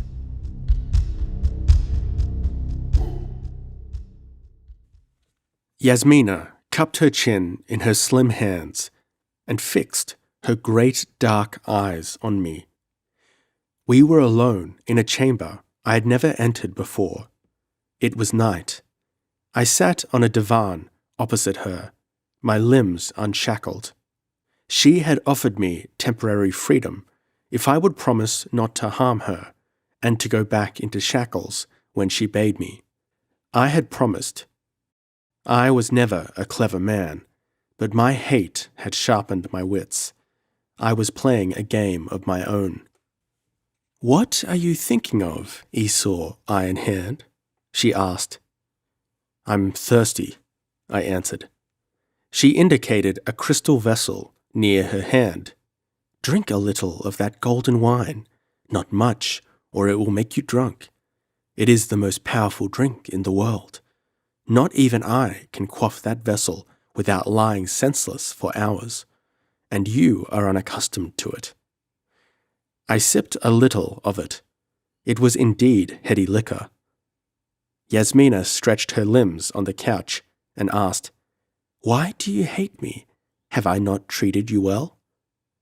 "I have not said that I hated you," I countered. "You are very beautiful, but you are cruel." She shrugged her winged shoulders. "Cruel? I am a goddess. What have I to do with either cruelty or mercy? Those qualities are for men. Humanity exists for my pleasure. Does not all life emanate from me?" "Your stupid Akis may believe that," I replied, "but I know otherwise, and so do you." She laughed, not offended. "Well, I may not be able to create life, but I can destroy life at will. I may not be a goddess, But you would find it difficult to convince these foolish wretches who serve me that I am not all-powerful. No, Iron Hand, the gods are only another name for power. I am power on this planet, so I am a goddess. What do your hairy friends, the Gurus, worship? They worship Thak, at least they acknowledge Thak as the creator and preserver. They have no regular ritual of worship, no temples, altars, or priests. Thak is the hairy one, the god in the form of man. He bellows in the tempest and thunders in the hills with the voice of a lion. He loves brave men and hates weaklings, but he neither harms nor aids. When a male child is born, he blows into it courage and strength. When a warrior dies, he ascends to Thak's abode, which is a land of celestial plains, rivers, and mountains, swarming with game, and inhabited by the spirits of departed warriors who hunt, fight, and revel forever as they did in life. She laughed. Stupid pigs, death is oblivion. We, Yagas, worship only our bodies, and to our bodies we make rich sacrifices with the bodies of the foolish little people. Your rule cannot last forever, I was moved to remark. It has lasted since beyond the grey dawn of time's beginning. On the dark rock Yultha, my people have brooded through ages uncountable. Before the cities of the Gurus dotted the plains, we dwelt in the land of Yag. We were always masters. As we ruled the Gurus, we ruled the mysterious race which possessed the land before the Gurus evolved from the ape. The race which reared their cities of marble, whose ruins now affright the moon, and which perished in the night. Tales! I could tell you tales to blast your reason. I could tell you of races which appeared from the mist of mystery, moved across the world in restless waves, and vanished in the midst of oblivion. We of Yaga have watched them come and go, each in turn bending beneath the yoke of our godship.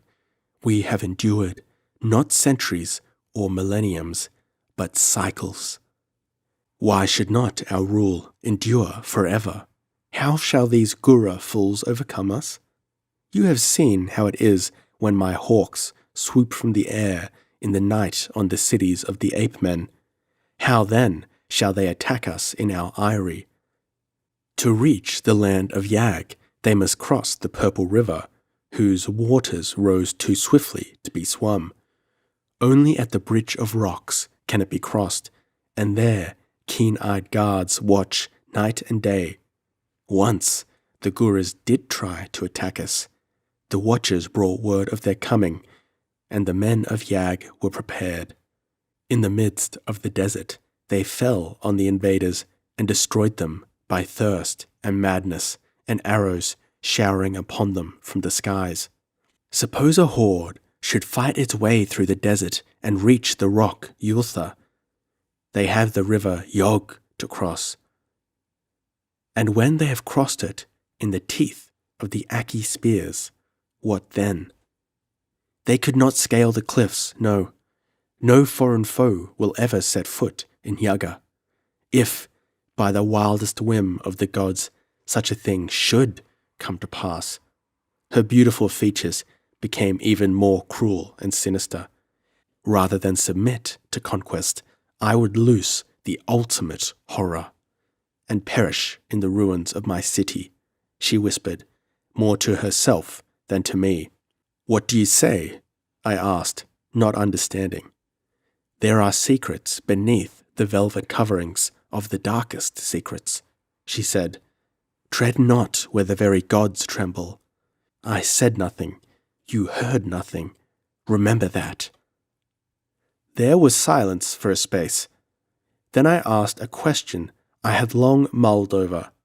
Whence come these red girls and yellow girls among your slaves? You have looked southward from the highest towers on clear days and seen a faint blue line rimming the sky far away? That is the girdle that bands the world. Beyond that girdle dwell the races from which come those alien slaves. We raid across the girdle, just as we raid the Guras, though less frequently. I was about to ask more concerning these unknown races, when a timid tap came on the outer door. Yasmina, frowning at the interruption, called a sharp question, and a frightened feminine voice informed her that Lord Gotra desired audience. Yasmina spat an oath at her and bade her tell the Lord Gotra to go to the devil. "No, I must see the fellow," she said, rising. "Theta, oh Theta, where has the little minx gone? I must do my own bidding, must I? Her buttocks shall smart for her insolence. Wait here, eye in hand. I'll see to Gotra." She crossed the cushion-strewn chamber with her lithe, long stride, and passed through the door. As it closed behind her, I was struck by what was nothing less than an inspiration. No especial reason occurred to me to urge me to feign drunkenness.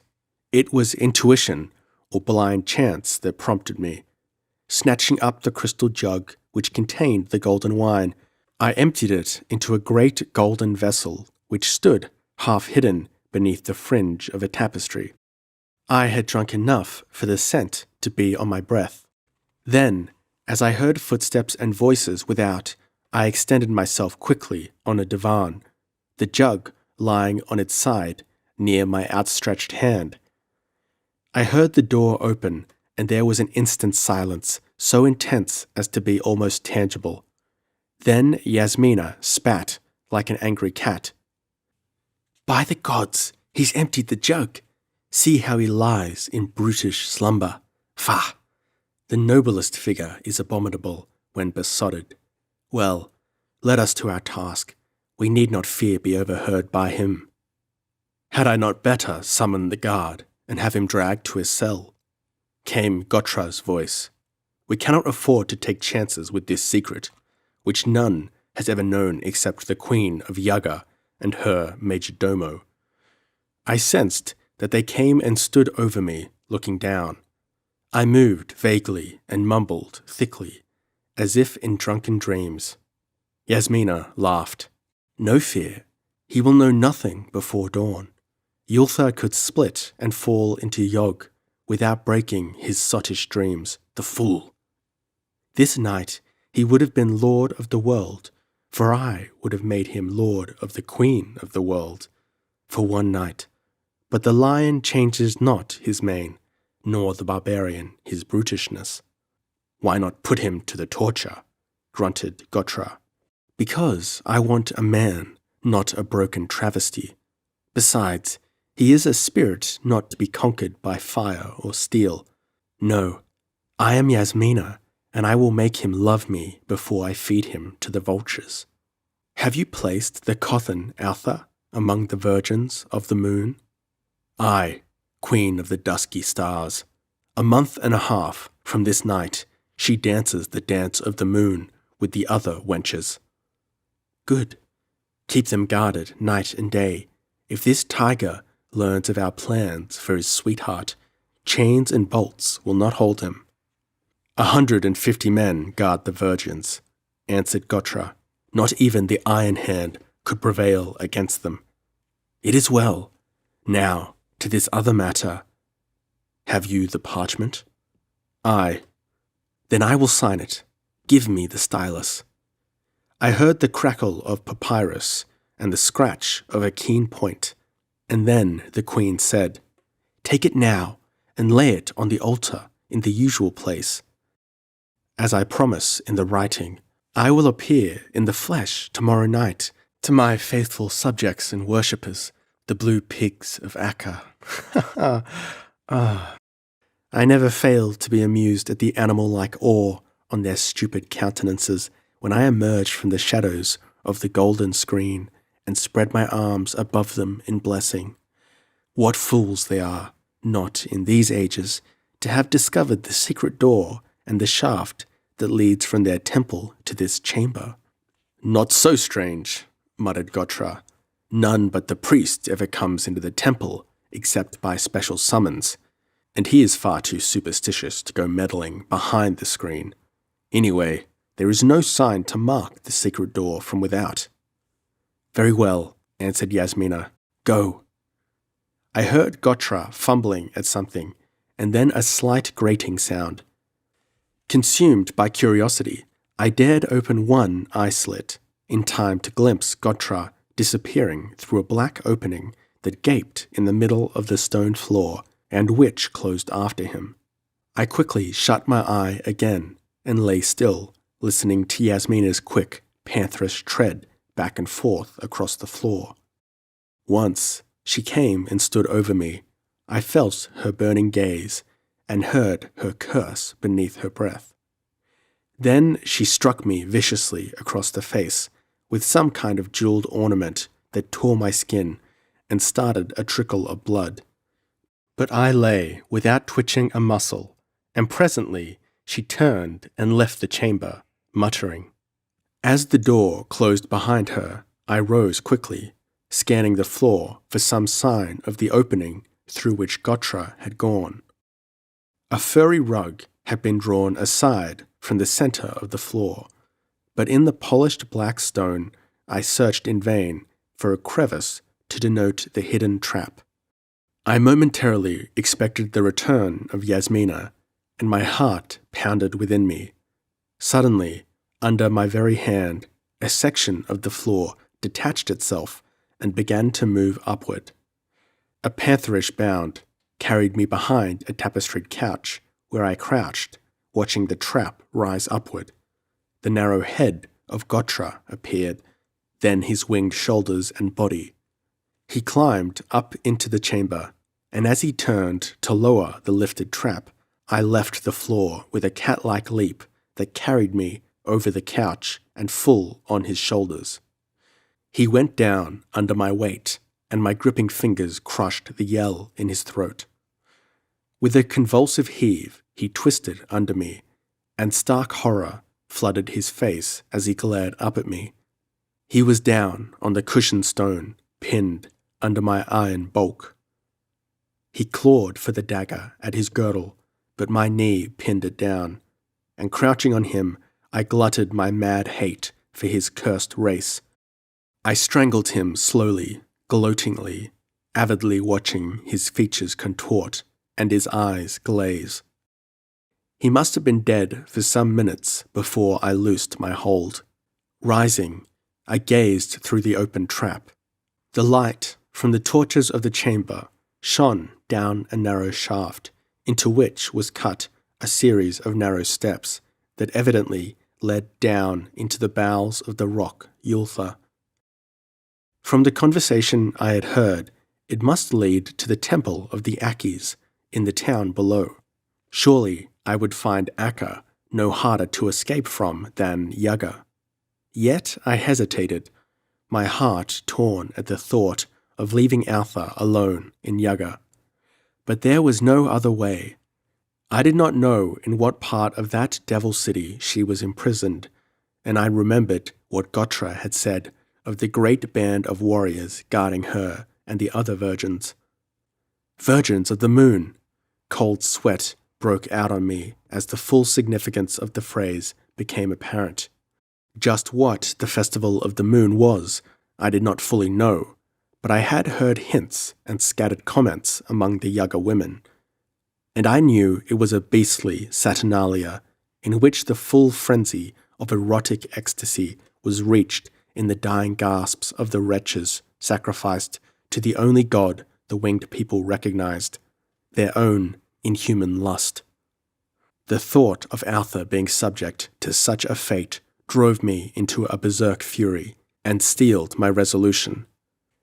There was but one chance, to escape myself and to try to reach Koth and bring back enough men to attempt a rescue. My heart sank as I contemplated the difficulties in the way, but there was nothing else to do. Lifting Gotra's limp body, I dragged it out of the chamber through a door different from that through which Yasmina had gone. And, traversing a corridor without meeting anyone, I concealed the corpse behind some tapestries. I was certain that it would be found, but perhaps not until I had a good start.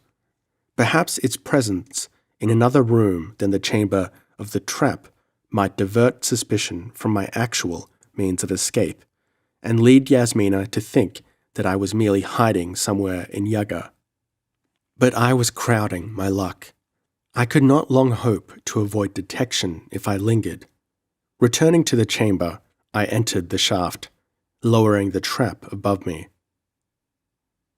It was pitch dark then, but my groping fingers found the catch that worked the trap, and I felt that I could return if I found my way blocked below. Down those inky stairs I groped, with an uneasy feeling that I might fall into some pit or meet with some grisly denizen of the underworld. But nothing occurred, and at last the steps ceased, and I groped my way along a short corridor that ended at a blank wall. My fingers encountered a metal catch, and I shot the bolt, feeling a section of the wall revolving under my hands. I was dazzled by a dim yet lurid light, and blinking, gazed out with some trepidation. I was looking into a lofty chamber that was undoubtedly a shrine. My view was limited by a large screen of carved gold directly in front of me, the edges of which flamed dully in the weird light. Gliding from the secret door, I peered around the screen. I saw a broad room made with the same stern simplicity and awesome massiveness that characterized Almuric architecture. It was a temple, the first I had encountered on Almuric. The ceiling was lost in the brooding shadows. The walls were black, dully gleaming, and unadorned. The shrine was empty except for a block of ebon stone, evidently an altar, on which blazed the lurid flame I had noted, and which seemed to emanate from a great sombre jewel set upon the altar. I noticed darkly stained channels on the sides of the altar, and on the dusky stone lay a roll of white parchment, Yasmina's word to her worshippers. I had stumbled into the Akka, Holy of Holies, uncovered the very root and base on which the whole structure of Akka theology was based, the supernatural appearances of revelations from the goddess, and the appearance of the goddess herself in the temple. Strange that a whole religion should be based on the ignorance of the devotees concerning a subterranean stair. Stranger still, to an earthly mind, that only the lowest form of humanity on Almuric should possess a systematic and ritualistic religion, which earth people regard as a sure token of the highest races. But the culture of the Akkas was dark and weird. The whole atmosphere of the shrine was one of mystery and brooding horror. I could imagine the awe of the blue worshippers to see the winged goddess emerging from behind the golden screen, like a deity incarnate from cosmic emptiness. Closing the door behind me, I glided stealthily across the temple. Just within the door, a stocky blue man in a fantastic robe lay snoring lustily on the naked stone. Presumably, he had slept tranquilly through Gotra's ghostly visit. I stepped over him as gingerly as a cat treading wet earth, Gotra's dagger in my hand, but he did not awaken. An instant later, I stood outside, breathing deep of the river-ladened night air. The temple lay in the shadow of the great cliffs. There was no moon, but only the myriad millions of stars that glimmer in the skies of Almuric. I saw no lights anywhere in the village, no movement. The sluggish Akis slept soundly. Stealthily as a phantom, I stole through the narrow streets, hugging close to the sides of the squat stone huts. I saw no human until I reached the wall. The drawbridge that spanned the river was drawn up, and just within the gate sat a blue man, nodding over his spear. The senses of the Akis were dull as those of any beasts of burden. I could have knifed the drowsy watchman where he sat, but I saw no need of useless murder. He did not hear me, though I passed within 40 feet of him. Silently, I glided over the wall, and silently, I slipped into the water. Striking out strongly, I forged across the easy current and reached the farther bank, where I paused, only long enough to drink deep of the cold river water. Then I struck out across the shadowed desert at a swinging trot that eats up miles, the gait with which the Apaches of my native Southwest can wear out a horse.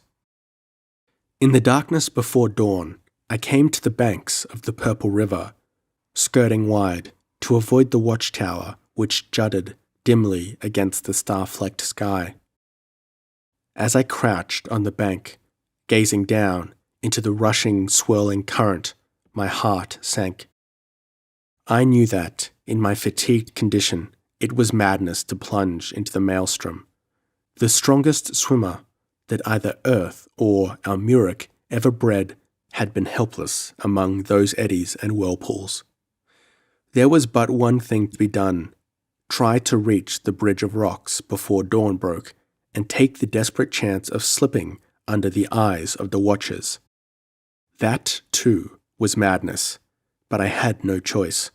But the dawn began to whiten the desert before I was within 1,000 yards of the bridge, and looking at the tower, which seemed to swim slowly into clearer outline, etched against the dim sky, I saw a shape soar up from the turrets and wing its way towards me. I had been discovered. Instantly, a desperate plan occurred to me. I began to stagger erratically, ran a few paces, and sank down in the sand near the riverbank. I heard the beat of wings above me as the suspicious harpy circled. Then I knew he was dropping earthward. He must have been on solitary sentry duty and had come to investigate the matter of a lone wanderer without waking his mates. Watching through slitted lids, I saw him strike the earth nearby and walk about me suspiciously, scimitar in hand. At last, he pushed me with his foot, as if to find if I lived. Instantly, my arm hooked about his legs, bringing him down on top of me. A single cry burst from his lips, half stifled as my fingers found his throat. Then, in a great heaving and fluttering of wings and lashing of limbs, I heaved him over and under me. His scimitar was useless at such close quarters. I twisted his arm until his numbed fingers slipped from the hilt. Then I choked him into submission. Before he regained his full faculties, I bound his wrists in front of him with his girdle, dragged him to his feet, and perched myself astride his back, my legs locked about his torso, my left arm hooked about his neck, my right hand pricked his hide with Gottra's dagger. In a few low words, I told him what he must do if he wished to live. It was not the nature of a Yaga to sacrifice himself, even for the welfare of his race. Through the rose-pink glow of dawn, we soared into the sky, swept over the rushing purple river, and vanished from the sight of the land of Yag into the blue mazes of the northwest.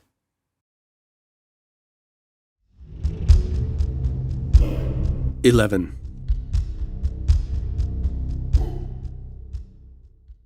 I drove that winged devil unmercifully.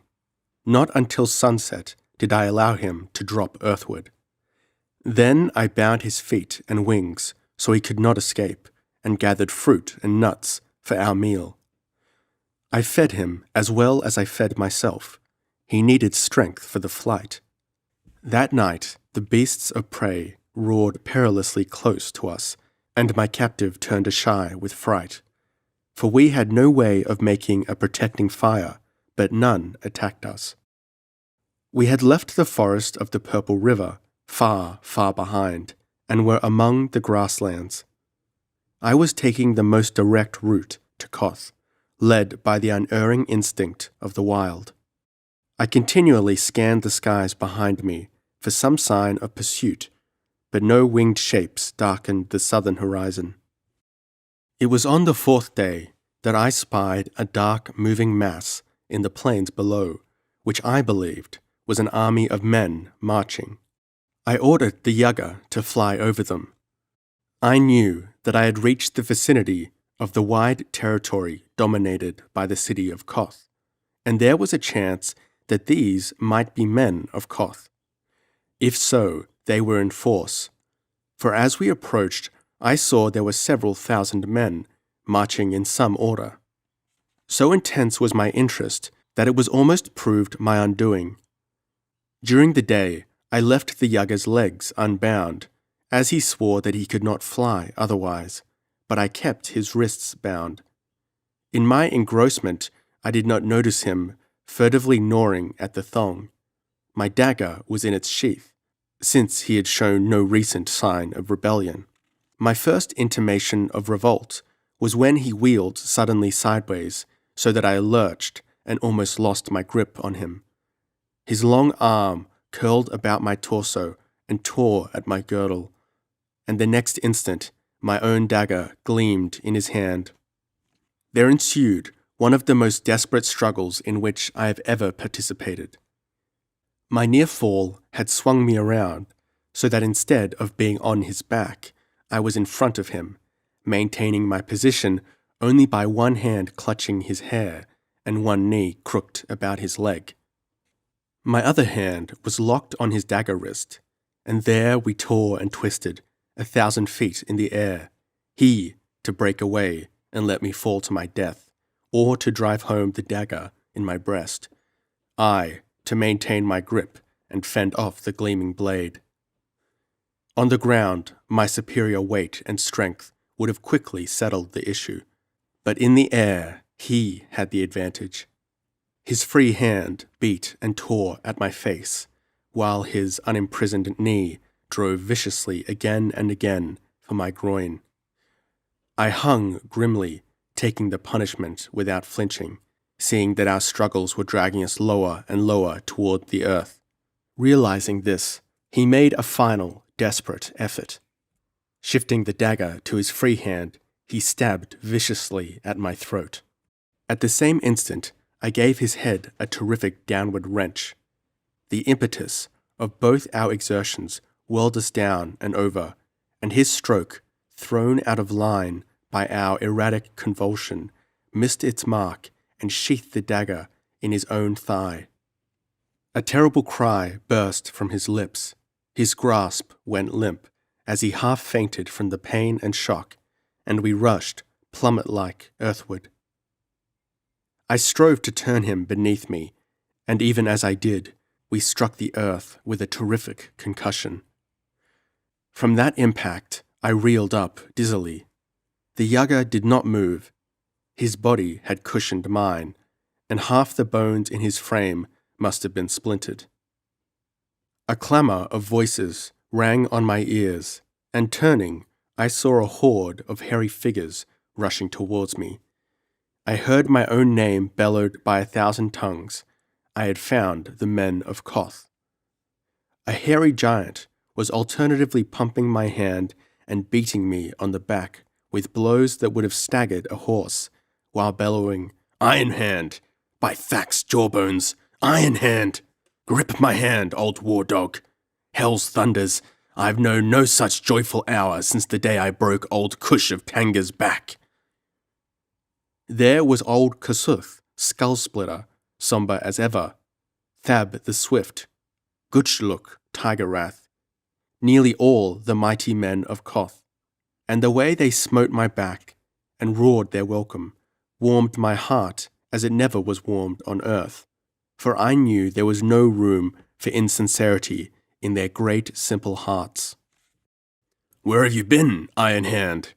exclaimed Thab the Swift. "We found your broken carbine out on the plains, and a Yaga lying near with its skull smashed, so we concluded that you had been done away with by those winged devils. But we never found your body, and now You come tumbling through the skies, locked in combat with another flying fiend? Say, have you been to Yaga? He laughed, as a man laughs when he speaks a jest. Aye, to Yaga, on the rock Yultha, by the river Yog, in the land of Yag, I answered. Where is Zal, the thrower? He guards the city with the 1,000 we left behind, answered Kossuth. His daughter languishes in the Black City, I said. On the night of the full moon, Altha, Zal's daughter, dies with 500 other girls of the Guras, unless we prevent it. A murmur of wrath and horror swept along the ranks. I glanced over the savage array. There were a good 4,000 of them. No bows were in evidence, but each man bore his carbine. That meant war, and their numbers proved it was no minor raid. Where are you going? I asked. The men of Kor move against us, 5,000 strong, answered Kossuth. It is the death grapple of the tribes. We march to meet them, afar off from our walls, and spare our women the horrors of war. Forget the men of Kor, I cried passionately. You would spare the feelings of your women, yet thousands of your women suffer the tortures of the damned on the ebon rock of Yultha. Follow me. I will lead you to the stronghold of the devils who have harried Almuric for 1,000 ages. How many warriors? Asked Kossuth uncertainly. 20,000. A groan rose from the listeners. What could our handful do against that horde? I'll show you, I exclaimed. I'll lead you into the heart of their citadel. Ha! Roared Gore the bear, brandishing his sword, always quick to take fire from my suggestions. That's the word. Come on, sir brothers. Follow Iron Hand. He'll show us the way. But what of the men of Kor? Expostulated Kossuth. They are marching to attack us. We must meet them. Gore grunted explosively as the truth of this assertion came home to him, and all eyes turned toward me. Leave them to me, I proposed desperately. Let me talk with them. They'll hack your head off before you can open your mouth, grunted Kossuth. That's right, admitted Gore. We've been fighting the men of Kor for 50,000 years. Don't trust them, comrade. I'll take the chance, I answered. The chance you shall have, said Gutschluck grimly, for there they come. In the distance, we saw a dark moving mass. Carbines ready, barked old Kossuth, his cold eyes gleaming. Loosen your blades and follow me. Will you join the battle tonight? I asked. He glanced at the sun. No, we'll march to meet them and pitch camp just out of gunshot. Then with dawn, we'll rush them and cut their throats. They'll have the same idea, explained Thab. Oh, it will be great fun.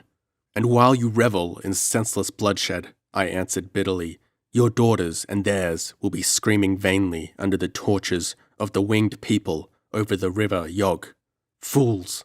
Oh, you fools! But what can we do? Expostulated Gotschluck. Follow me, I yelled passionately. We'll march to meet them, and I'll go on to them alone. I wheeled and strode across the plain, and the hairy men of Koth fell in behind me, with many headshakes and mutterings. I saw the oncoming mass, first as a mingled blur, then the details stood out. Hairy bodies, fierce faces, gleaming weapons, but I swung on heedlessly. I knew neither fear nor caution. My whole being seemed on fire with the urgency of my need and desire. Several hundred yards separated the two hosts when I dashed down my single weapon, the Yaga dagger, and shaking off Gore's protesting hands, advanced alone and unarmed, my hands in the air, palms toward the enemy. These had halted, drawn up ready for action. The unusualness of my actions and appearance puzzled them. I momentarily expected the crack of a carbine, but nothing happened until I was within a few yards of the foremost group. The mightiest men clustered about a tall figure that was their chief, old Bragi, Kossuth had told me. I had heard of him, a hard, cruel man, moody and fanatical in his hatreds. "Stand!" he shouted, lifting his sword. "What trick is this? Who are you who comes with empty hands in the teeth of war?" "I am Esau Ironhand, of the tribe of Koth," I answered. "I would parley with you." "What madman is this?" growled Bragi. Then a bullet through the head. But the man called Than, who had been staring eagerly at me, gave a shout instead and threw down his carbine. "Not if I live!" he exclaimed, advancing towards me, his arms outstretched. "By Thak, it is he! Do you not remember me? Than, sword-swinger, whose life you saved in the hills." He lifted his chin to display a great scar on his corded neck. "You are he who fought the saber-tooth. I had not dreamed you survived those awful wounds." "We men of Kor are hard to kill," he laughed joyously, throwing his arms about me in a bear-like embrace. "What are you doing among the dogs of Koth? You should be fighting with us." "If I have my way, there will be no fighting," I answered. "I wish only to talk with your chiefs and warriors. There is nothing out of the way about that." "True," agreed Than, sword-swinger. "Bragi, you will not refuse him this." Bragi growled in his beard, glaring at me. "Let your warriors advance to that spot." I indicated the place I meant. "Kosuth's men will come up on the other side. There, both hordes will listen to what I have to say. Then, if no agreement can be reached, each side shall withdraw 500 yards, and after that, follow its own initiative." "You are mad." Old Bragi jerked his beard with a shaking hand of rage. "It is treachery. Back to your kennel, dog." "I am your hostage," I answered. "I am unarmed. I will not move out of your sword reach. If there is treachery, strike me down on the spot." "But why?" "I have been captive among the Yagas," I exclaimed. "I have come to tell the Gurus what things occur in the land of Yag." "The Yagas took my daughter," exclaimed a warrior, pushing through the ranks. "Did you see her in Yag?" "They took my sister, and my young bride, and my niece." Shouts rose in chorus as men swarmed about me, forgetful of their enemies, shaking me in the intensity of their feelings. "Back, you fools!" roared Bragi, smiting with the flat of his sword. "Will you break ranks and let the Kothans cut you down? Do you not see it is a trick?" "It is no trick," I cried. "Only listen to me, in God's name." They swept away Bragi's protests. There was a milling and stamping, during which only a kindly providence kept the nerve-taut Kothans from pouring a volley into the surging mass of their enemies, and presently a sort of order was evolved. A shouted conference finally resulted in approximately the position I had asked for, a semicircle of Korans, over against a familiar formation composed of Kothans. The close proximity almost caused the tribal wrath to boil over. Jaws jutted, eyes blazed, hairy hands clutched convulsively at carbine stocks. Like wild dogs, those wild men glared at each other, and I hastened to begin my say. I was never much of a talker, and as I strode between those hostile hordes, I felt my fire die out in cold ague of helplessness. A million ages of traditional war and feud rose up to confound me. One man against the accumulated ideas, inhibitions, and customs of a whole world, built up through countless millenniums. The thought crushed and paralyzed me. Then blind rages swept me at the memory of the horrors of Yaga, and the fire blazed up again and enveloped the world and made it small.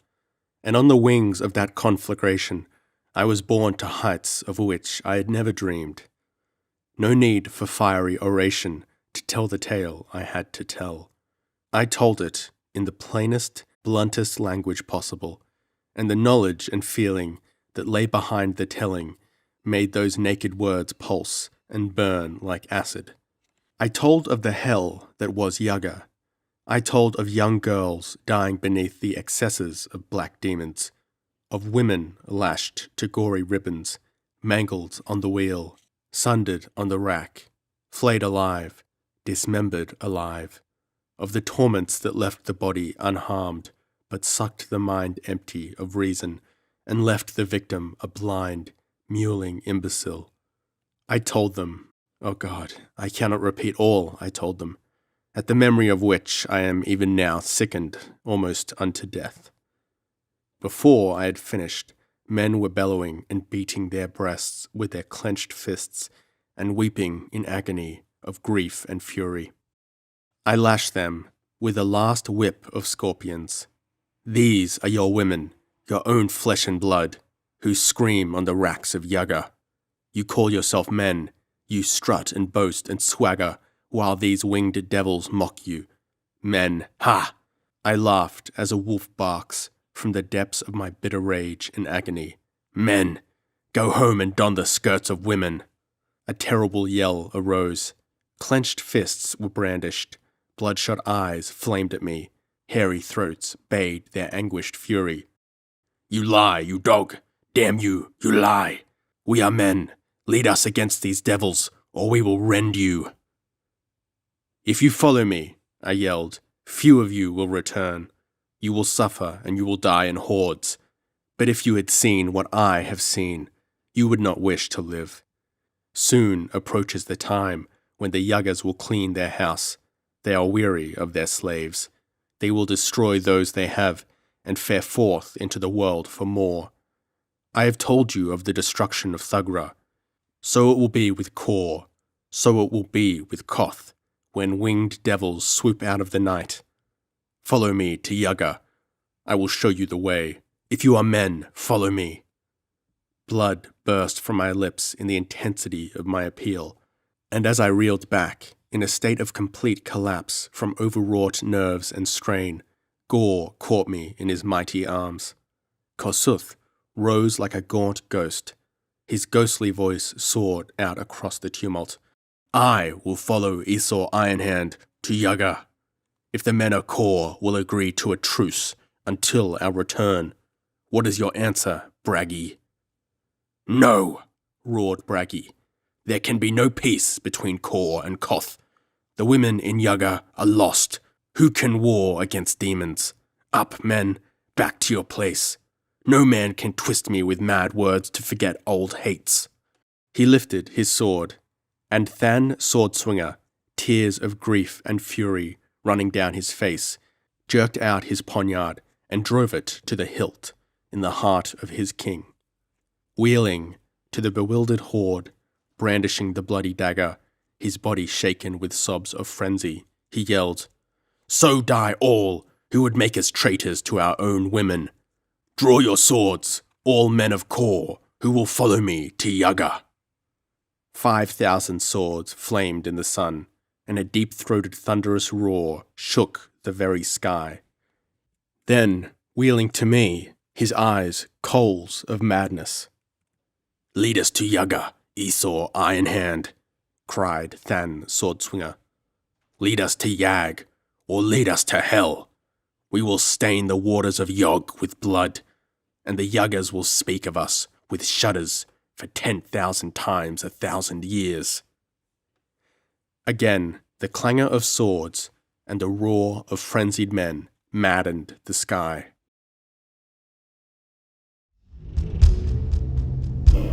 "12.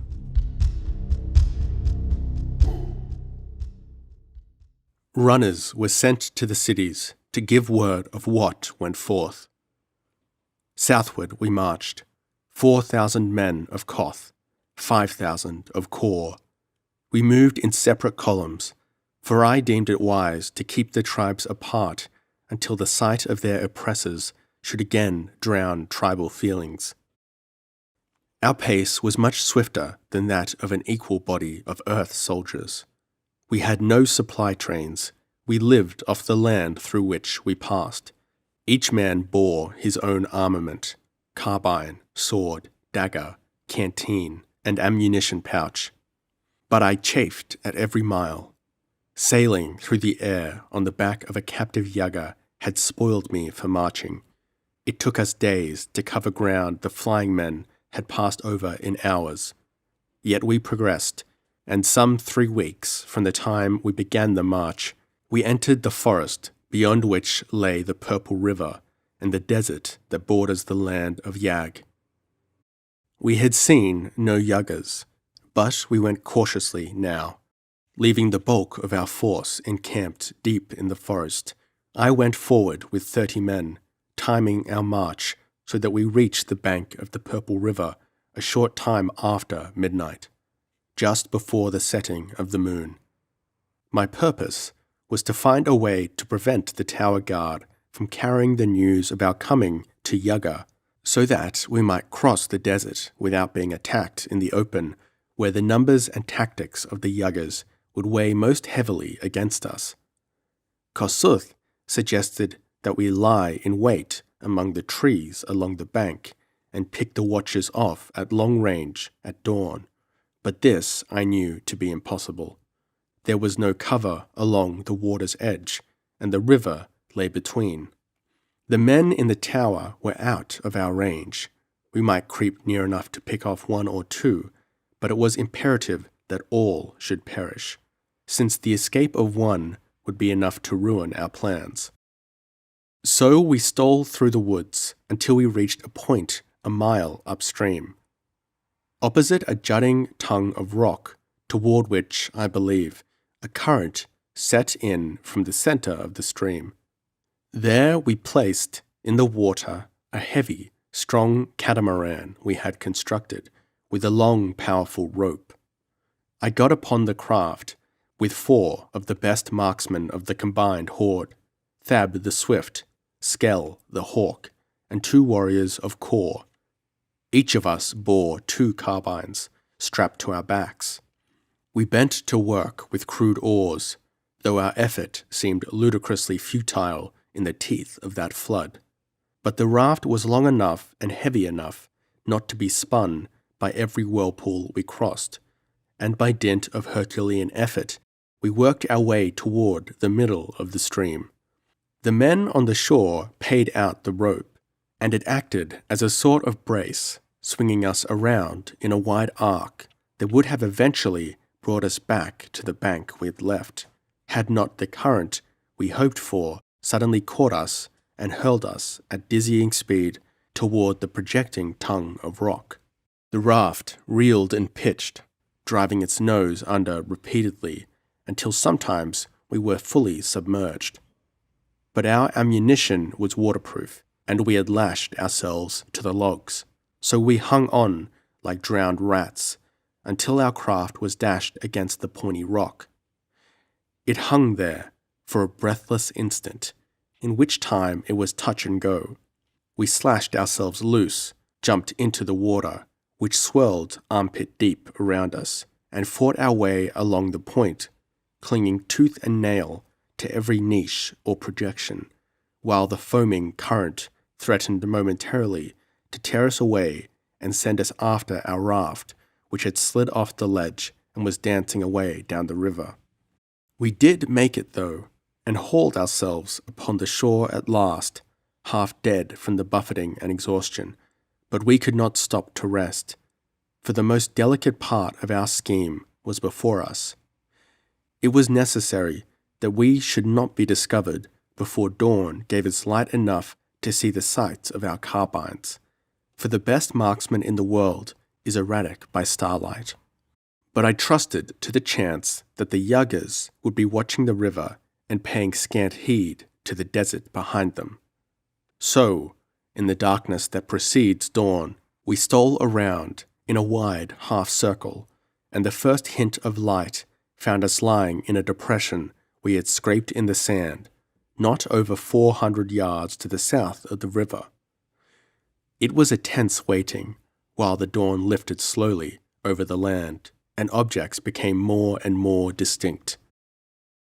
The roar of the water on the bridge of rocks reached us plainly, and at last we were aware of another sound. The clash of steel reached us faintly through the watery tumult. Gore and others were advancing to the riverbank, according to my instructions. We could not see any yuggers on the tower, only hints of movement along the turret, but suddenly one whirled up into the morning sky and started south at headlong speed. Skell's carbine cracked, and the winged man, with a loud cry, pitched sideways and tumbled to earth. There followed an instant of silence. Then 5 winged shapes darted into the air, soaring high. The yuggers sensed what was occurring, and were chancing all on a desperate rush, hoping that at least one might get through. We all fired, but I scored a complete miss, and Thab only slightly wounded his man, but the others brought down the man I had missed, while Thab's second shot dropped the wounded yugger. We reloaded hastily, but no more came from the tower. 6 men watched there, Yasmina had said. She had spoken the truth. We cast the bodies into the river. I crossed the bridge of rocks, leaping from boulder to boulder, and told Gore to take his men back into the forest and to bring up the host. They were to camp just within the fringe of woods, out of sight from the sky.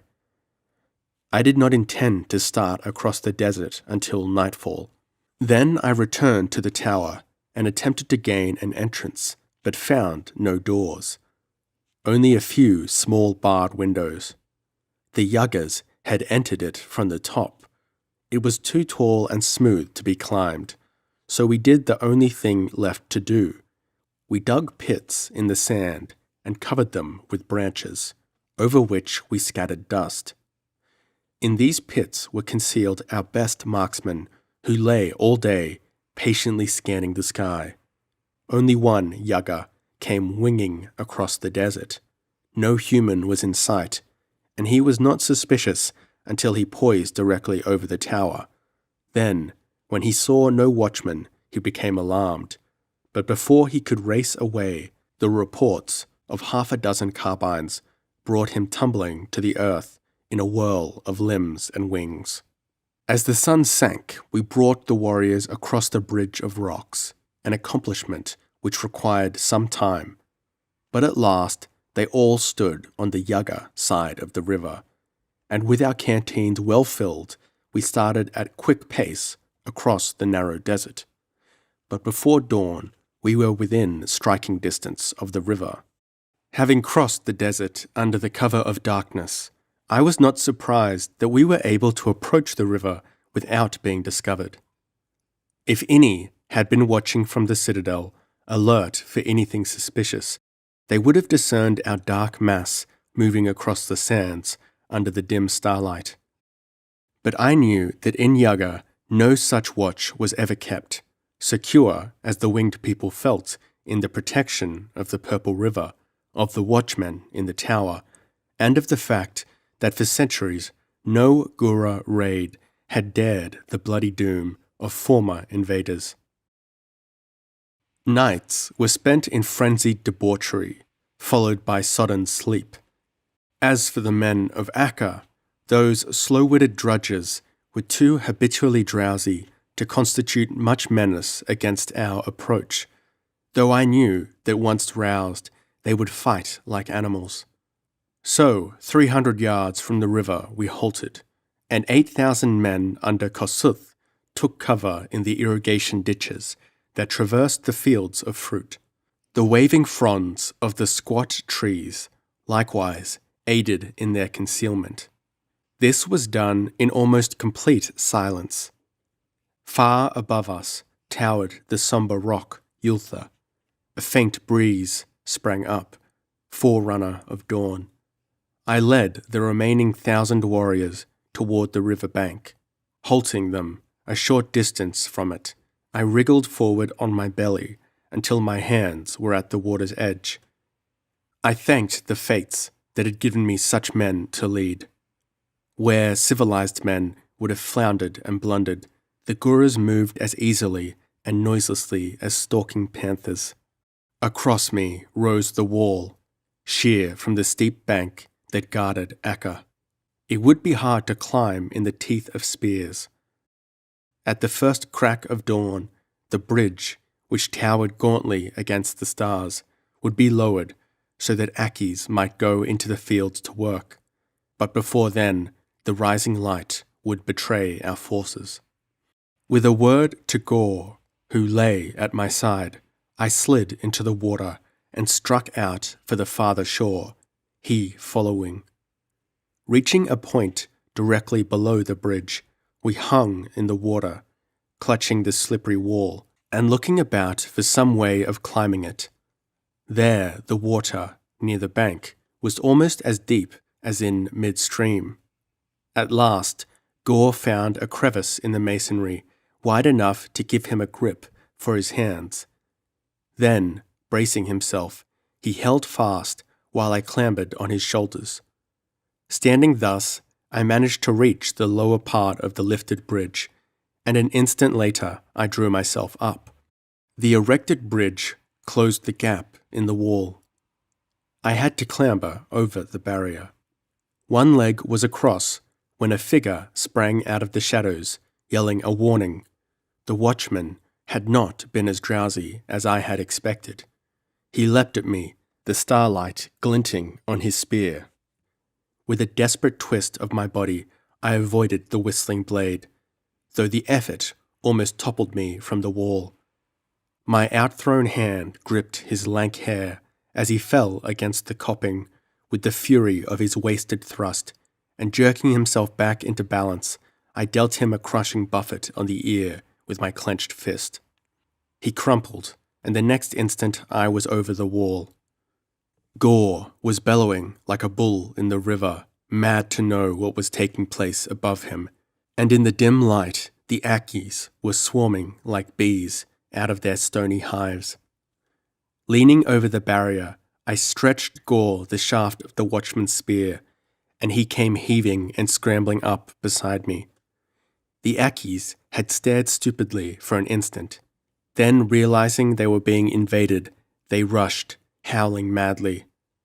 As Gore sprang to meet them, I leaped to the great windlass that controlled the bridge. I heard the bear's thunderous war cry boom above the squalling of the Akis, the strident clash of steel and the crunch of splintered bone. But I had no time to look. It was taking all my strength to work the windlass. I had seen 5 Akis toiling together at it.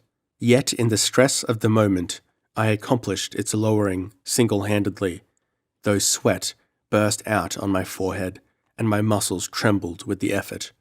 But down it came, and the farther end touched the other bank in time to accommodate the feet of the warriors who sprang up and rushed for it. I wheeled to aid Gore, whose panting gasps I still heard amidst the clamour of the melee. I knew the din in the lower town would soon rouse the Yuggers, and it was imperative that we gain a foothold in Akka before the shafts of the winged men began to rain among us. Gore was hard-pressed when I turned from the bridgehead. 6 corpses lay under his feet, and he wielded his great sword with a berserk lustiness that sheared through flesh and bone like butter. But he was streaming blood, and the Akis were closing in on him. I had no weapon but Gottra's dagger, and I sprang into the fray and ripped a sword from the sinking hand of one whose heart my slim blade found.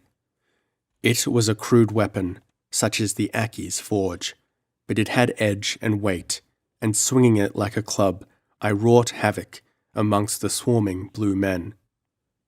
Gore greeted my arrival with a gasping roar of pleasure, and redoubled the fury of his tremendous strokes, so that the dazed Akis momentarily gave back. And in that fleeting interval, the first of the Guras swarmed across the bridge. In an instant, 50 men had joined us. But there the matter was deadlocked. Swarm after swarm of blue men rushed from their huts to fall on us with reckless fury. One Gura was a match for 3 or 4 Akis, but they swarmed us by numbers.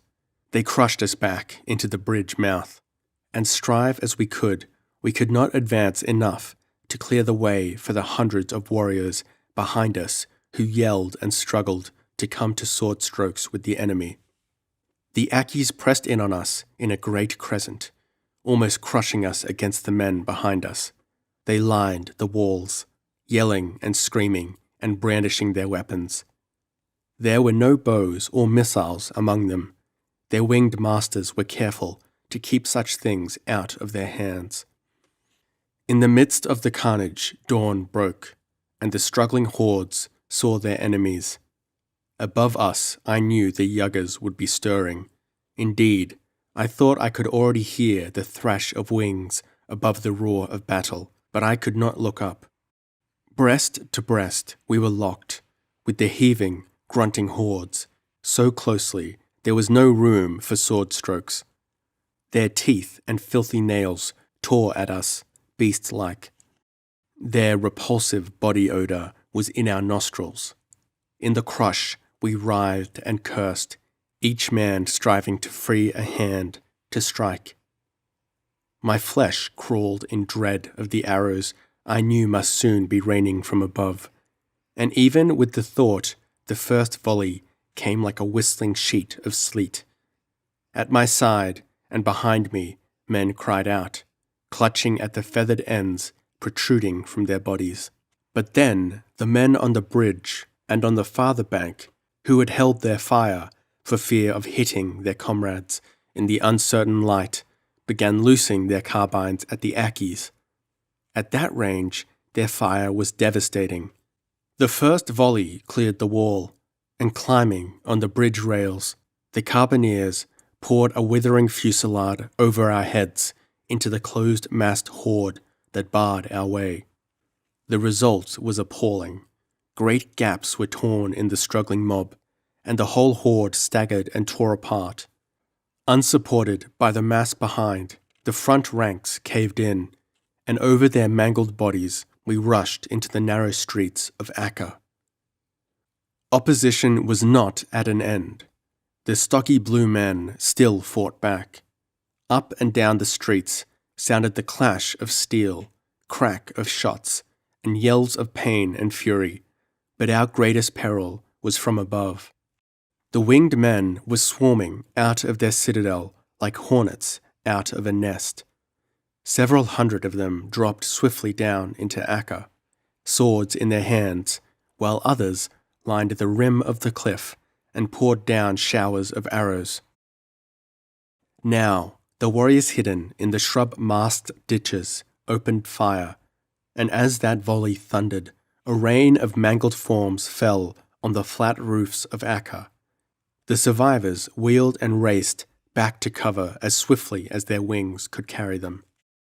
But they were more deadly in defense than in attack. From every casement, tower, and battlement above, they rained their arrows, a hail of death showering Akka, striking down foe and serf alike. Guras and Akis took refuge in the stone-roofed huts, where the battling continued in the low-ceilinged chambers until the gutters of Akka ran red. 4,000 Guras battled 4 times their number of Akis, but the size and ferocity and superior weapons of the ape-men balanced the advantage of numbers. Across the river, Kossuth's carbineers kept up an incessant fire at the towers of Yugga, but with scant avail. The Yuggers kept well covered, and their arrows, arching down from the sky, had greater range and accuracy than the carbines of the Guras. But for their position among the ditches, Kossuth's men would have been wiped out in short order, and as it was, they suffered terribly. They could not join us in Akka. It would have been madness to try to cross the bridge in the teeth of that fire. Meanwhile, I ran straight for the temple of Yasmina, cutting down those who stood in my way. I had discarded the clumsy Akka sword for a fine blade dropped by a slain Gura, and with this in my hand, I cut my way through a swarm of blue spearmen who made a determined stand before the temple. With me were Gore, Thab the Swift, Than Swordswinger, and 100 other picked warriors. As the last of our foes were trampled underfoot, I sprang up the black stone steps to the massive door, where the bizarre figure of the Akka priest barred my way with shield and spear. I parried his spear and feigned a thrust at his thigh. He lowered the great gold-scrolled shield, and before he could lift it again, I slashed off his head, which rolled grinning down the steps. I caught up the shield as I rushed into the temple. I rushed across the temple and tore aside the golden screen. My men crowded in behind me, panting, blood-stained, their fierce faces lighted by the weird flame from the altar jewel. Fumbling in my haste, I found and worked the secret catch. The door began to give, reluctantly.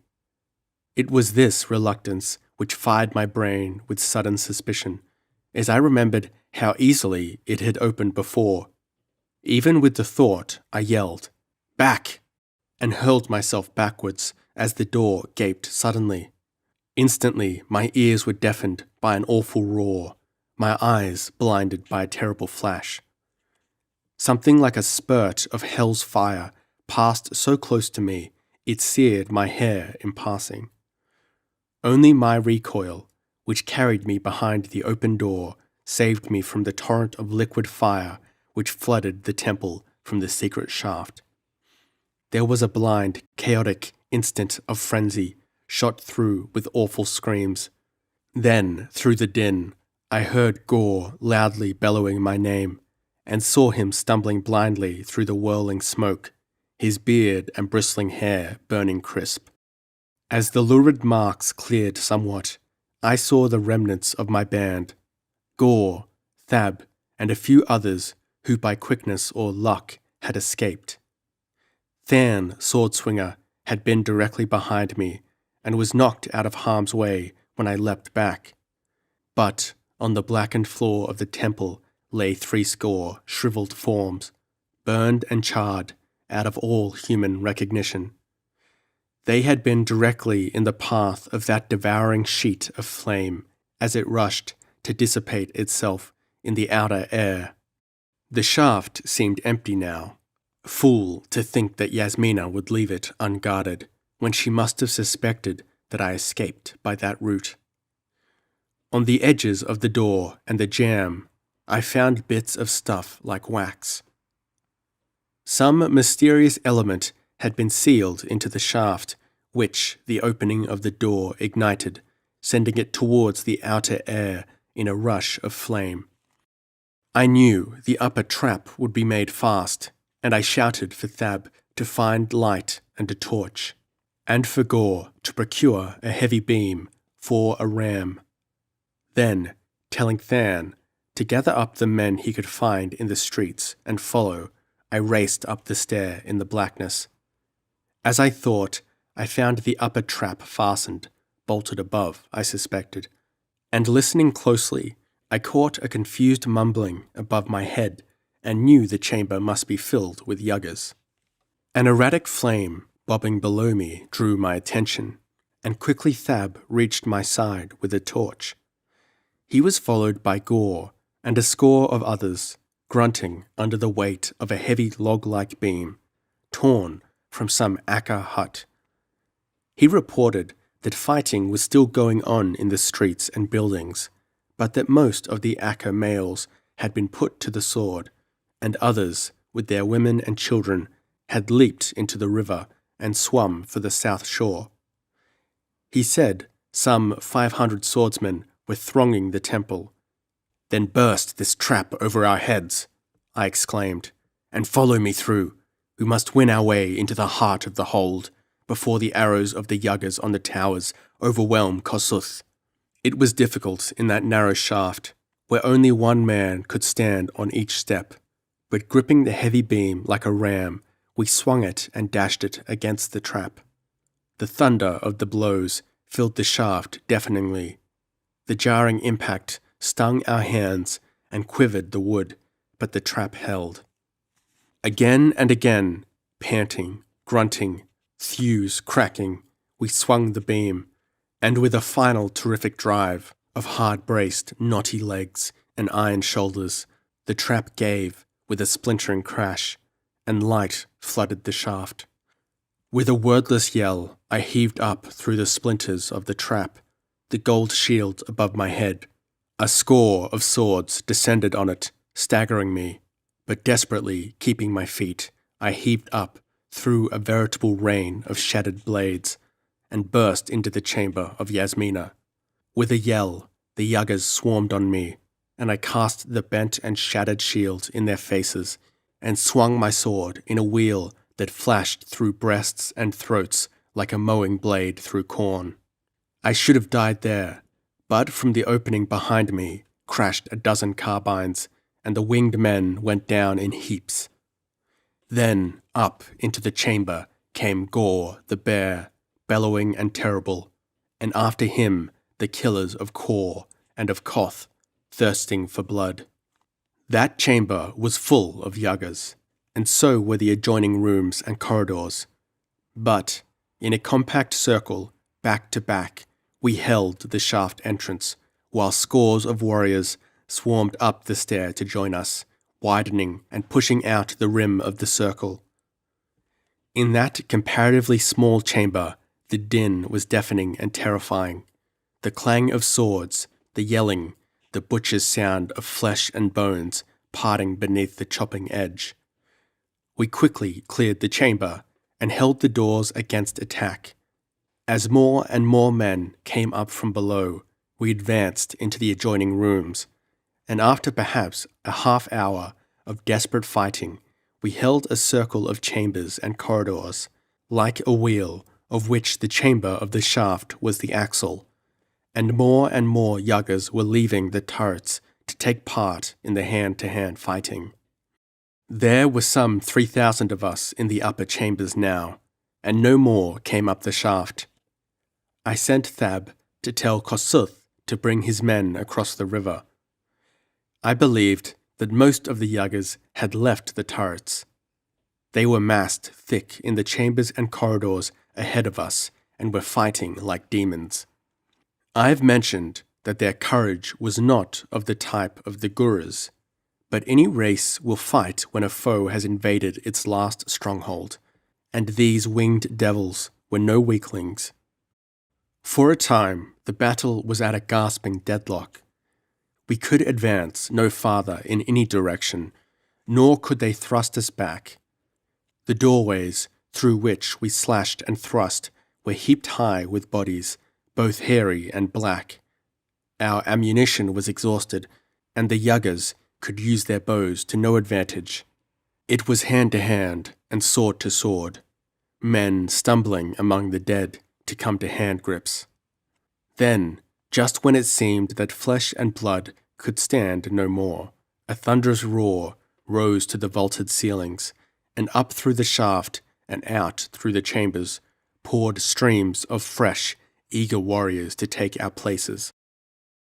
Old Kosuth and his men, maddened to frenzy by the arrows that had been showering upon them as they lay partly hidden in the ditches, foamed like rabid dogs to come to hand grips and glut their fury.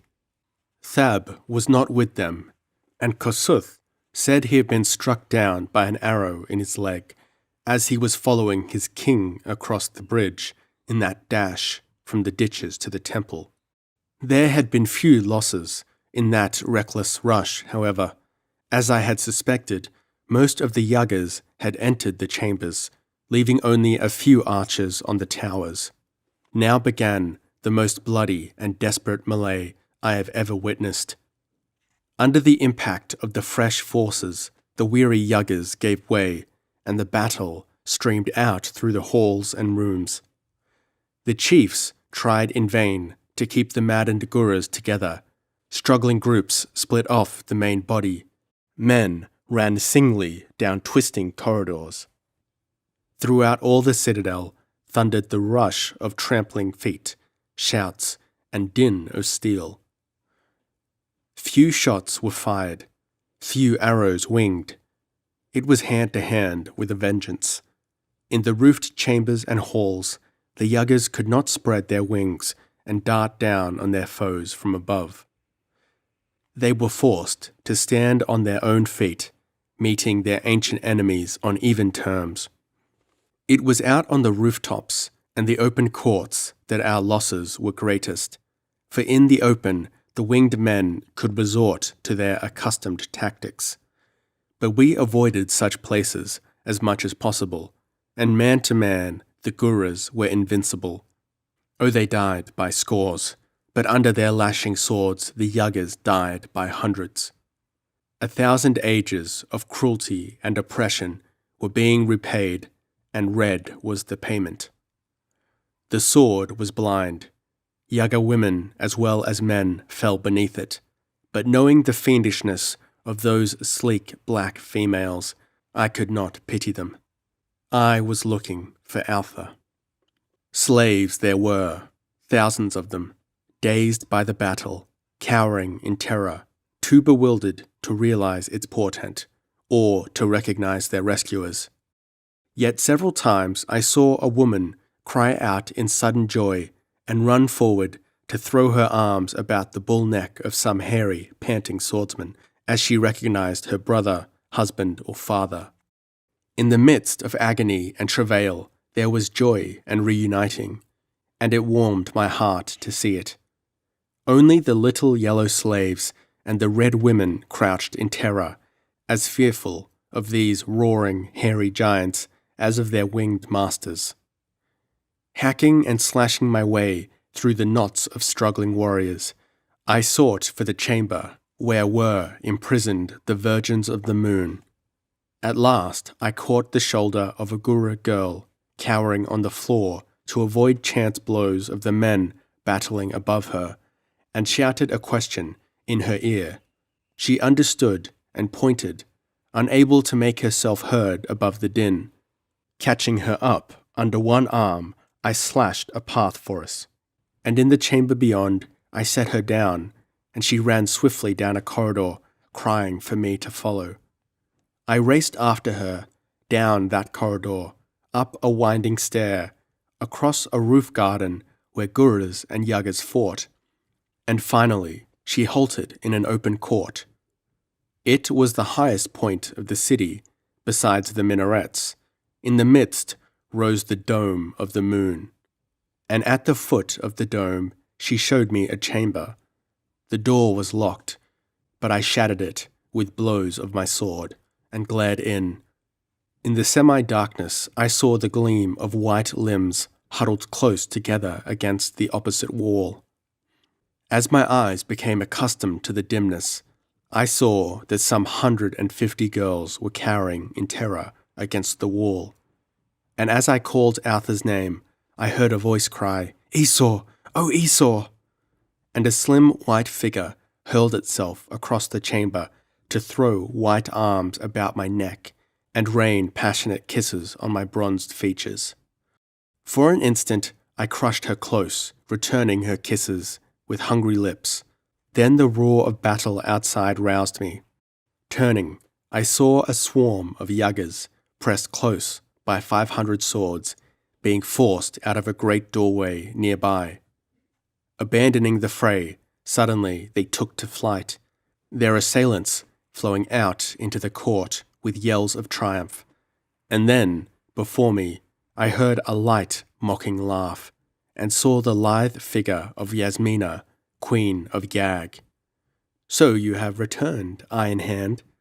Her voice was like poisoned honey. "You have returned with your slayers to break the reign of the gods. Yet you have not conquered, O fool." Without a word I drove at her, silently and murderously, but she sprang lightly into the air, avoiding my thrust. Her laughter rose to an insane scream. "Fool!" she shrieked. "You have not conquered? Did I not say I would perish in the ruins of my kingdom? Dogs, you are all dead men." Whirling in mid-air, she rushed with appalling speed straight for the dome. The Yagas seemed to sense her intention, for they cried out in horror and protest, but she did not pause. Lighting on the smooth slope of the dome, keeping her perch by the use of her wings, she turned, shook a hand at us in mockery, and then, gripping some bolt or handle set in the dome, braced both her feet against the ivory slope and pulled with all her strength. A section of the dome gave way, catapulting her into the air. The next instant, a huge misshapen bulk came rushing from the opening, and as it rushed, the impact of its body against the edges of the door was like the crash of a thunderbolt. The dome split in 100 places, from base to pinnacle, and fell in with a thunderous roar. Through a cloud of dust and debris and falling stone, the huge figure burst into the open. A yell went up from the watchers. The thing that had emerged from the dome was bigger than an elephant, and in shape something like a gigantic slug, except that it had a fringe of tentacles all about its body, and from these writhing tentacles crackled sparks and flashes of blue flame. It spread its writhing arms, and at their touch, stone walls crashed to ruins and masonry burst apart. It was brainless, sightless, elemental force incorporated in the lowest form of animation. Power gone mad and run amok in a senseless fury of destruction. There was neither plan nor direction to its plunges. It rushed erratically, literally ploughing through solid walls which buckled and gave way, falling on it in showers which did not seem to injure it. On all sides, men fled aghast. "Get back through the shaft, all who can," I yelled. "Take the girls, get them out first." I was dragging the dazed creatures from the prison chamber and thrusting them into the arms of the nearest warriors, who carried them away. On all sides of us, the towers and minarets were crumbling and roaring down in ruin. "Make ropes of the tapestries," I yelled. "Slide down the cliff. In God's name, hasten. This fiend will destroy the whole city before it's done." "I found a bunch of rope ladders," shouted a warrior. "They'll reach to the water's edge, but—" "Then fasten them and send the women down," I shrieked. "Better take the chance of the river then. Here, Gore, take Alpha." I threw her into the arms of the blood-stained giant and rushed towards the mountain of destruction which was crashing through the walls of Yaga. Of that cataclysmic frenzy, I have only a confused memory, an impression of crashing walls, howling humans, and that engine of doom roaring through all, with a ghastly aura playing about it, as the electric power in its awful body blasted its way through solid stone. How many Yagas, warriors, and women slaves died in the falling castles is not to be known. Some hundreds had escaped down the shaft when falling roofs and walls blocked that way, crushing scores who were trying to reach it. Our warriors worked frenziedly, and the silken ladders were strung down the cliffs, some over the town of Akka, some in haste over the river, and down these the warriors carried the slave girls, Guras, red and yellow girls alike. After I had seen Gore carry Alpha away, I wheeled and ran straight towards that electric horror. It was not intelligent, and what I expected to accomplish I do not know, but through the reeling walls and among the rocking towers that spilled down showers of stone blocks I raced, until I stood before the rearing horror. Blind and brainless though it was, yet it possessed some form of sensibility, because instantly, as I hurled a heavy stone at it, its movements ceased to be erratic. It charged straight for me, casting splintered masonry right and left, as foam is thrown by the rush of an ox through a stream. I ran fleetly from it, leading it away from the screaming masses of humanity that struggled and fled along the rim of the cliff, and suddenly found myself on a battlement on the edge of the cliff, with a sheer drop of 500 feet beneath me to the river Yog. Behind me came the monster. As I turned desperately, it reared up and plunged at me. In the middle of its gigantic slug-like body, I saw a dark spot, as big as my hand, pulsing. I knew that this must be the center of the being's life, and I sprang at it, like a wounded tiger, plunging my sword into that dark spot. Whether I reached it or not, I did not know. Even as I leaped, the whole universe exploded in one burst of blinding white flame and thunder, followed instantly by the blackness of oblivion. They say that at the instant my sword sank into the body of the fire monster, both it and I were enveloped in blinding blue flame. There was a deafening report, like a thunderclap, that tore the creature asunder and hurled its mangled form, with my body, far out over the cliff, to fall 500 feet into the deep blue waters of Yog. It was Thab who saved me from drowning, leaping into the river despite his crippled condition, to dive until he found and dragged my senseless body from the water.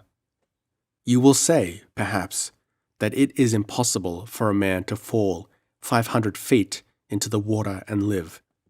My only reply is that I did it, and I live, though I doubt if there is any man on earth who could do it. For a long time I was senseless, and for longer I lay in delirium. For longer again I lay completely paralyzed, my disrupted and numbed nerves slowly coming back to life again. I came to myself on a couch in Koth. I knew nothing of the long trek back through the forests and across the plains from the doomed city of Yaga.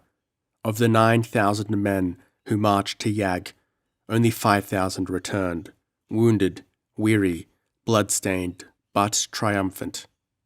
With them came 50,000 women, the freed slaves of the vanquished Yagas.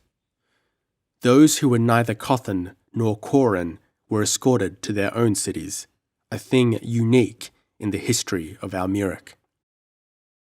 The little yellow and red women were given the freedom of either city and allowed to dwell there in full freedom. As for me, I have Altha, and she has me. The glamour of her, akin to glory, dazzled me with its brilliance when first I saw her bending over my couch after my return from Yag. Her features seemed to glimmer and float above me. Then they coalesced into a vision of transcendent loveliness, yet strangely familiar to me. Our love will last forever, for it has been annealed in the white-hot fires of a mutual experience, of a savage ordeal and a great suffering. Now, for the first time, there is peace between the cities of Kor and Koth, which have sworn eternal friendship to each other, and the only warfare is the unremitting struggle waged against the ferocious wild beasts and weird forms of animal life that abounds in much of the planet. And we too, I, an earthborn man, and Altha, a daughter of Almuric, who possesses the gentler instincts of an earthwoman, we hope to instill some of the culture of my native planet into this erstwhile savage people before we die, and become as the dust of my adopted planet, Almuric.